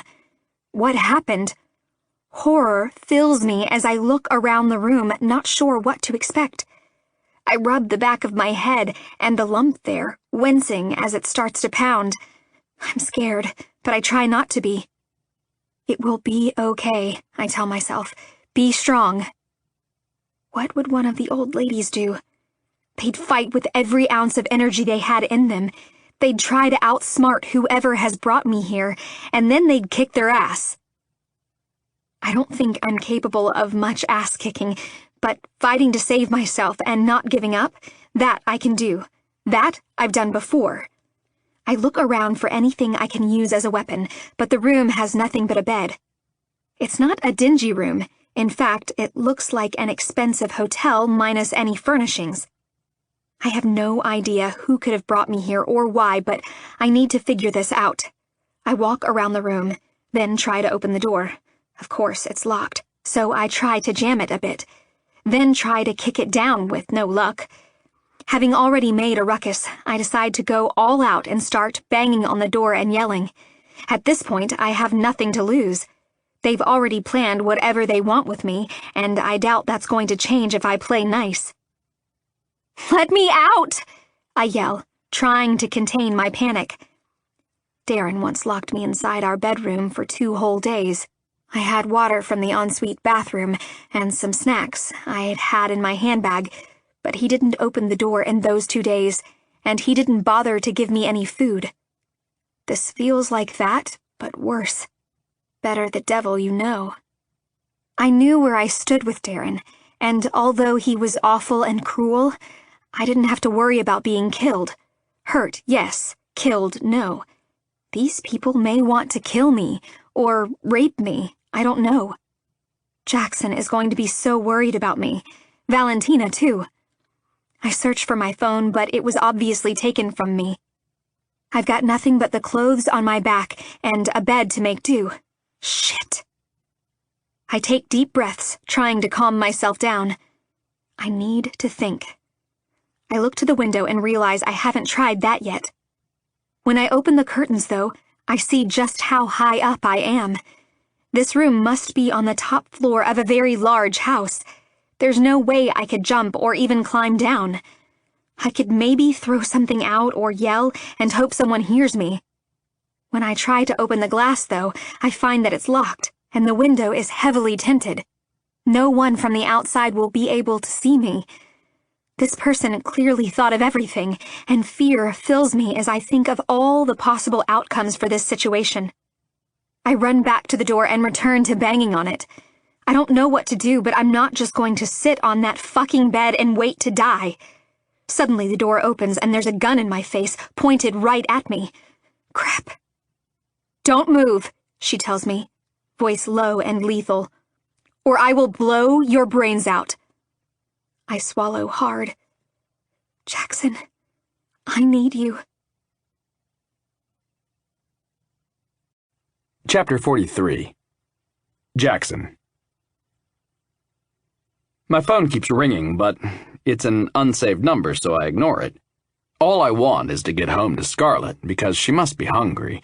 I had to work late tonight, and I saw her text as I was getting in the car, so I stopped at the Chinese takeout and got something for the both of us.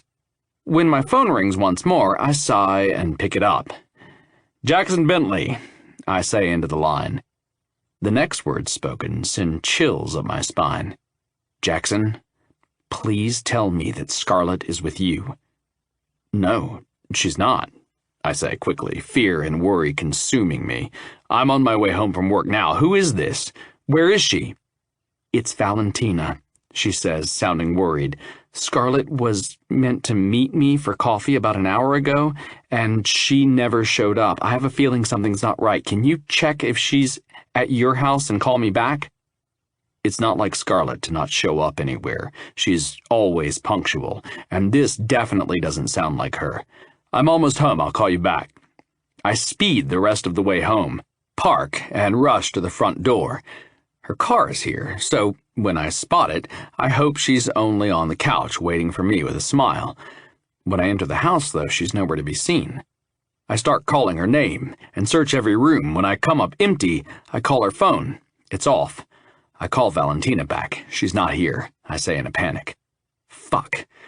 Where could she be, Valentina? I need to find her now. It's not like her to go somewhere without letting someone know. Her car is here, so unless she went for a walk somewhere, but at this time of night? Fuck, I don't know." "Fuck," Valentina whispers.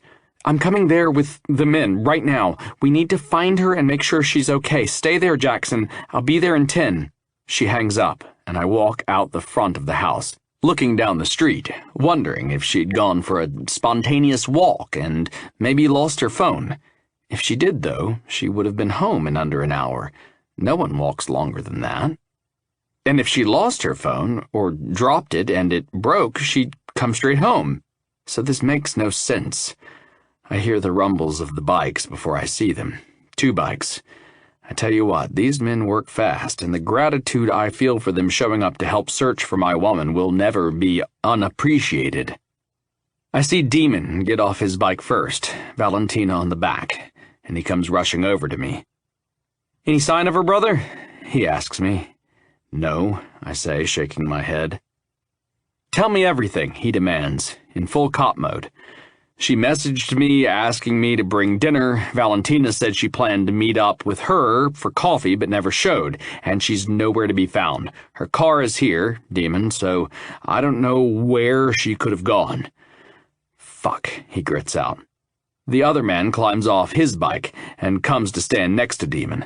I recognize him as the president of the WDMC, a man known as Arrow. Why is he here? Either way, I'm grateful for the help. Valentina comes up to stand next to me. "What do we do?" she asks. "Something's not right. I can feel it." Demon looks to me. "Do you have cameras in your house?" He knows I do. "Yeah, but the only view we get is the backyard, the sides of the house and the front door." "Let's see what we can do with that," Arrow says, looking at me. "Can you let us in? We'll try to get any clues to see what happened to her." I nod. He looks to Demon and says, "I'll do a ride around the block. Valentina, can you go talk to the neighbors and see if they saw anything? They might be friendlier if a woman shows up instead of Demon and me." He pauses, but then adds, "And Valentina, you come right back here, you hear me? Anything happens to you, and Irish will fight out of prison with his bare hands to kill the lot of us." "I will," she says, saluting him. He nods and leaves without another word. Valentina disappears next door. "Come on, let's see what we can find on the cameras," Demon says, storming toward the house. I open my laptop and show him the footage. It shows her leaving, but as soon as she walks out onto the lawn where her car is, we lose sight of her. "Fuck. Demon, fuck! I told you to update your security," he tells me, making me want to punch him. He did tell me that, but now is not the time to rub it in my face. "Don't," I growl at him, letting him know not to push me any further. "Don't even fucking go there." Valentina returns about 10 minutes later, worry written all over her face. She told me she needed to talk about something, she says to me. Something was weighing on her mind. Why wouldn't she have made it to the cafe? She wanted to talk to Valentina about something. Was there something wrong? That's odd that she didn't mention meeting up with Valentina in the first place, because she always sends me messages telling me what her plans are. None of it makes any sense. None of it. Fuck, if something has happened to her, I'm not going to fucking survive it. There's a message on your voicemail, Demon notices. What if it's from her? I walk over to the machine and press play. When I hear my mom's voice, I shake my head at him. But then, when I hear the content of the message, I cringe. Fuck. I can't believe my mom said all that, and that Scarlett would have heard it. No wonder she wanted to vent to Valentina. And that's why she would have wanted to see you, I tell her, cursing under my breath. Fuck, she must have been upset. Well, unless she went to murder your mom, it still doesn't explain where she vanished to, Demon says, moving to search the house. We have nothing to go on, I tell him, hoping one of them has some kind of epic plan, because I don't know what to do. I can't think straight. I'm not my usual level-headedness. Should I call the police? Not just yet, Arrow advises me as he walks back into the house. This isn't our first rodeo, Jackson. If we can't find her, I doubt the lazy-ass cops can. I look to where Demon is, walking around and looking for any sign of a struggle or a clue that can help, like any good cop would. Not all cops are lazy. We walk out the front. Do you know a woman of this description? Valentina asks me. She hands me a piece of paper with dot points she's jotted down. Your neighbor across the road saw a woman with this description surveying your house. I read them. And they aren't much to go by. Shoulder-length brown hair, tight clothing, short. I read them all 3 times, and then it hits me who it could be. There's only one woman who I could think would have any vendetta against me and Scarlett, and she fits this description, I tell them. Give us her name, now, Arrow demands, looking to Demon, probably ready to bark out orders, which I appreciate. Sharon Beadle. The TV host? Valentina asks, brow furrowing. What does she have against Scarlett? How does she even know who she is?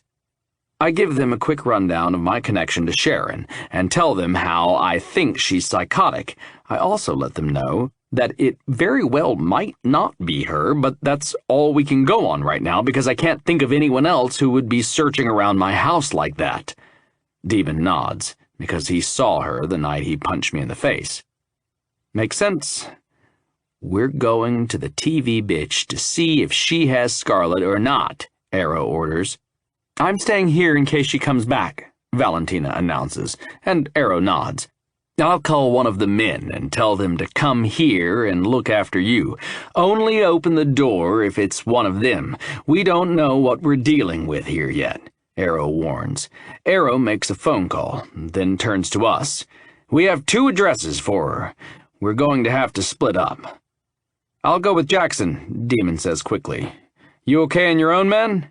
Arrow flashes him a look that clearly says, what the fuck do you think? Then hands us one of the addresses. Good luck, Jackson, Valentina says, running her hand through her hair. Thanks, Valentina, I tell her. I'm going to need it. Chapter 44. Should I pretend I'm selling something? Demon suggests, looking down at his biker attire and smirking. Like what? Drugs? I ask, staring up at the house, because that's the only thing you look like you'd be selling. Fuck it, let's just go in. Worst case, they call the cops. We'll be out of there before then, I say, approaching the door. Worst case, they have dogs and we die, he says, but follows me anyway. True friendship right there. If there's a chance Scarlett is in there, I'm going in. I don't care if they have fucking hellhounds, I tell him. I try to open the door, but it's locked, so we move around to the back. Also locked. I'm about to kick the fucking door down when Demon pulls some sneaky lockpick out of his pocket and proceeds to break into the house. Is this what they teach you at cop school? I whisper, entering in front of him. If anyone is getting hurt in any way, it's going to be me, not him. Scarlett is my woman, and I'm going to do anything to save her. Fuck. If it is Sharon, then this whole thing is my fault. I'm going to be the one to put her behind bars myself. The house is empty, and there's no sign of anyone in there. No Scarlett, no Sharon, no anyone. Demon's phone rings. Yeah? What kind of issue? He waits for them to reply, then looks me in the eye and mutters, "Fuck." "What is it?" I ask, hoping to God that she's okay. Let her be okay, please. "Okay, I'll be there soon," he tells them, and hangs up. "Let's go, Arrow found her." "Where?" I ask, leaving the house and running to the car. "Is she okay?"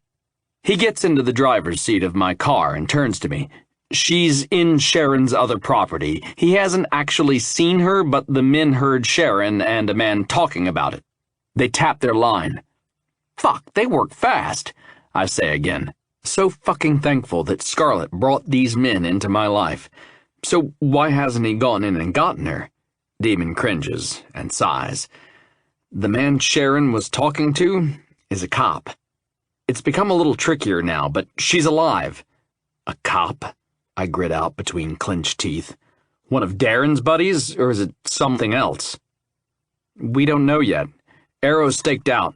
We'll know if they try to move her. We just need to figure out what to do with the dirty cop. If we kill him, there's going to be a lot of backlash, and the other cops won't give up until someone does time for the crime, Demon explains to me. Maybe we don't have to kill him, I say, formulating a plan. Maybe we use a distraction of some kind. What are you thinking? He asks me, sounding intrigued. What if I rang Sharon and asked her something? I don't know. I'll make something up. She'll make any excuse to come see me, and then she's out of the house. Now we just need to get rid of the cop. Can you just maim him but not kill him? I can, he nods, seemingly liking this idea, but I feel like he'll come back to bite us in the ass if we don't end it here. Should we worry about that when it happens? I ask, brow furrowing. Or is that just asking for future disaster? I mean, if we can't kill him, I don't know what other options there are, really. We just need to move soon. I don't want her there longer than she has to be. Who knows what Sharon is fucking doing to her? She must be so scared. She'll be fine, Demon promises. Concentrate on saving her, not on what she's doing right now. She's strong. She'll be okay. We just need to be able to get her out of there. You're right. It needs to be now. There's no time to waste. Okay, I say more to myself than to him. Okay, we can do this. I can do this. I will have her back in my arms before tonight is over. We meet up with Arrow, and my plan backfires because Sharon doesn't pick up her phone. Too busy kidnapping my woman and being a psychotic, jealous bitch. Do we have a plan B? I ask Demon and Arrow as we sit in a car in front of the place where Scarlett is. Please tell me we have a plan B. Demon flashes me a look, and I have a feeling he has a plan B. He's just not telling me what it is. That worries me a little because of the place he's in right now. He's a cop, but he can't be one right now, so it must be hard for him. Someone give me a gun. I'll just storm in there and grab her, I say, holding out my hand. Arrow looks unamused. If anyone's storming in there, we all are. They can't take us all down.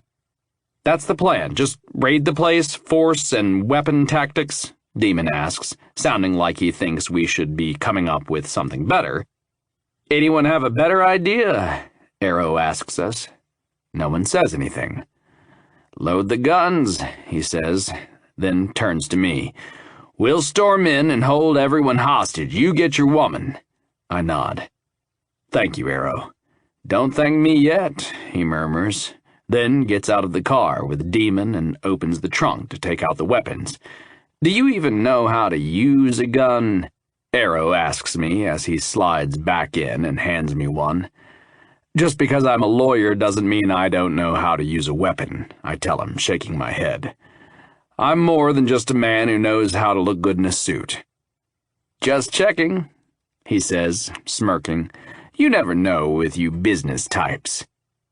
I've got this, don't worry. I'm not going to let anything happen to my woman. I'll take down all of them if I have to, but she's coming home with me. We bust into the house, me in the middle, and Demon and Arrow on each side. They actually have a formation for situations like this. I don't want to know how many times it's been necessary to break into an establishment, guns blazing, but I am thankful they know what they're doing. I suddenly know why the biker men do what they do. I so easily called them criminals, but now I'd do the same thing as them in a heartbeat, anything to have Scarlet safe and by my side once more. I will never judge them for their methods again. When you take someone's woman, that means war. If you don't like it, then you shouldn't have touched what wasn't yours in the first place. Sharon puts her hands up when she sees us and starts screaming. She drops her gun on the floor and yells for a man named Brendan. "Where is she?" Arrow demands, looking every inch of a scary-ass biker president. She doesn't reply, so I move to check the rooms on this floor, finding each one empty. I shake my head at Arrow, who grabs Sharon, her back against his chest, and puts the gun to her temple.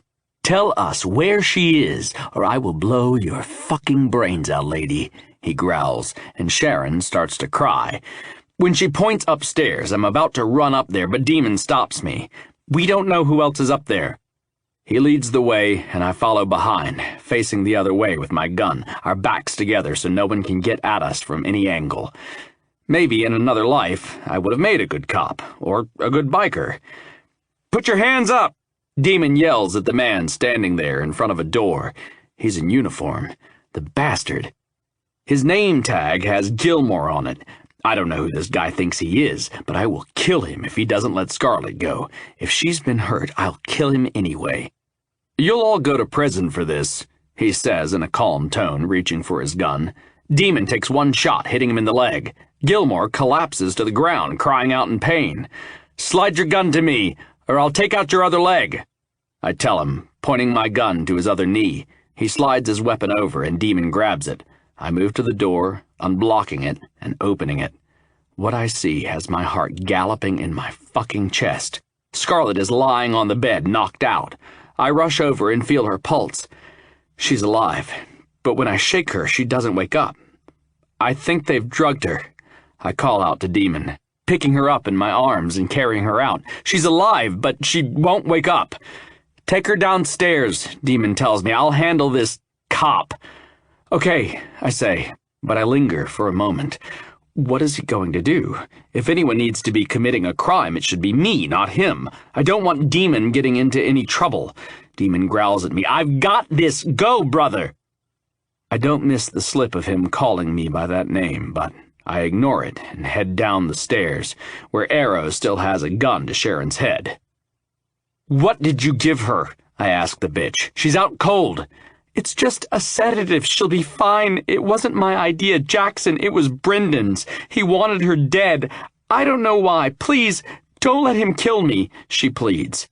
"He's a cop. Of course, I just did what he asked me to. He said he knew Darren. He said that Darren had his money and that now she owed him. That's all I know. I don't even know who Darren is."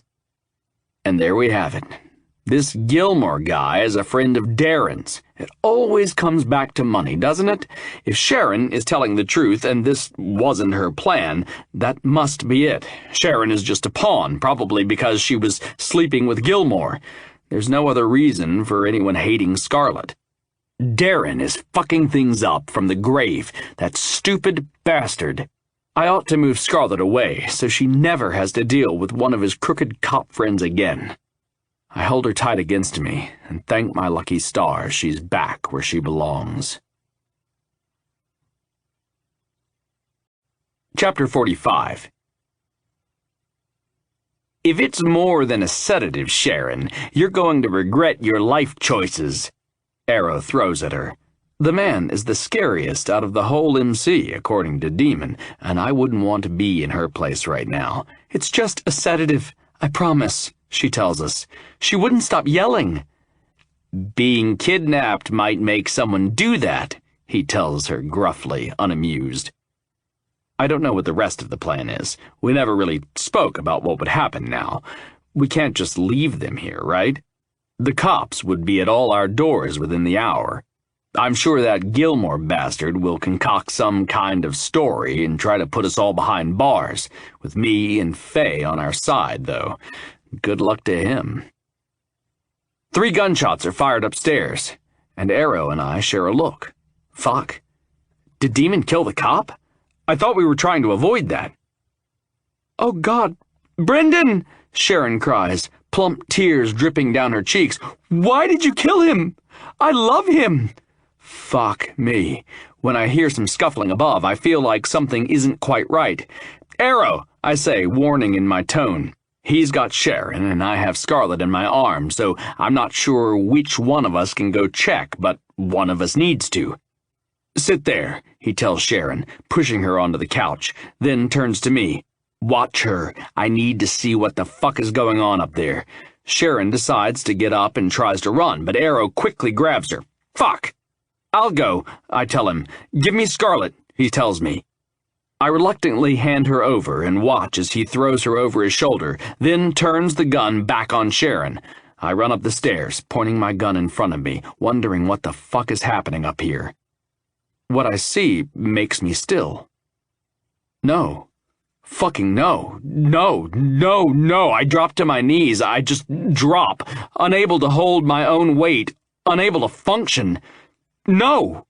I throw the gun on the floor and crawl over to my childhood best friend, the one lying on the floor with blood pouring out of his chest. I try to find his pulse, but there's nothing. Demon, I whisper, shaking him. Demon, wake up! Come on, man, I need you! Arrow comes up the stairs, still holding Scarlet, then looks at Demon on the floor. Arrow looks down at Demon with such pain in his eyes, such grief, and I know when he looks into mine, he would see the same. There was another person up here, and we missed it. We fucking missed it. Across from Demon's body lay 2 cops, both dead. Demon must have shot them both, but got hit anyway. Fuck! Why wasn't I here with him? I try to stop the bleeding with my hand, and then I take off my t-shirt and try to use that. Jackson, Arrow says, touching my shoulder. He's gone. He's gone. No, I say, shaking my head. Demon is dead? He died for me, saving Scarlet. No one knew he was undercover. He can take that with him to the grave. No one will know this, ever. I owe it to him. Fuck, Jackson, Arrow growls. We need to get out of here. How the fuck are we going to explain the deaths of these 2 cops? I block Arrow out. I cup Demon's face with my hand. I can literally feel my heart ripping into pieces. It's like Olivia all over again. A tear falls down my cheek and I let it. I don't care. I lost my sister and now I've lost my brother. I don't know how much this world expects me to take. I don't know what else they can possibly throw at me. I pick Demon up in my arms and carry him down the stairs. He's heavy, but I don't care. I don't want anyone else to touch him. My tears are now pouring, and I can't control them. I don't want to live in a world without my best friend. We walk down the stairs, Demon in my arms, Scarlet in Arrow's. I see Arrow got creative and tied Sharon to one of the pillars in her house. He looks to her and yells, "If you were sorry, you would have mentioned the other cop, wouldn't you? Fuck! They're dead now," I tell her. Arrow studies me, and then the man in my arms. Go put him in the car. I have an idea. I look down at Scarlet. I won't leave her side, Jackson. Go. I head outside in the dark and put Demon's body in the back seat of the car. I kiss his cheek and say, "I'm so sorry. This is all my fault.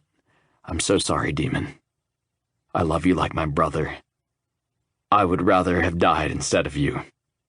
It should have been me. If Olivia is watching from heaven right now, she probably hates me. I saved the love of my life, but I lost my best friend in the process. Life is a fucking bitch. Arrow carries out Scarlet and puts her in my lap. I'm going to sort this out. A few of my men are on the way. You shouldn't have to clean up my mess, Arrow, I tell him. Just tell me what needs to be done, and I'll handle it. We should call the cops. There's no other way to handle this. He touches my shoulder. I've got this covered. You just need to get Demon and Scarlet out of here. I know about Demon Jackson. He was a cop, and we won't get into trouble for this because of that. He came to me a while back, and after everything that happened with Irish and Scarlet, we started working on finding the dirty cops. How do you think he got that knife wound? I stare at him in shock. He knew? I've got a cop friend. Demon introduced us. I'll call him and get his help. I don't have time to process this right now. Someone is going to pay for all of this. The dirty cops in Darren's unit. I'm going to see to it that they each go to prison, one by one. Okay, I whisper, looking down at them, sitting in the back seat with me. This is not how I thought tonight would be ending. I feel numb, and there's a pain in my chest that won't ebb. What the fuck have I done? I bring Scarlet's fingers to my lips and kiss them. I would have done anything to save Scarlet, even given up my own life, but I never expected for Demon to be the one to pay the price. Never. I squeeze both of their hands and pray that this is all just a really bad, fucked up dream. Then I get in the front seat and drive the two most important people in the world to me home. Never in my life will I forget the sound of Scarlet's shrill scream when she found out Demon was gone. Never. No! She cries, shaking her head, looking down at his body. No, Jackson! You should have just left me there! The men all stand around, with their heads down, watching and listening to Scarlet cry and wail over the death of one of their men, my best friend. Demon? She says his name like she's begging for him to wake up. Demon, please, wake up. Please, no, this can't be happening. Jackson needs you. You have no idea how much he needs you. Fuck. I look down at my feet, unable to watch anymore. Scarlet, I say, my voice raspy and cracked. I lift my head and my eyes connect with hers. Hers holds so much pain and suffering, and I think mine hold nothing. I feel empty. I don't know which one is worse.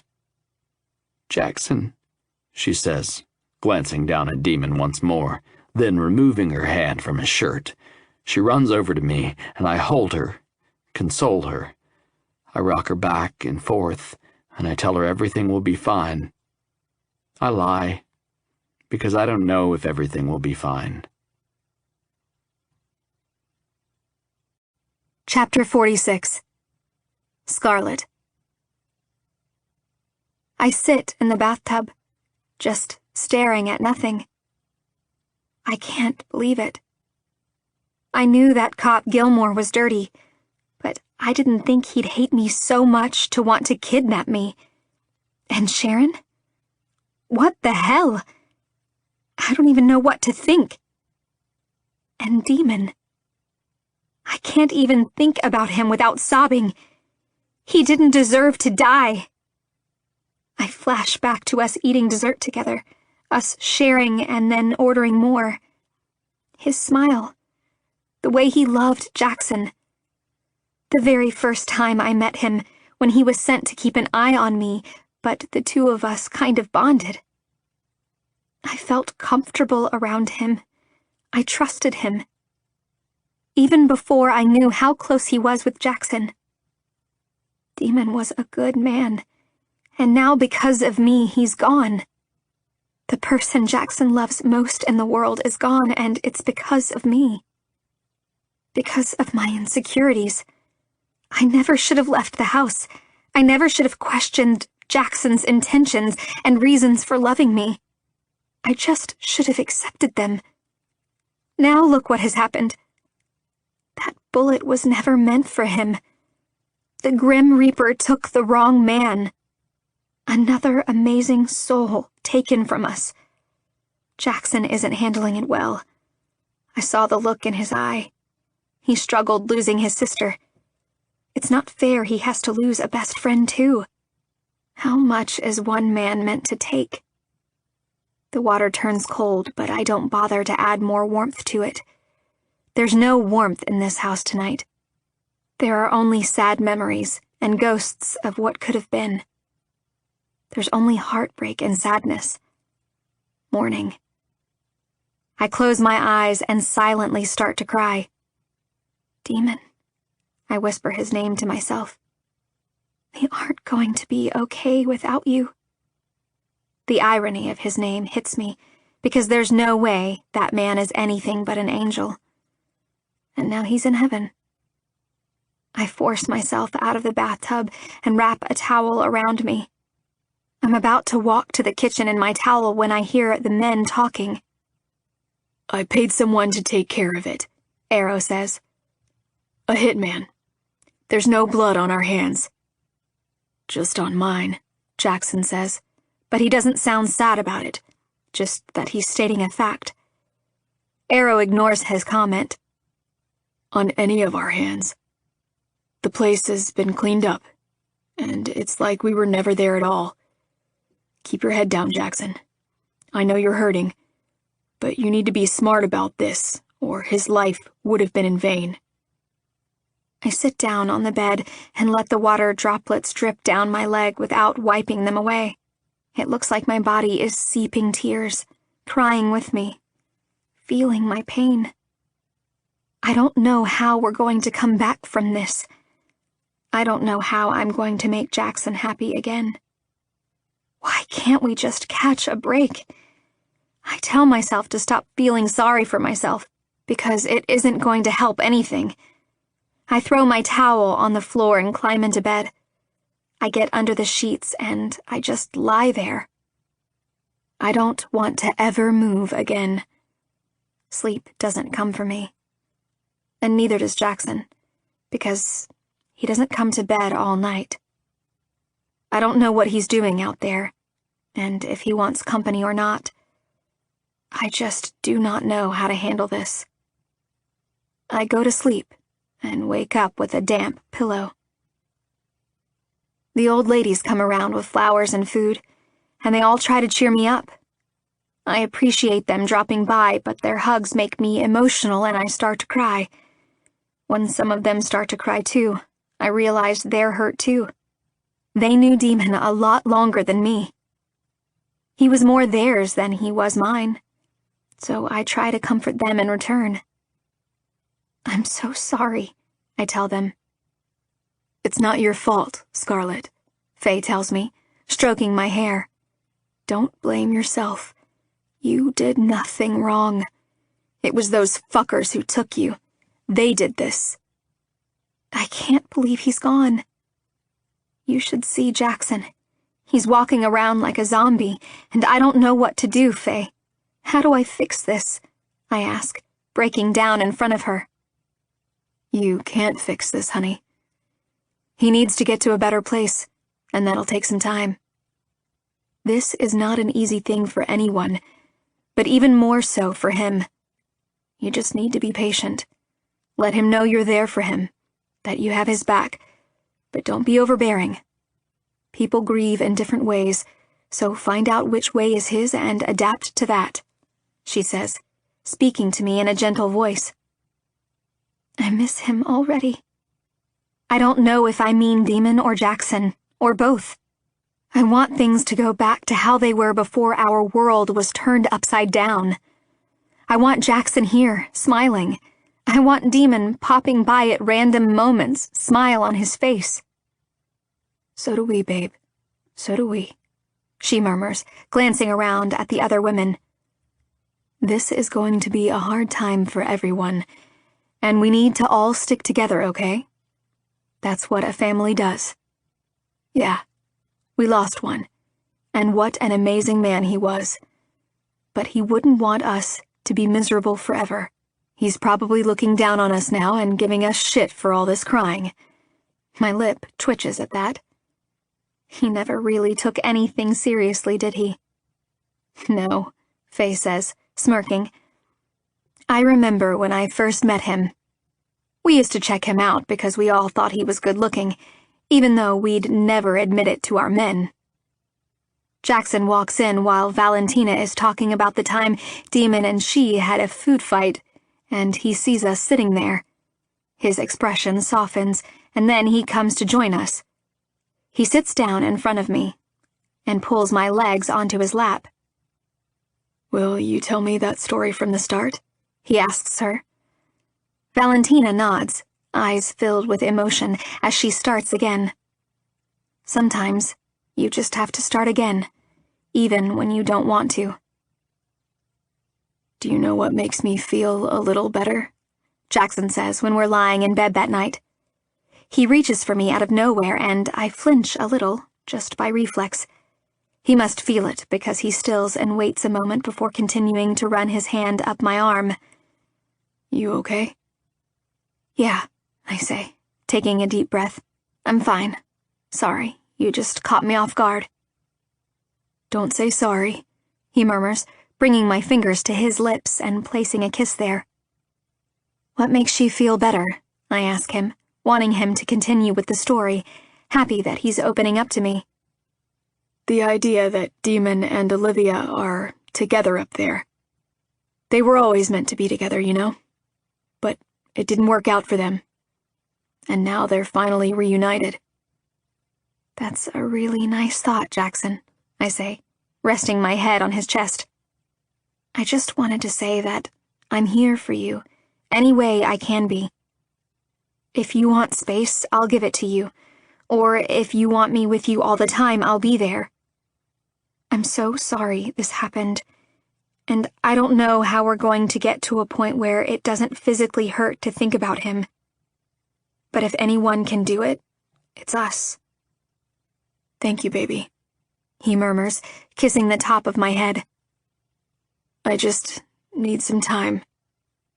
It hurts so bad. Even if we didn't see each other often, I always knew he was there, that if I needed him, he'd be there, you know? It's like I've lost a part of myself. He takes a deep breath. He was my family. He was the person who knew me the best. Without him, I don't know who I am anymore." "I know who you are, Jackson," I tell him. "I know, and I will spend the rest of our lives reminding you. Every day I'll remind you of the man I fell in love with." I place my hand over his heart. "I'd know you anywhere. I'd recognize you in the dark, and I will love you forever." He buries his face in the crook of my neck. "I love you so much, Scarlett. Don't ever think that I don't. How I'm feeling right now has nothing to do with how much I love you." "I know," I whisper. "You don't have to worry about that. I know how much you love me. And I know what your mom said on the voicemail isn't true at all. You didn't save me because you felt obligated to. You saved me because my soul called to yours. Because you felt the connection between us. Because we were meant to be. And Jackson, now I'll save you. In this moment, I know we're going to be okay. I kiss his forehead and hold him. I'll be his strength.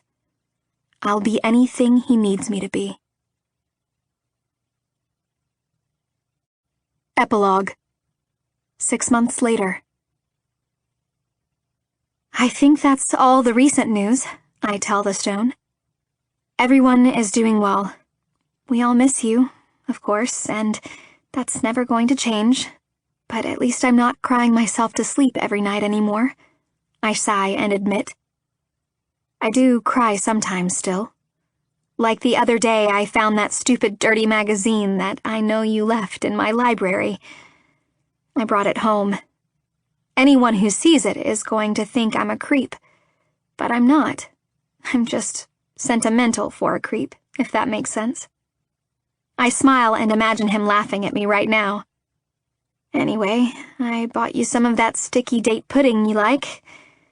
I don't know if you'd like flowers or not, but I know you loved that dessert. It looks pretty good, actually.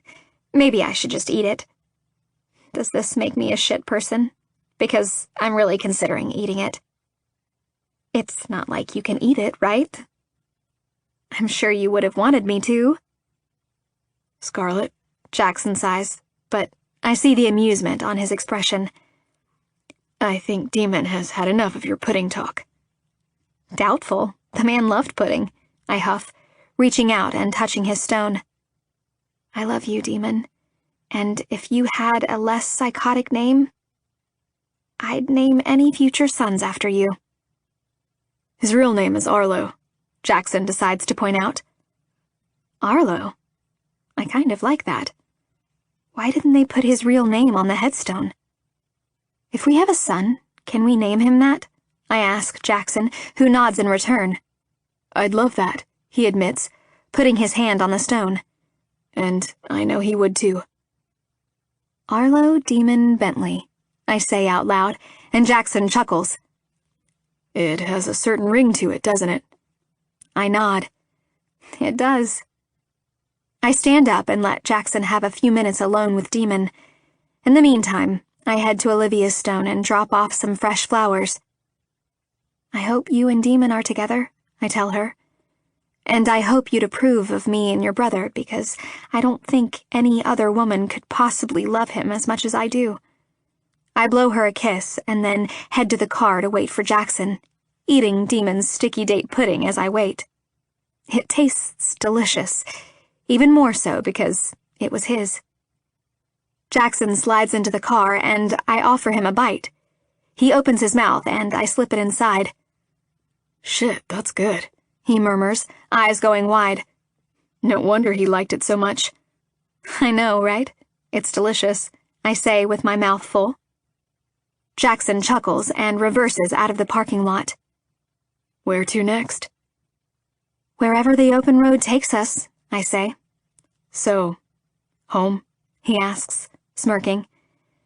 Yeah, I reply, smiling over at him. Let's go home. Jackson. 9 months later. We walk around Rome hand in hand. Scarlett takes in the sights, the sounds, just eating everything up like a kid in a candy store. After we lost Demon, we pushed back the vacation because it didn't feel like a good time to go away. There was no escaping what happened. The loss of him and jumping on a plane wouldn't fix that. The demons would follow us, pun intended. In the past few months, I've been healing and keeping busy with working with the chief of police to bring down all the dirty cops who were in Darren's team. In my own way, it feels like I'm doing this for Demon. No dirty cop stands a chance while I'm still here fighting. I didn't think it would be so cold today, she says, wrapping her scarf around her neck. This place is so beautiful, though. Thank you for bringing me here, Jackson. You don't have to thank me, I tell her, wrapping my arm around her waist. I love watching you take everything in. You look so happy. I feel so happy, she returns, smiling up at me. I'm glad we finally did this trip. Me too, I say, reaching into my pocket and feeling the black velvet box in there. Time to make her officially mine. This has been an Audible Studios production of Seducing the Defendant, written by Chantel Fernando, performed by Chelsea Hatfield and Paul McLean. Executive producers Susie Bright and Mike Charzik. Producer Neil Basic. Copyright 2017 by Chantel Fernando. Sound recording copyright 2017 by Audible Inc. Audible Studios is a division of Audible Inc.